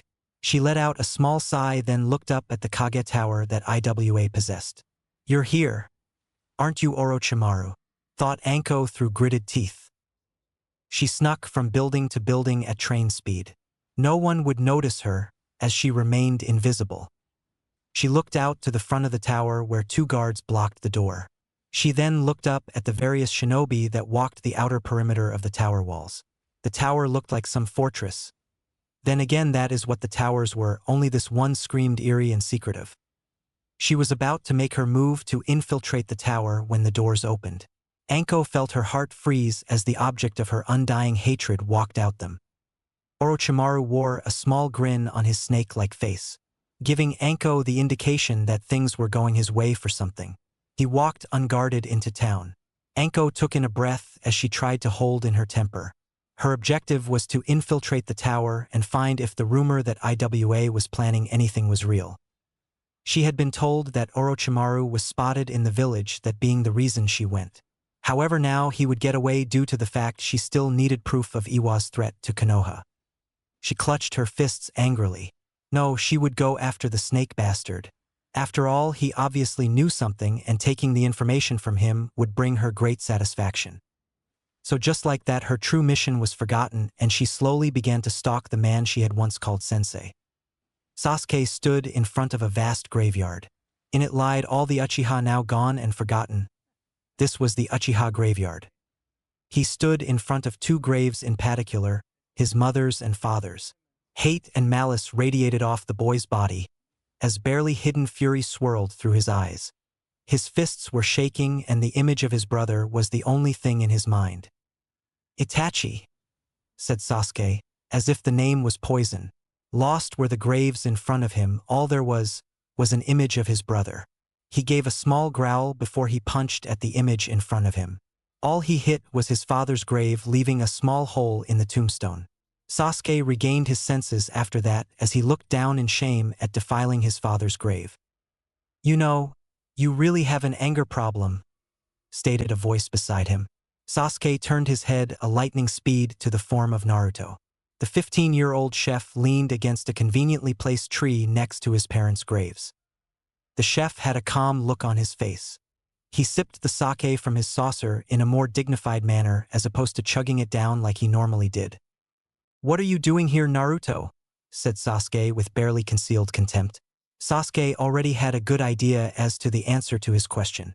Sakura had told him Naruto was the one to help her focus. He had seen Hannabi change seemingly overnight after spending time with Naruto. The Uchiha was certain Naruto had done this with various other people that he was not even aware of. Point being, Naruto was there to talk with him. Naruto calmly sipped some more of his sake. "You want some?" asked Naruto as he held out the sake bottle. Sasuke blinked at the offer. I'm underage. Naruto gave a small laugh. "That never stopped me, and besides," said Naruto, pausing for a moment, "today no one would blame you. Alcohol is a crutch," stated Sasuke, looking at the chef, trying to find some hidden motive. "That's good, because today I think you have a broken leg," said Naruto, giving Sasuke a goofy grin. Naruto threw Sasuke the bottle and the Uchiha caught it. "This won't stop my pain," said Sasuke. He looked down and his bangs shadowed his eyes. "I never said it would. A crutch by nature doesn't heal the pain. It only supports you until you can walk on your own," said Naruto. "You never answered my question. Why you are here?" said Sasuke. "Is it because you want to help me?" Sasuke's body began to shake with anger. "Are you here to preach to me like so many others?" Sasuke looked back up at the chef. The fury in his eyes was renewed and he looked like he wanted to fight. Naruto calmly took another sip of his sake, not looking up at the boy. "Are you going to tell me, like so many others, to give up revenge? That it's not worth it and it is stupid?" Sasuke threw down the sake bottle in his hands, shattering it on the ground. "I will kill him and anyone who stands in my way. Revenge isn't stupid. I need it, and I will have it." Naruto's straw hat covered his eyes. He bent down to the shards of the broken sake bottle. "What a waste of good sake," said Naruto in a quiet, calm voice. Sasuke grew more angry and grabbed the chef by the collar and brought him up eye to eye. "Don't ignore me," said Sasuke. "You don't understand at all, do you? I still don't know what you want, but I will have my revenge." Naruto released himself from Sasuke's grip with relative ease. "Good," was all Naruto said. "Everyone is entitled to revenge, and you are more than deserving to have it." Sasuke backed up for a second, a little surprised. "Hate, pain, sadness," said Naruto. "Everyone feels them and everyone has the right to make them stop. There is nothing wrong with pursuing a way to ease your suffering." Sasuke looked at the chef. Was the boy actually agreeing with him? What was his motive? No one had ever agreed with his idea of gaining revenge. They all said it wasn't worth it, that it didn't matter and it wouldn't solve anything. But was Naruto actually encouraging him? Naruto put his hand on Sasuke's shoulder, his hat once again covering his eyes. "Kill him and find your peace, but never forget that your goal is to kill Itachi. Only his death would be in the sake of revenge." Sasuke looked at Naruto confused. "Of course, I know that. He is the one I want to kill," said Sasuke. Naruto tilted his head towards Sasuke a little. "You say that, but earlier you said you would kill him and anyone who stood in your way." Sasuke's eyes narrowed, seeing what the chef was trying to say. Perhaps it was all a trick, just so he would see that he would hurt others on his path of revenge. He had known that for the longest time and he didn't care. Naruto didn't understand at all. "Itachi is the one who wronged you, so why kill anyone else?" asked Naruto. Sasuke grew colder. "Because they would stand in the way of my goal," stated Sasuke. Naruto gave a smile and Sasuke lost a lot of confidence in his statement. "A wall stands in your way. You can go through it or around it. Going through it is quicker, but it hurts you to do so," said Naruto. "Going around that wall is far less painful, and you still arrive at the same goal." With that, Naruto left Sasuke alone to himself. The raven-haired boy noticed that a new sake bottle had been left for him on the ground. He looked at it for a while before finally sitting down next to it in front of his parents' graves. He held it up to the Uchiha tombstones. Cheers! Anko stalked in the shadows of her former sensei. Orochimaru seemed to not notice her presence as he headed to the gate to leave. His body language told her that he was off guard and unprepared for a surprise attack. She waited longer and he reached the gate. There were no guards. He stepped out of the village walls and she continued to follow him. His pace became quicker as he hopped into the mountain forest that Iwa was famous for. She followed him all the while, not once losing sight of him. Orochimaru came to a sudden stop at a clearing and Anko thought it was strange. She hid behind a large tree and watched him intently. Her gaze never left his form until she felt the crippling pain of her seal. It had come so suddenly that she nearly shouted in pain. She fell to one knee, clutching her neck in a desperate attempt to somehow make the pain lessen. She looked back at him, not thinking straight due to the pain. She attacked him at full speed with all she had in order to make the pain stop. Her kunai that she had drawn to hand went through his body. A flicker of joy went through her, but it erased as the body she had hit melted into mud. She felt a pair of hands snake around her waist. A breath caught in her throat as Orochimaru brought his mouth to her ear. My Anko-chan, you sure have grown," he said in a smooth, evil voice that sent a shiver down her spine. She heard him take a sniff of her hair. She reacted and tried to bring the kunai in her hand back at him, but he grabbed her arm and overpowered her. She felt his tongue touch the seal on her neck. "You are definitely more beautiful than when I left," he said. She struggled to get out of his hold and she felt her seal prickle, but still so weak and useless. She found herself pinned against a tree as he held her against it with one hand on her throat. She was choking, paralyzed from moving. He seemed to take great pleasure as she choked out sobs. Tears were pooling in her eyes. He smiled at her as she continued to suffer. He lowered her against the tree, placed his lips against hers for a moment. More tears shot forward as she nearly shouted in disgust. He let her go and she slid down the trunk of the tree, suddenly out of energy. "Goodbye, my dear Anko-chan," said Orochimaru with a sick sense of glee in his voice. He vanished in a blink and Anko was forced again to deal with the torment of failing and feeling him torture her broken spirit. She brought her hand up to her neck and clutched the seal. Orochimaru. His laughter echoed in her head. His touch lingered on her body. She clutched the seal even tighter, digging her nails into her own flesh. "Orochimaru," she repeated. Blood dripped over her fingers and seal as she clawed at it. She burst into tears not long after, crying. "Naruto-kun, she's not back yet," said Ayam. Naruto was by the store phone making a call. "But Ayamami." Ayam's eyebrow twitched and then she sighed. "Whatever," she said. "You're going to have to wait, Naruto," said Kurenai. "It's only been a little over 2 weeks." "Only!" shouted Naruto as tears went down his face. He went to a corner and began to sulk. "It's okay, Naruto," said Haku as he began to pat the boy on the back. "You'll be fine. Is there anything I can do to cheer you up?" Naruto looked at him wide-eyed. "You know, just because Anko isn't here doesn't mean I've turned to men." Naruto deadpanned. Haku's went ghostly white and his eyes twitched. He stayed like that long after Naruto got up and left. "I'm not gay," he said as he continued to twitch. "You know, Naruto-kun, you need to be nicer to Haku-chan," said Ayam. "It's not his fault." As Haku heard this, his body only twitched more and the tiny corner Naruto had previously been sulking in now belonged to him. "Another bowl," said Kakashi, not looking up from his book. Naruto nodded at him and went over to his workplace. Both Tsunade and Inari stopped and watched him from the sink. Inari actually moved over to the counter to sit and watch. Naruto did like he always did, moving precise and accurate. Inari's eyes were wide with fascination at the skill. He really wanted to be able to do the things Naruto did.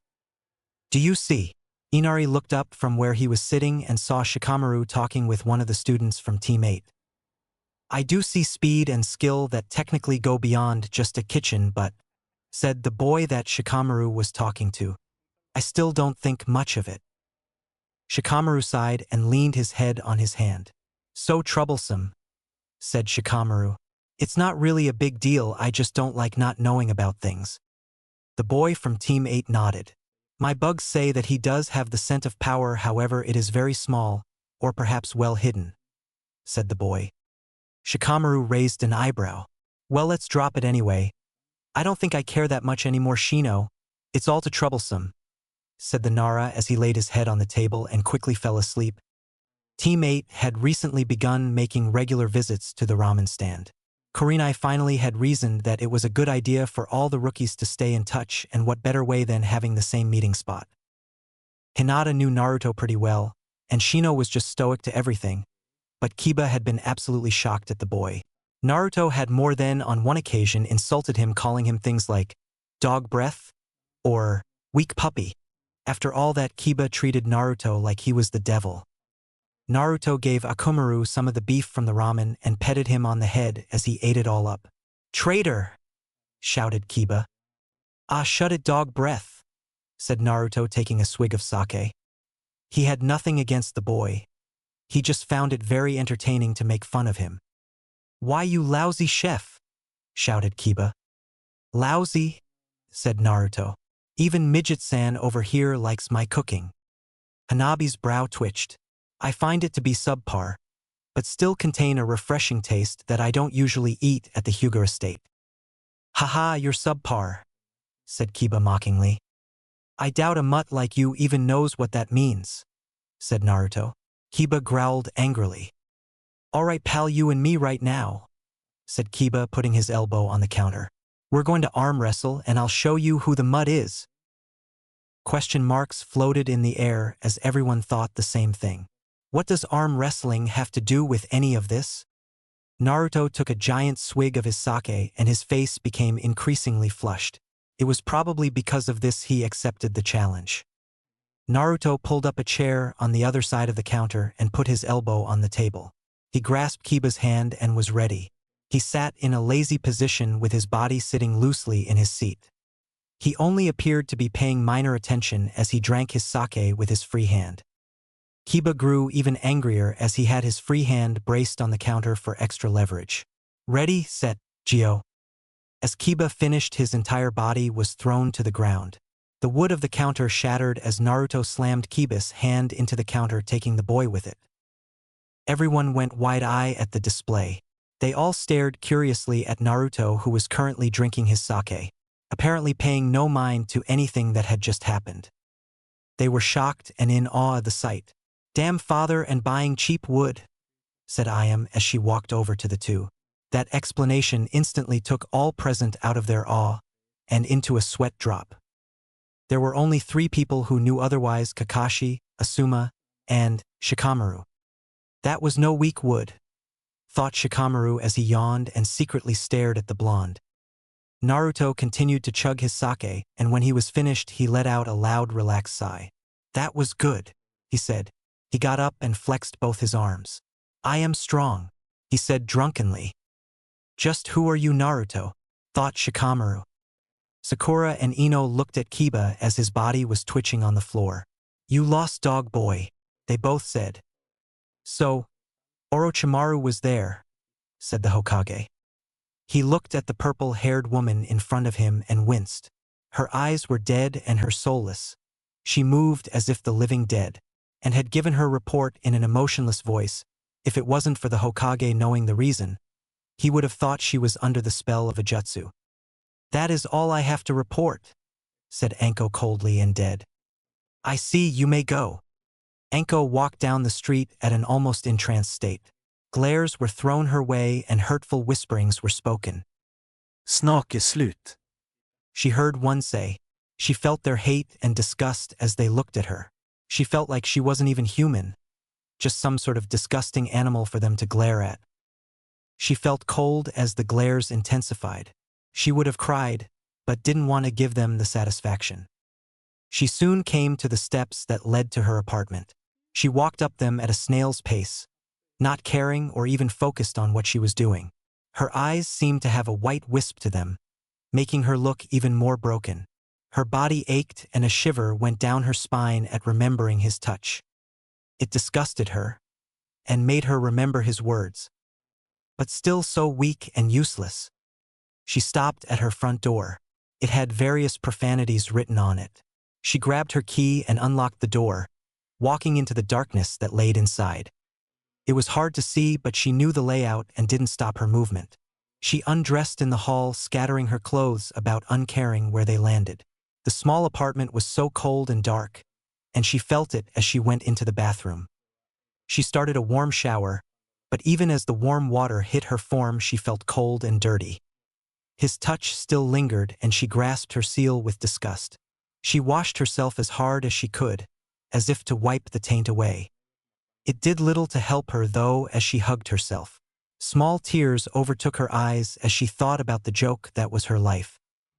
She exited the bathroom, drying off, trying not to break down further.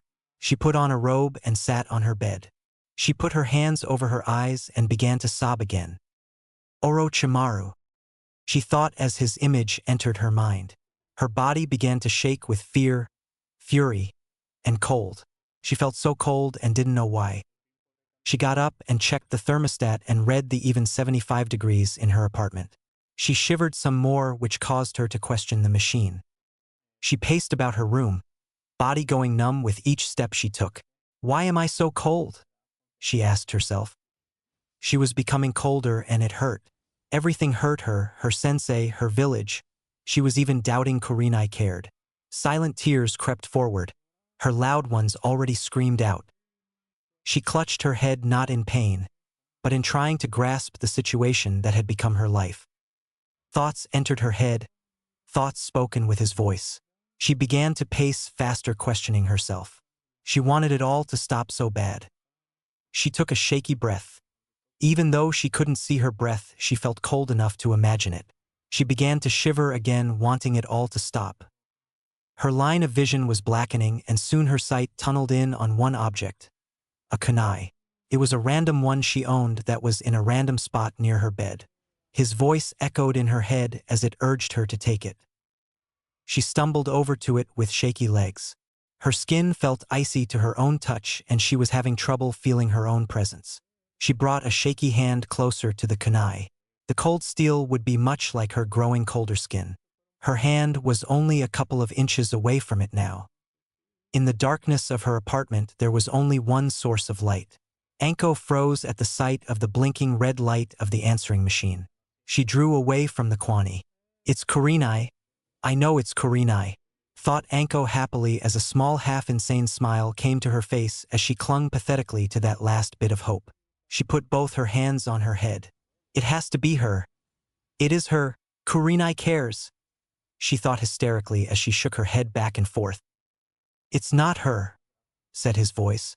It's them, like it always is. Anko covered her mouth from a sob that nearly came out. It's her, please. It's the one message from one of the villagers. Don't bother with it, you'll only end up hurt. Anko shivered some more, feeling even colder. She looked back at the kunai and brought her hand to it. She grasped the cold steel, barely feeling its chill on her numb hands. She brought the kunai up her neck and held it in a stabbing position. Her eyes wandered to the machine and its blinking light. She lowered the kunai. Please, she thought as streams of tears went down her face. She walked over to the machine. You're only setting yourself up. It's going to be one of them, said his voice in sick amusement.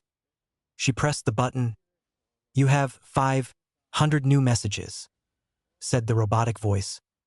Anko dropped the kunai, eyes wide in surprise. It's just all the villagers, said his voice. Yet for some reason Anko found it hard to hear it. Beep.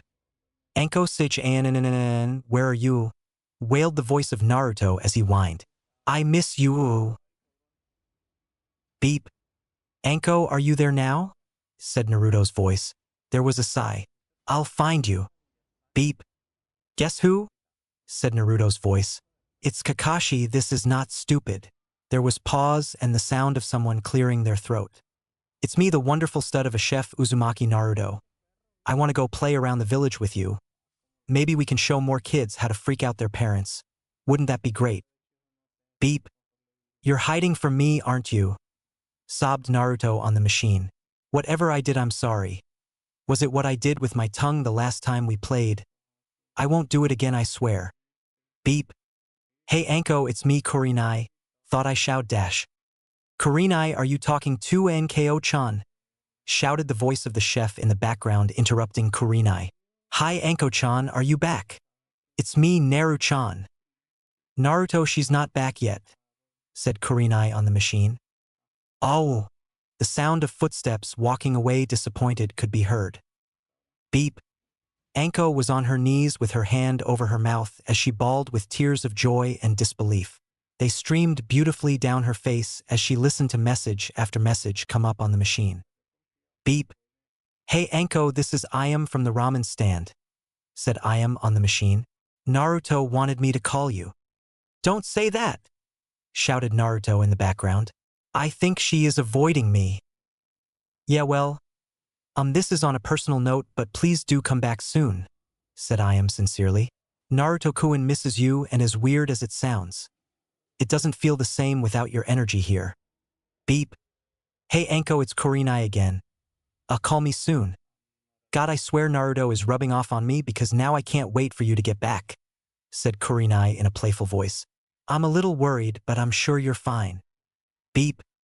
Anko? We miss you, so come back to Ichiraka's ramen soon, shouted Naruto, and surprisingly a few people in the background as well. Beep.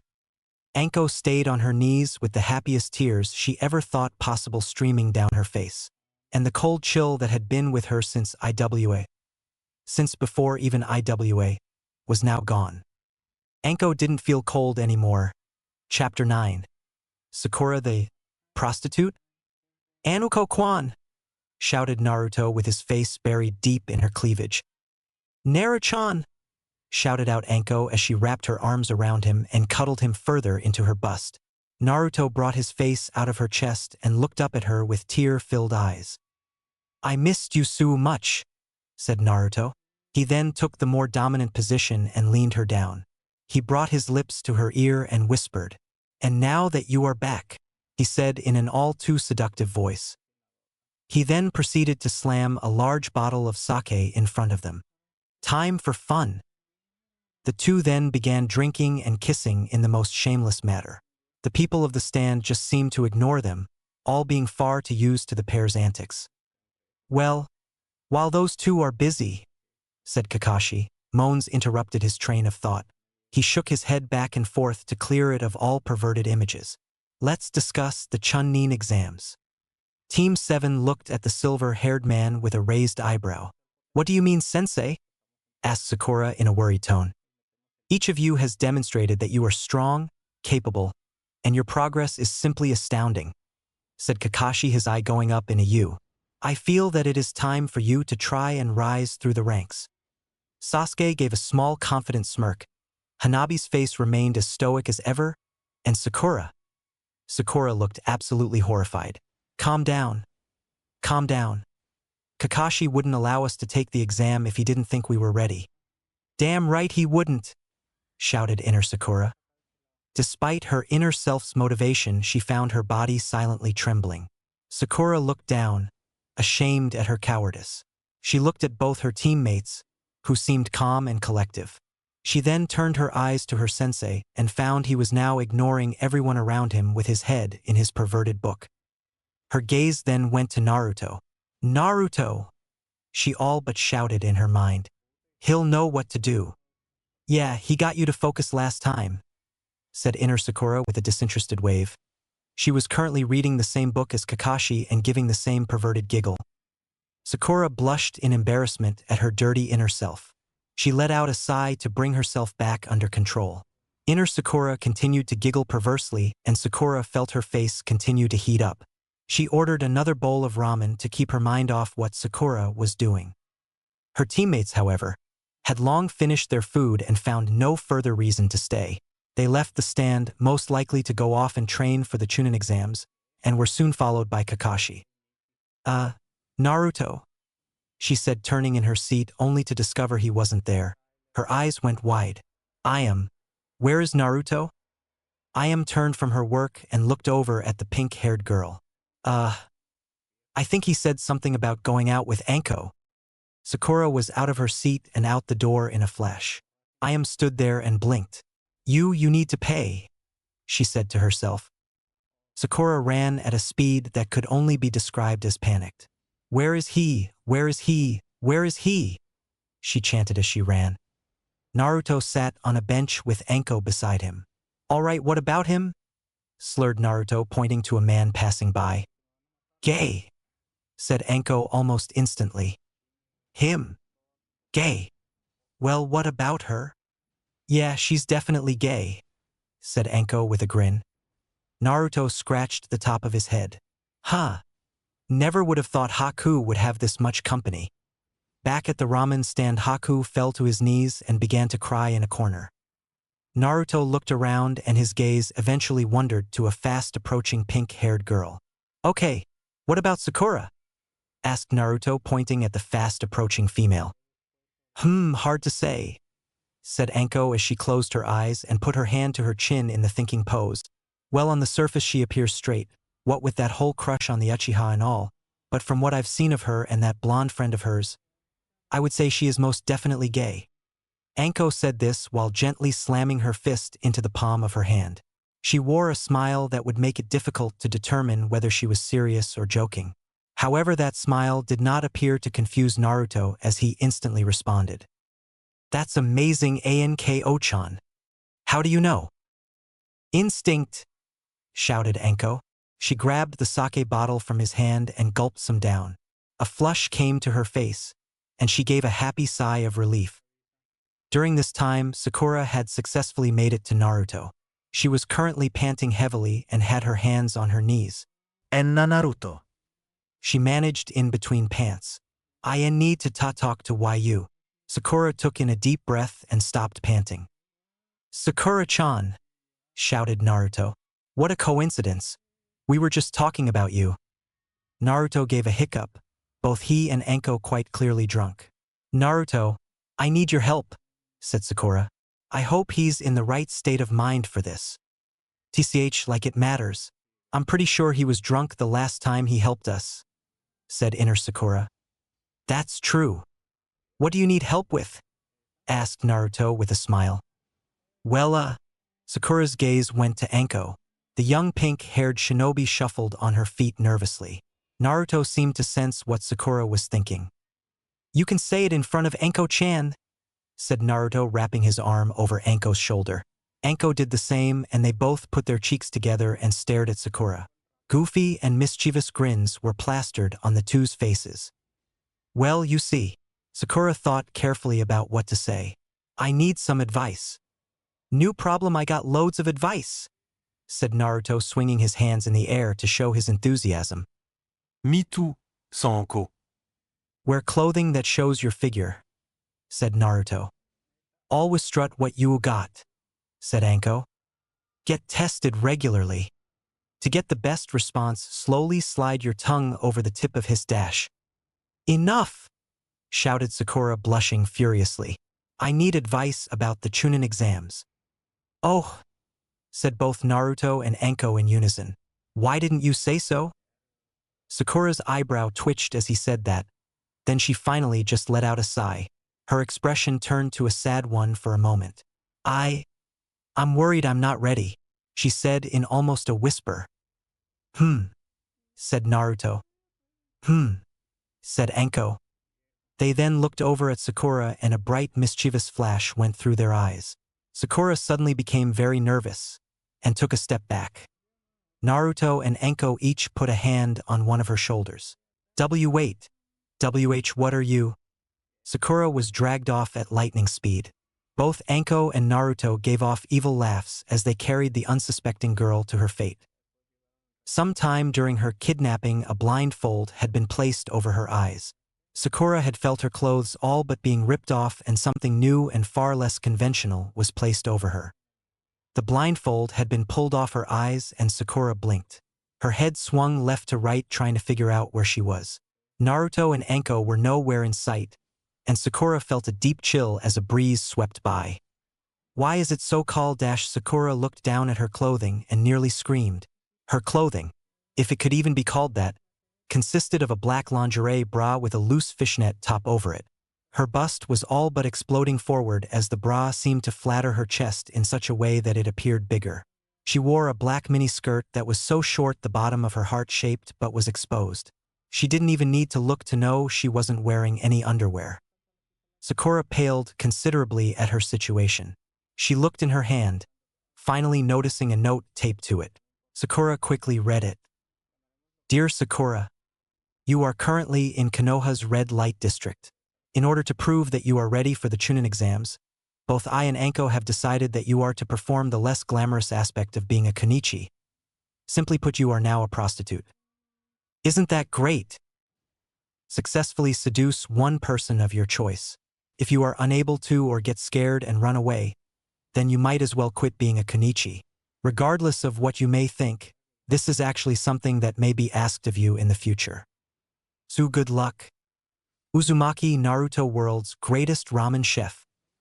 Sakura wasn't sure what she should be more shocked by, the fact that she had just been told to find a man and have sex with him, or that Naruto was successfully able to write such an eligible letter while drunk. I can't do this, Sakura shouted in her mind. Her surprise and disbelief were scattered throughout her mind. Yes, you can. You've studied, shouted inner Sakura, shoving a book of Ika Paradise forward. I believe in you. I don't care. I don't want to lose my virginity like this. Oh, don't be such a baby. And besides, the letter just said to seduce someone. It never said anything about having sex, said inner Sakura. But it said I'm now a prostitute. Doesn't that imply that I am supposed to have sex with someone? Thought Sakura. Details. It almost sounds like you want to do this. Sakura blushed brightly. This drew the attention of several men. Hey baby, said a man from behind her. He placed his arm over her shoulders and almost hung off her. His face had a hint of flush running through it. The man was under some of the influence. How's about we go in? His hand cupped her breast and it sent a shiver down Sakura's spine. Sakura was in a state of silent fear and confusion. She didn't speak, but her legs, they moved. Her mind was blank at how she should react, but her body followed him. He led her through the red light district to a hotel. Sakura was sweating. She had become aware of the fact that she was following this man. She was also aware of the way he was holding her. His hand was rubbing on the small of her back, causing a wave of sickness to pass through Sakura. She didn't like his touch. She slowly regained herself and moved a little faster so his touch on barley brushed on her. She could tell that the man was strong. If she tried to run now, he would most likely stop her. She had to get out of this, but she had no clue how.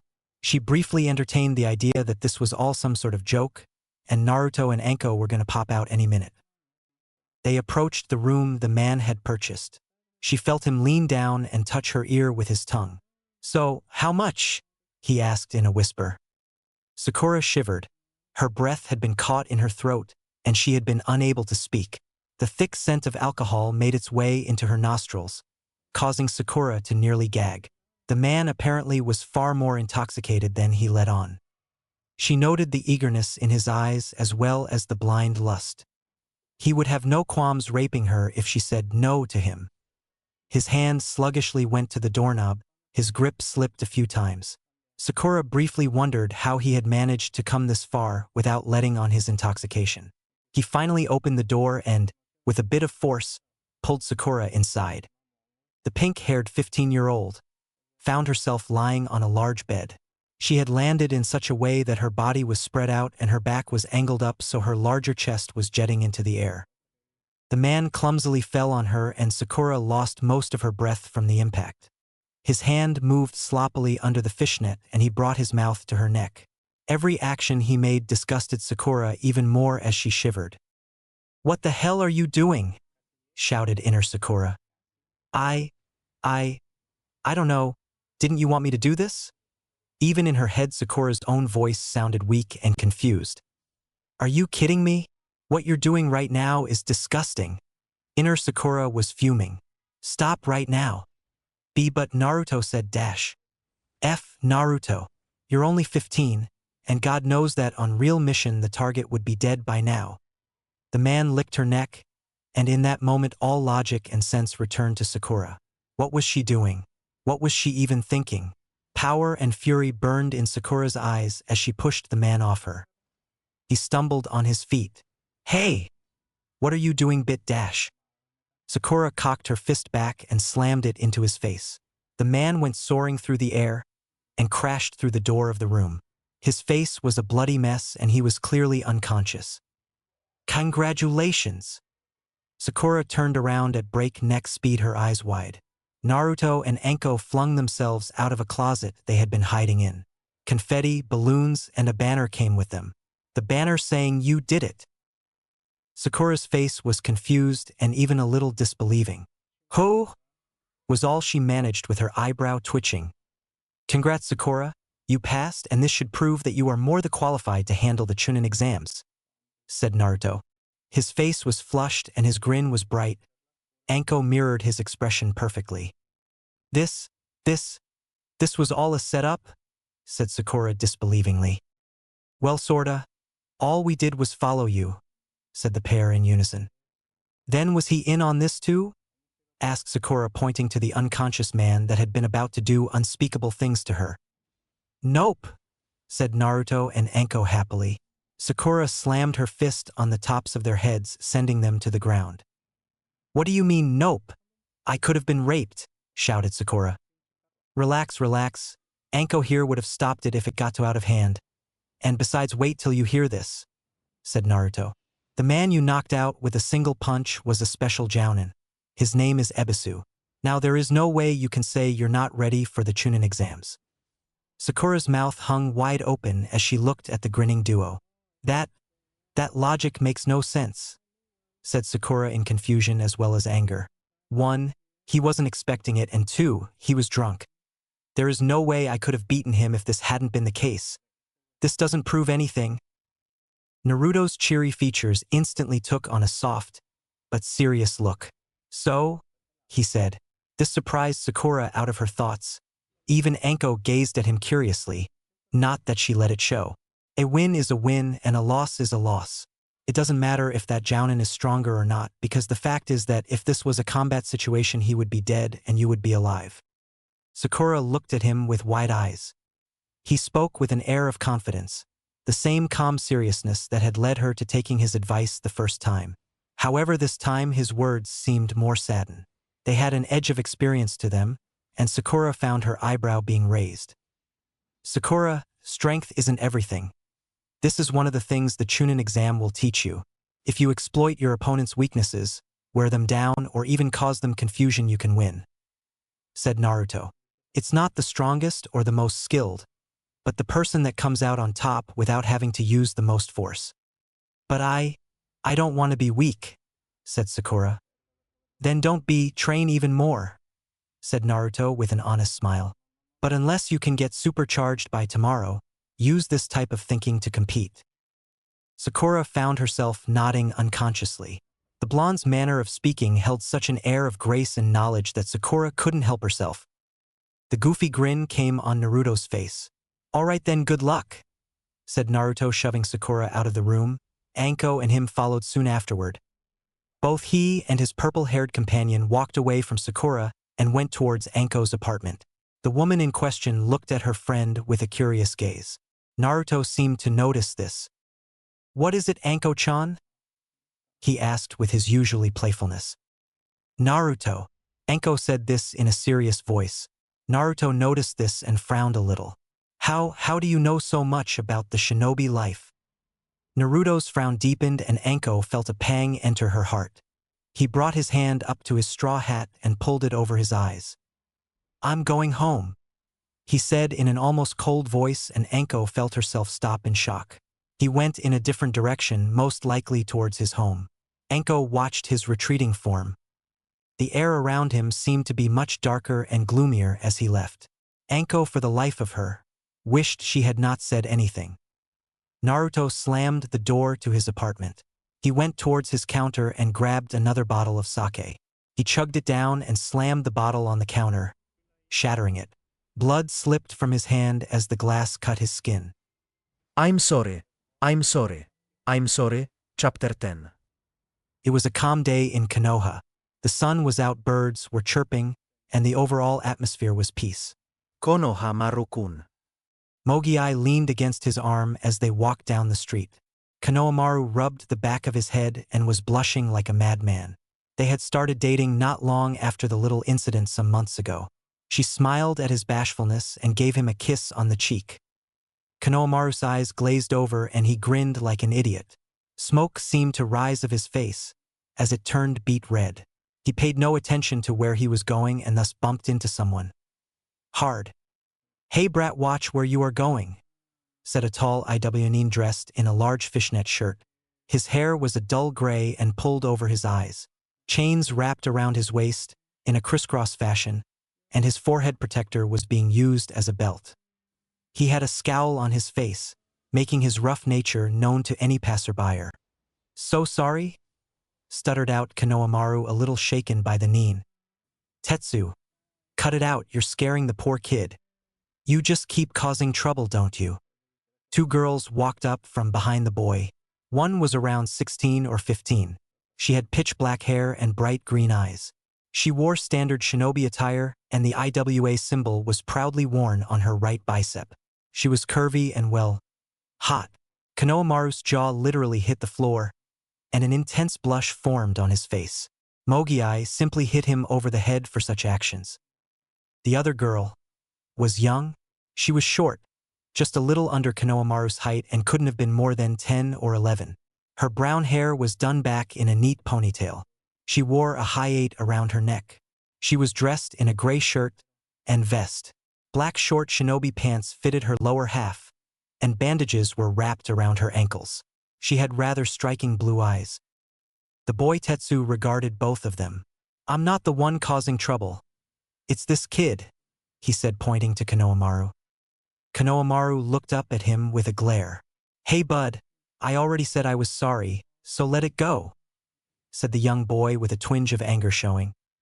Tetsu began to smirk. "So, you can talk properly? I had thought you were too scared to move that tongue of yours," he said in a mocking manner. Konohamaru gave a low growl and took a step forward. Moegi grabbed his arm. "Don't, Konohamaru. Let's just go." He heard Tetsu give a low chuckle of amusement, and Konohamaru blushed a little embarrassed. "Mogiai, let me go. This guy's asking for it." He took a step forward to attack, only to be hoisted up by the back of his collar. Konohamaru turned his head angrily to look at who grabbed him. His eyes met blue, and he was now staring in the face of Uzumaki Naruto. "Naruto, let me go! What do you think you are doing?" shouted Konohamaru.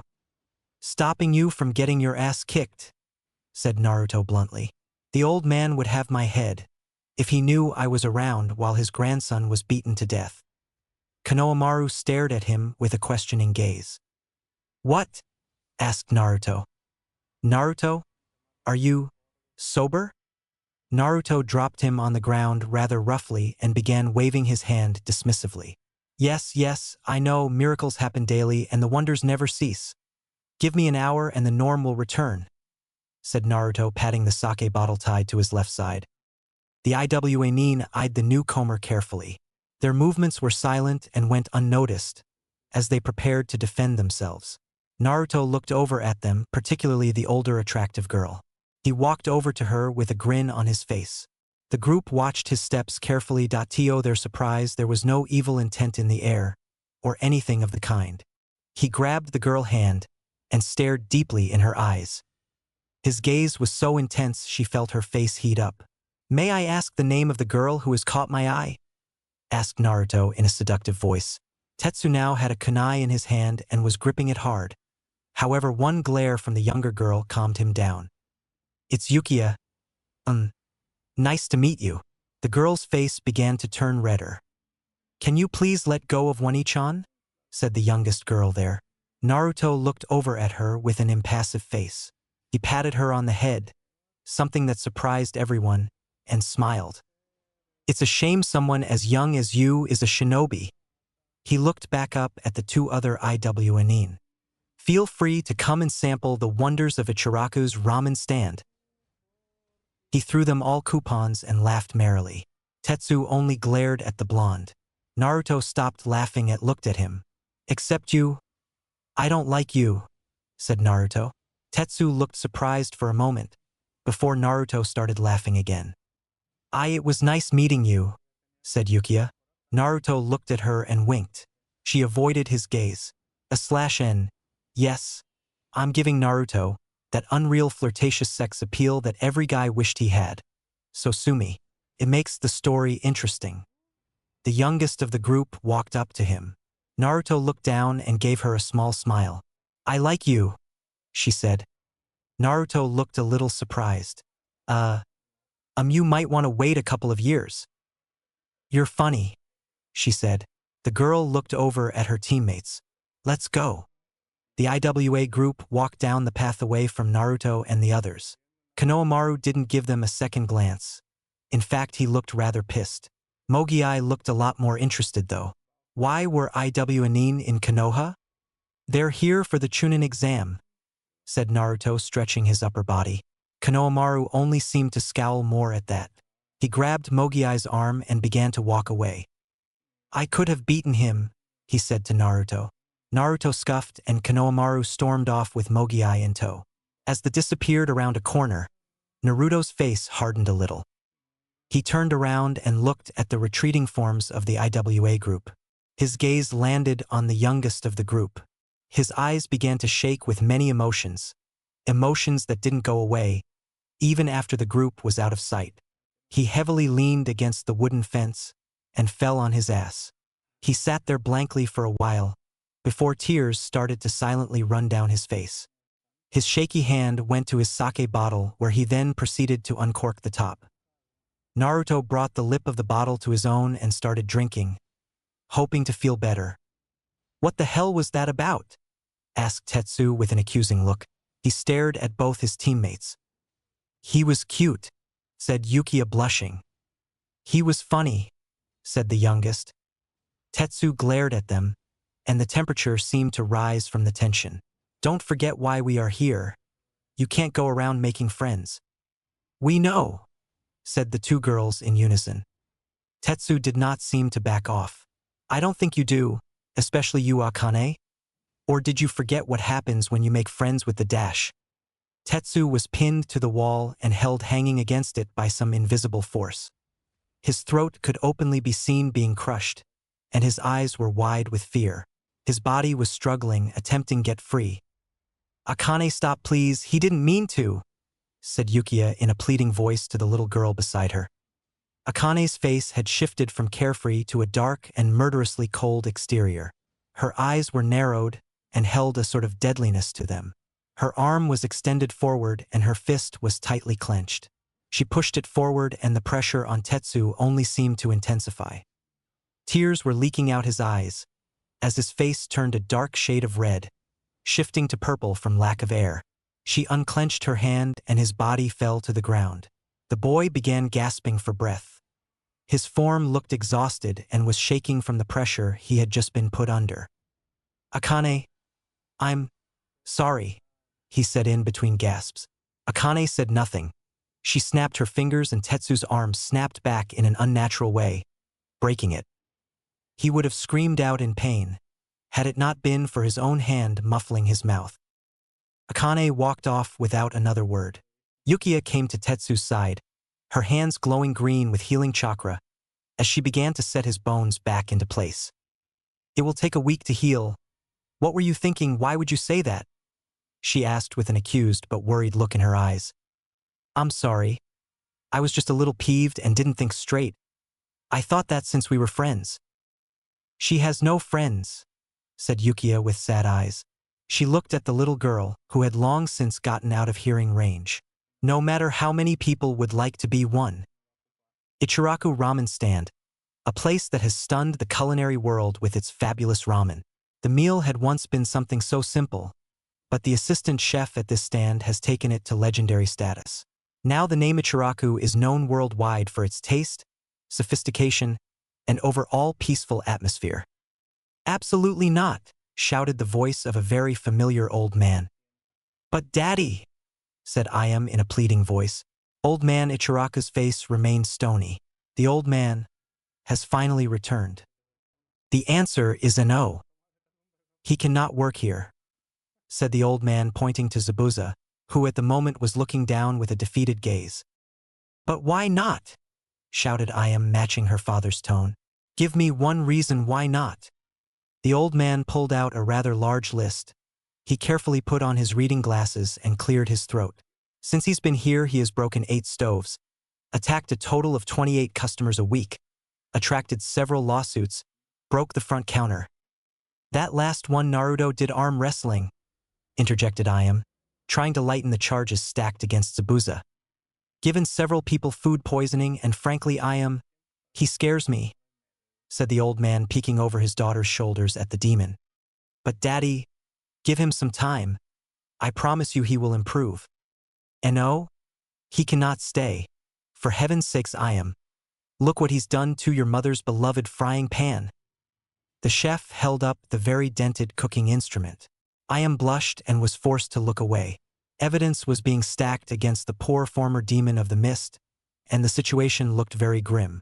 However, Haku had had enough of this and decided to act. The feminine boy sauntered over to the chef with a pleading look in his eyes. In a voice that sounded distinctly female, he said, "Please, Ichiraka-sama, don't fire Zabuza." Haku's eyes began to water up. The old man's heart melted. Oh, all right, he can stay. Haku put her hands together and gave a girlish squeal of delight, something the old man blushed at. Haku then walked back over to Zabuza. The demon said nothing. He just stared at Haku like he'd grown a second head. You were very convincing. Comedic tears traveled down Haku's face. I know, it scared me too. Tsunade placed an arm around Haku and gave him a tight hug. You were so cute out there, Haku-chan, said the woman. Haku blushed a little at the closeness of Tsunade. Old man Ichiraku cleared his throat, catching everyone's attention. Well, even if I've decided to keep Zabuza, it doesn't change the fact that we are seriously in debt and need money quick. At that moment, Naruto ran in and threw confetti into the air. Tada! He shouted happily. I have a solution to your problem, Dash. Everyone was currently ignoring his presence. They were not distracted even for a second from the current topic. This pissed Naruto off. He ran up to them. Hey, don't ignore Dash. He was slammed in the face by Ayam's frying pan. The chef's daughter didn't even look away from the group when she hit him. She spoke as if nothing had occurred. So is there anything we can do? She asked. Naruto's twitching hand made its way up from the ground. I told you that I have an eye. Naruto was sunk deeper into the concrete as Ayam pummeled him again and again with the frying pan. Naruto, this is serious. We don't have time for your idiocy, she said with a deadpan expression. Ayam, maybe we should hear Naruto-kun out, said Tsunade with a bright smile. Ayam just let out a sigh. Tsunade then looked back at Naruto and gave him an encouraging look. Naruto stumbled to his feet. His face was bruised and bloody from the beating Ayam had dished out. Okay, here is my idea. Topless waitresses. Ayam was joined by Tsunade in utterly stomping Naruto into the earth. You perverted jerk, said Ayam. I can't believe I trusted you, shouted Tsunade. Once they had finished, Naruto was left twitching in a crater imprinted to the exacted shape of his body. His one hand suddenly shot out and a metaphorical light bulb appeared above it. I have another idea, he said suddenly. Hannabi stood with her teammates in front of the building they would take the exam in. She couldn't help but notice the intense blush Sakura sported on her cheeks. She raised a curious eyebrow at her friend. Sakura merely looked down to avoid Hannabi. Sasuke looked as confident as ever. He gave the building in front of him a disinterested look. They took another step forward when Kakashi appeared. You all showed up, good, he said, his eye forming a U. I wish you all the best of luck. Sensei, you may it sound like we don't stand a chance, said Sakura. Kakashi only seemed to brighten at that. He didn't respond as he left, leaving his team clueless as ever. Let's move, said Sasuke. Hannabi didn't look happy at being ordered around but followed him anyway. Sakura stumbled a little before walking behind them. A wave of excitement washed over them. This was it. The Chunin exams. I can't believe they let the walking billboard into this exam. said Ino, grinning as Sakura walked in. Sakura simply glared at Ino, not gracing her with a response. Ino only chuckled, before finally seeing Sasuke, where she then went into fangirl mode. Hearts appeared in her eyes and she jumped on his back, all but groping his body as she did so. Sakura's brow began to twitch in fury. "Hey Sasuke, see you made it," said Kiba, walking up with his team. Shino stood behind the dog boy in his usual passive way, and Hinata stood at his side in her usual timid way. The genin hopefuls looked around the room, eyeing up the competition with scrutinizing gazes. It was crowded. Leaf genin teams littered the room, and it became quite clear that Konoha had the advantage with so many teams present. Hannabi's presence stuck out the most. She was probably the youngest there, even if Konoha was the only village to change the graduating age. She allowed herself a smug look. Such an accomplishment was a testament to her strength. However, she was brought out of her musings when someone bumped against her. She turned and glared at the person, only to see a 10-year-old girl. "Sorry," said the girl. Hannabi nearly fell over at the irony of the situation. "Well, at least I won't have to put up with dash. Come one, come all. Taste the world's greatest ramen," shouted a voice above the crowd. Hannabi froze up in an instant, turning her head ever the slightest to her left. Naruto stood in all his glory, waving a bell to attract attention. In one hand he held his ever-present sake bottle, something he took a swig from every so often. Behind was a portable ramen stand. Haku stood inside making the noodles while Zabuza was strapped to the front of the cart to pull it. "Why can't I cook in the kitchen?" he asked himself with a sweat drop. Naruto laughed and rang the bell in his hand faster, drawing everyone's attention. A long line had already formed in front of the modest cart. Naruto laughed even louder at that. The rookie nine stood in front of the chef with disbelieving looks. They only stared at the chef in awkward silence. "Mr. Chef, what are you doing here?" The group all looked to the young girl who had bumped into Hannabi not long ago. Behind her stood two people, her teammates. Upon spotting Yukiya, Naruto's face sobered up dramatically. He quickly grabbed Yukiya's hand and brought their faces far to close together. "To answer her question, my beloved Yukiya-chan, I came to see you," he said huskily. "Cut the crap, asshole," said Tetsu, taking a step forward. "Why are you here? Only shinobi are allowed anywhere near the exam." Naruto looked over at Tetsu with disinterest. He briefly eyed the new cast around Tetsu's arm. Naruto then looked Tetsu in the eye, and with a deadpanned expression, he said, "Go away." Before Tetsu could respond, Akane walked in front of him. "But really, Mr. Chef, why are you here?" she asked with a more forceful tone that almost whined for an answer. Naruto took another swig of his sake before sitting down cross-legged. He brought his hand to his chin and seemed to ponder how to answer. He also looked very drunk once again. "Well, let's see." He started his speech, finally taking on more of a slurred pattern. "Being that I'm intoxicated,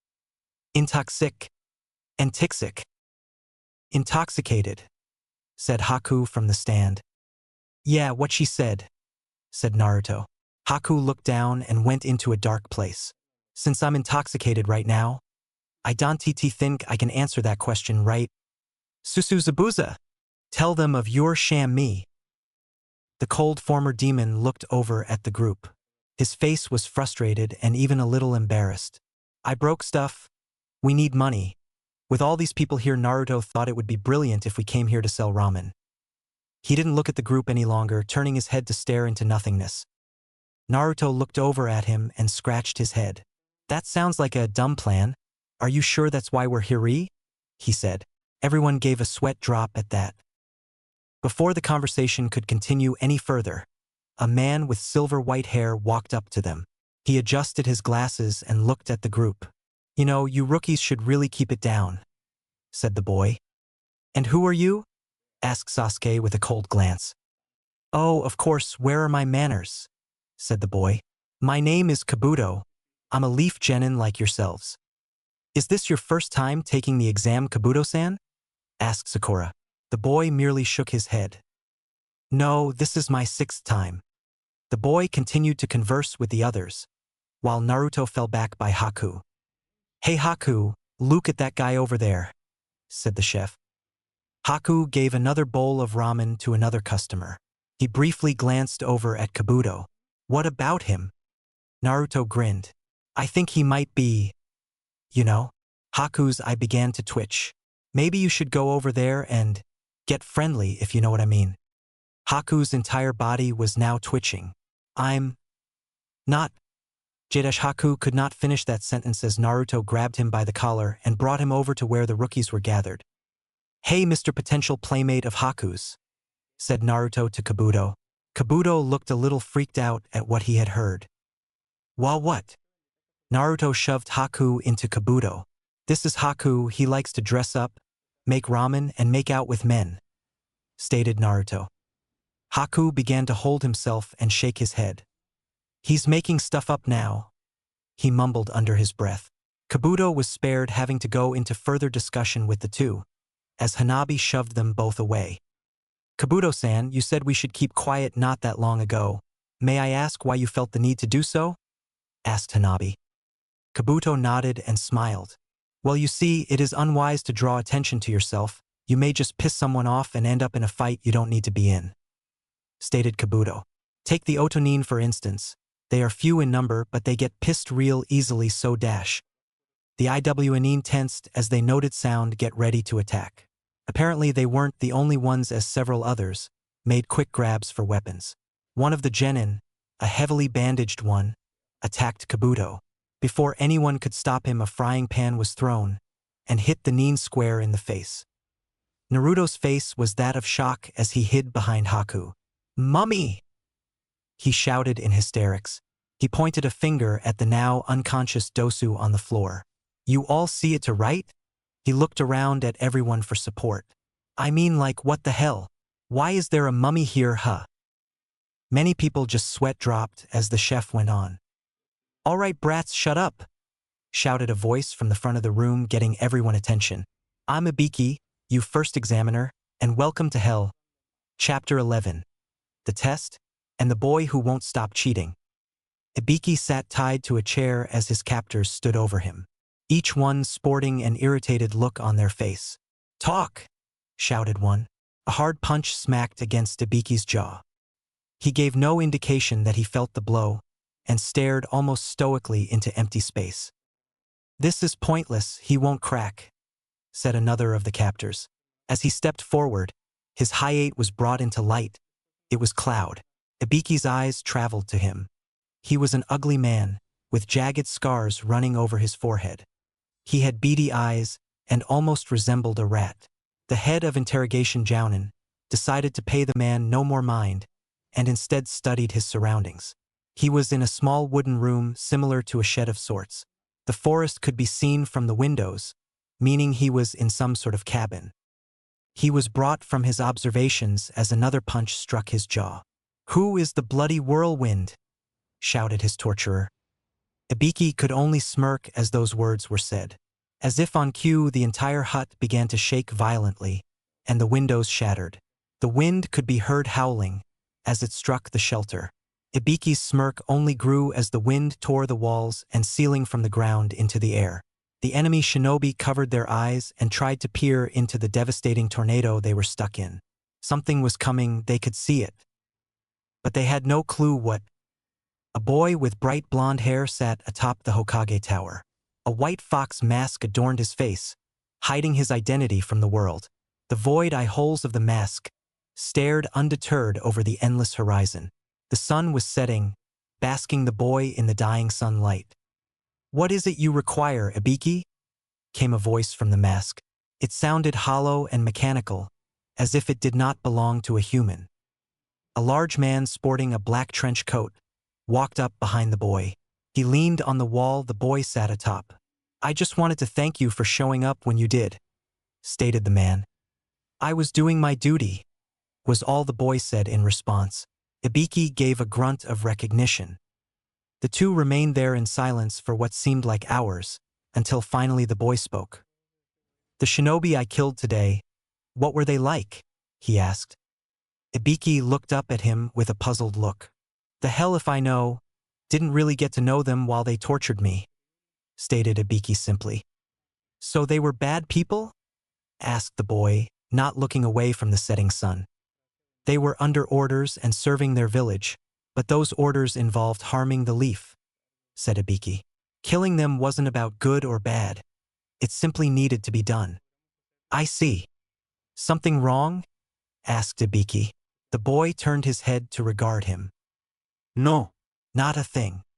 Ibiki stayed next to the boy in complete silence, both of them staring out into nothingness. We've done nothing wrong, Naruto. Naruto! Ibiki threw a kunai at the chef, who fell off the desk he was sitting on to avoid. What are you doing here? People are trying to take a test. Test? But I didn't study. Naruto grabbed his head and started crying in shame. Various people's sweat dropped at that moment. Ibiki just let out a sigh and walked over to the chef. With surprising strength, he lifted the boy up and tossed him out the front door. Zabuza and Haku stood there waiting for him. About time they threw you out, said Zabuza. Naruto stood up straight and wiped himself off. It's okay. I got some more money, said Naruto with a drunken grin. Zabuza raised one of his non-existent eyebrows. I sold some of the answers to a ninja from Rain. Naruto began to laugh triumphantly. But, Naruto, you don't know the answers, do you? Naruto stopped laughing as realization dawned on him. Then, what the hell did I sell that guy? In the testing room, and Rainin stood up from his seat. He threw a crumpled piece of paper at the ground in anger. What the hell? It's just a recipe for ramen. Number 19, 35, and 39. You are disqualified. Rainin all yelled. God damn it. Oh well, I'm sure it will still help them, said Naruto as he took a swig from his sake bottle. Zabuza and Haku just sighed as they watched the chef. It didn't take long before a few pissed Rainin stomped out of the exam room angry. Haku seemed to realize something at that point. Zabuza, won't someone from Mist recognize us? He asked. Zabuza's eyes widened. The former demon seemed to be contemplating what to do. No, I'm sure they won't recognize us. Naruto gave a loud snort. Oh, I'm sure they'll think nothing of you, said the chef. I mean, I'm sure they'll mistake you for another 6 feet 3 inches eyebrowless man that travels in the company of a gender-confused homosexual. Haku couldn't even get mad at the comment questioning his sexuality. Naruto's words on their situation were all too true, and both he and Zabuza knew it. They gave worried looks to their blonde friend. Naruto just took another swig of sake and sighed. Okay, how many teams from Mist were there? Asked Naruto looking out a window. Zabuza put his hand to his chin and began to think. I believe it was only one. Too easy, shouted Naruto in joy. Ibiki sat at the front of the room with a bored look on his face. None of the applicants could really hold his interest. Sure, some of them were strong, cunning, and noteworthy. But even so, he just couldn't get himself excited about the year's Chunin candidates. He then remembered throwing Naruto out of the room. A small smirk formed on his lips. He sure has changed. Another flashback. Ibiki stood at the top of the Hokage tower staring at the sunset. I know you are there, Naruto. A blonde figure with a white fox mask appeared. How did you know it was me? Asked the young boy. Ibiki turned to face the young shinobi. Because your scent is that of blood and death. The boy said nothing at those words for a while. He soon sat on the tiled roof next to Ibiki. But don't we all, as shinobi, stink like that? Yes, we do. But there are few who are forced to kill as many as you have. Ibiki allowed one of his eyes to gauge the blonde beside him for some sort of reaction. Even with the mask on, Ibiki was confident in his ability to analyze people. He was surprised, though, or perhaps not at all, when he saw nothing from the blonde. I only do what I must for the village. No more, no less, stated the blonde. The tone in his voice seemed a tad more hollow than usual. He absently held up his hands and stared at them for a while. Every shinobi does the same, regardless of the blood spilled. We do, said Ibiki. He watched as Naruto's shoulders sagged but the barest of centimeters.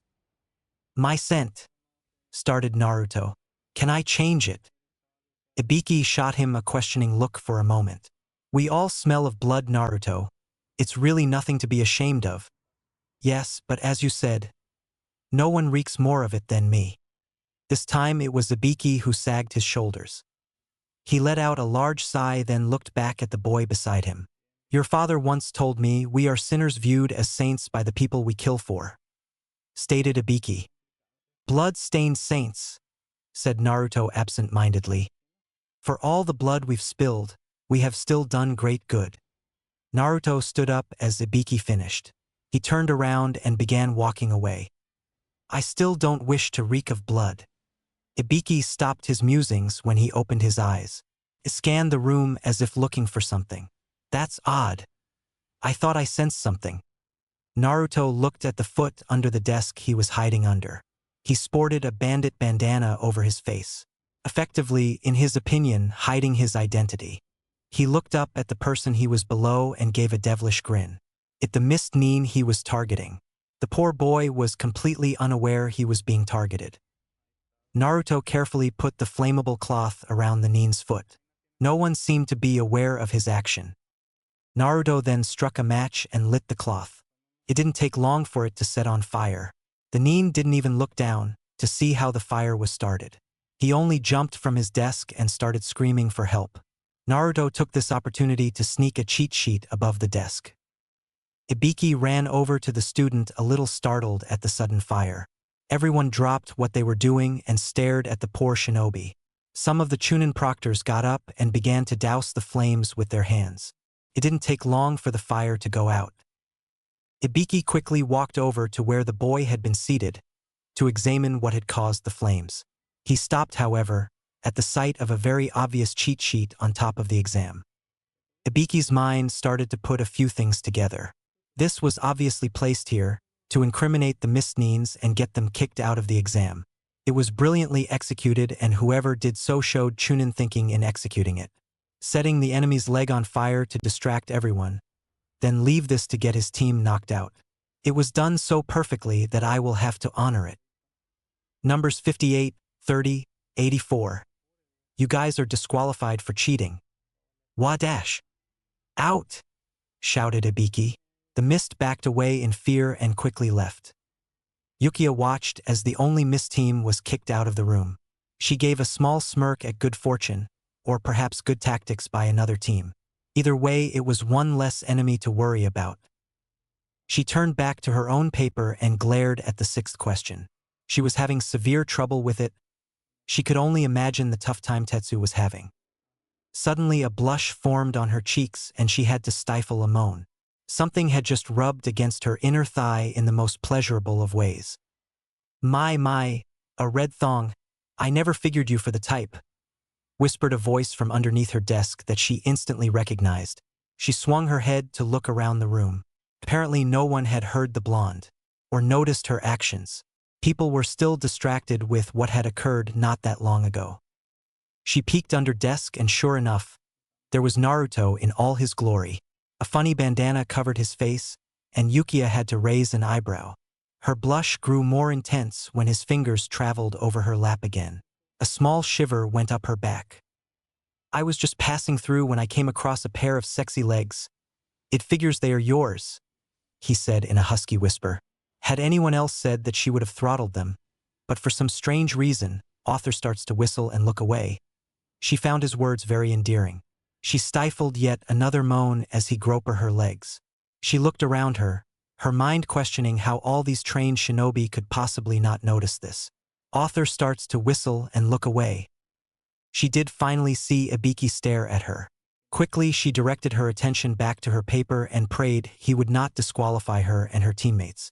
She didn't look under the desk again, but felt Naruto's probing hands. They were gentle caresses, sometimes innocent and soothing, rubbing only her lower leg, and other times daring and downright sensual, rubbing her inner thigh in such a way that it made her squeeze her legs together to close them off. She felt a gentle kiss on her knee. She blushed a little and finally looked down again. Naruto had removed his bandana, and even under a desk in such ridiculous situation, he looked sexy. His hands finally became shameless and drew towards her thong. A panicked look appeared in her eyes. It surprised her that she was frightened not by him doing this, but by getting caught as he did it. She mouthed the words no and don't do it, but he only grinned at her. Yukia's eyes traveled back to Ibiki, who had just sent to more teams on their way. Please not now, she mouthed to him. His grin only widened as he traced an outline on her panties. Then when? He asked in an innocent voice. How's about? You go out with me when this is done? She blushed yet again and looked around her. Once again the sight of no one caring appeared before her view. Will you stop if I say yes? She mouthed out. He gave her a nod. Fine, she said in a low whisper. Is there something you need help with, miss? Asked Ibiki in a sarcastic voice as he stood beside her.